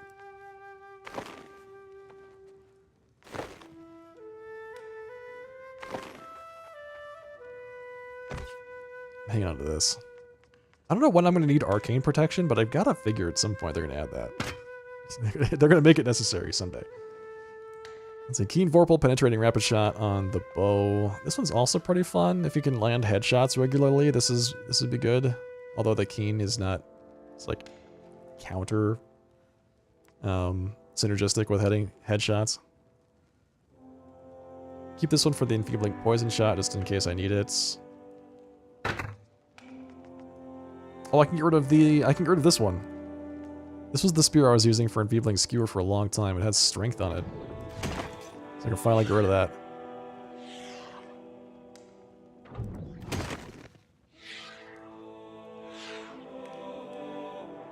You like it because you can get more base resistances and still be in light armor? Yeah. I value the attuned leather pin. So in general, I value things that are more DPS focused. That's just the way that I rationalize about these kinds of things. And the way that I do that is like, can I survive one hit? Basically, can I survive one hit in whatever it is I'm doing? That's why I like hitting 15,000 HP, which is what I've got right now for M3s, because that allows me to survive basically one hit of whatever happens. I recognize I'm just not good enough at doing M3s right now to avoid everything. And if you have less than that, chances are you're just going to explode randomly. So I don't want to do that. So I set this for myself.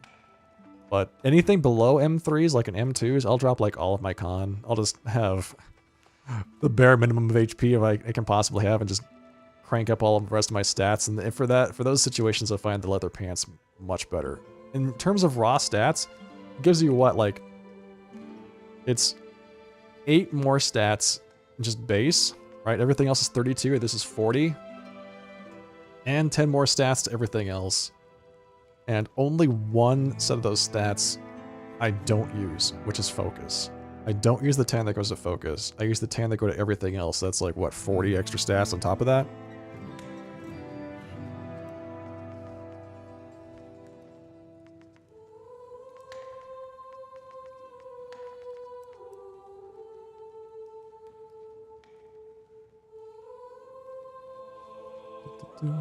Or 73. Yep, still need to do another dungeon or so.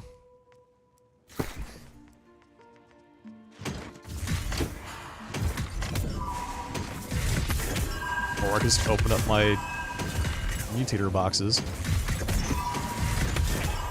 And we should have 500, right? 553, look at that.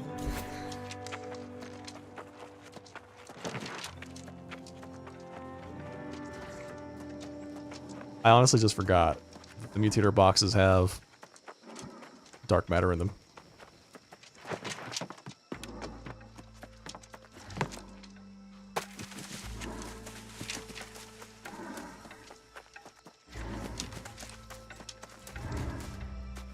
When we pull together, we can do anything. Okay. We're the syndicate. Here's the trick.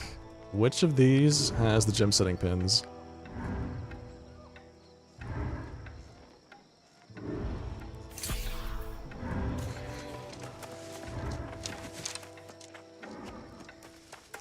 I have everything else. I think I have one chromatic seal. I have one weapon matrix. I know that because it didn't sell. 500 dark matter. I think we're all set. I'm gonna upgrade the butcher tonight. Oh yeah. Oh, this build is gonna get so good. Once I get my butcher a gem, we're gonna be in business.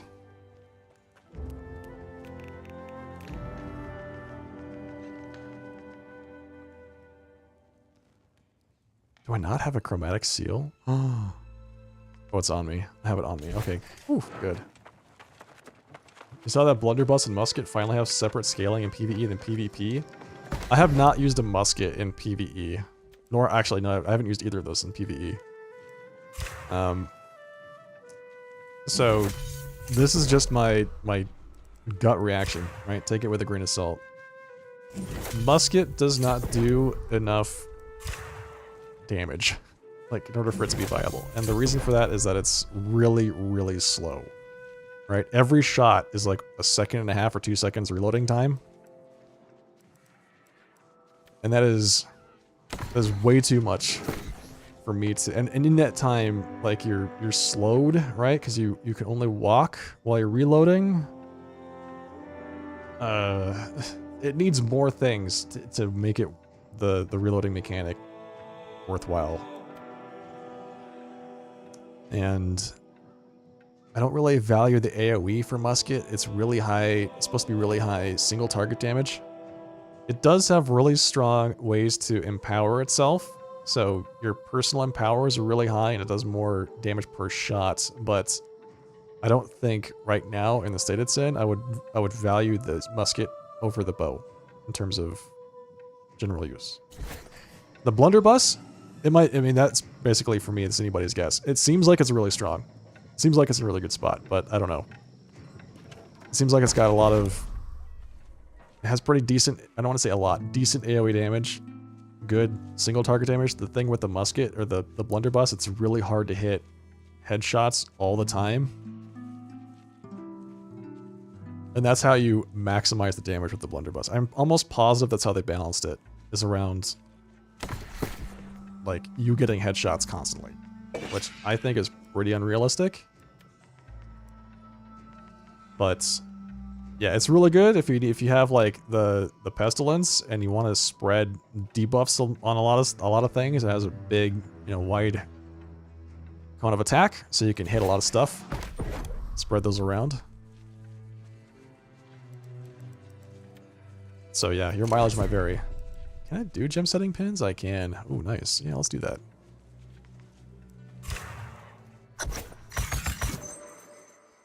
I think the traps are good.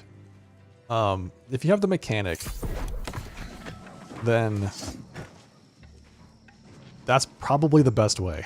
Because you'd have the mechanic, you'd have to have the sticky bombs. You'd have to be up in melee a lot because the traps have a really short range.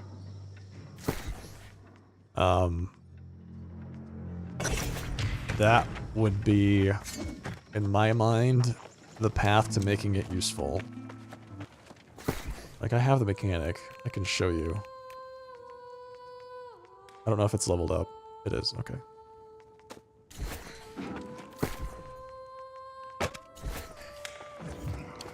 So, like, that's the range for the trap, right?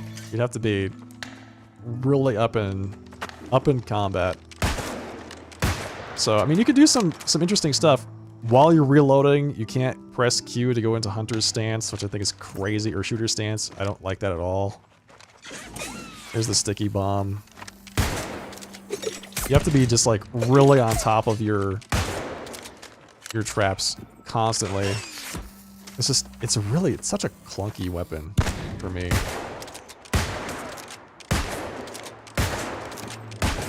And they added a little bit of AoE because your shots penetrate, right? Your shots penetrate targets, so if they're all lined up, it'll go through them.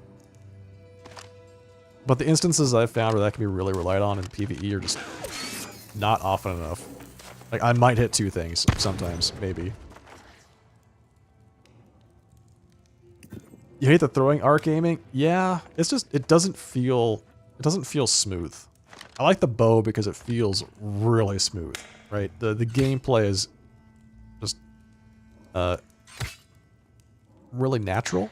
Comes really naturally, especially in the execute phase below 50% for like bosses. When you're just sitting there and you're like plugging things with rapid shot. I love that. Feels good. Not sure I would get the same kind of response out of this, but who knows? Maybe I'll just make it my job to force myself to use the mechanic in PvE for a couple days and see how that feels.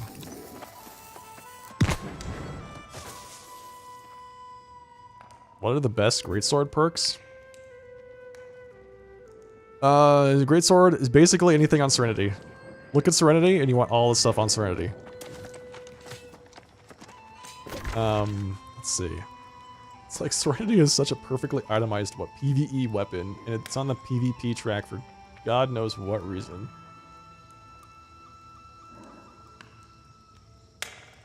Trenchant Strikes. Trenchant Strikes, Trenchant Rend, or Trenchant Crits are what you want. You want anything that buffs heavy attacks. Serenity has both Trenchant Strikes and Trenchant Crits, and Refreshing Move. So, like, you could use those.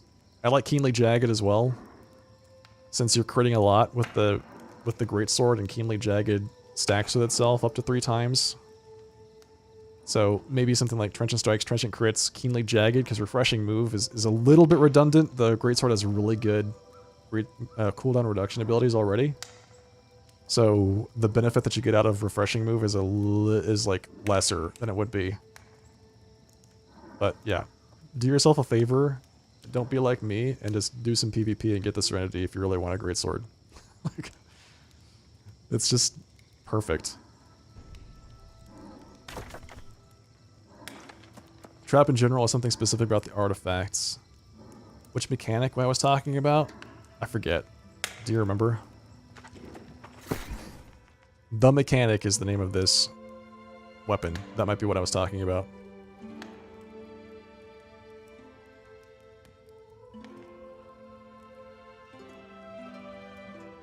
You farm this from... It's like a... He's an elite in Elysian Wilds. That might have been what I was talking about. Alright folks, it's almost midnight. I think this is where I'm going to call it for the night. Thank you everybody for joining me. I really appreciate you all hanging out tonight. I had a great time. Got an artifact, finally. Did an M3, tried to farm up some more artifacts, but wasn't quite as successful. I'll be live again on Wednesday night. Hang on, let me switch scenes here real quick. Boom. Hey, what's up? I'll be live again on Wednesday, so look forward to seeing you all in the near future on both YouTube and Twitch. Yeah. Oh, my pleasure. Absolutely. Thank you all for joining me. Hey, and if you enjoyed what you saw tonight, don't forget to follow the broadcast here on Twitch, ! Socials. You can also find me on Twitter.com, @SharpDressTV is my handle. Discord, we talk about New World and stuff. Join the community there. That's where you can find me when I'm not live. Thank you for joining us, Ada. There's my YouTube channel for all the great videos that I put together. If I don't say so myself. Yeah, Axis. I really enjoy it. I've been doing streaming for 5 years, and I see myself doing it for many years after this. So, there you go. Alright, folks. See you all on Wednesday night. In the meantime, have a great rest of your night. Have a fantastic Tuesday. I'll see you all then. Good night. Cheers.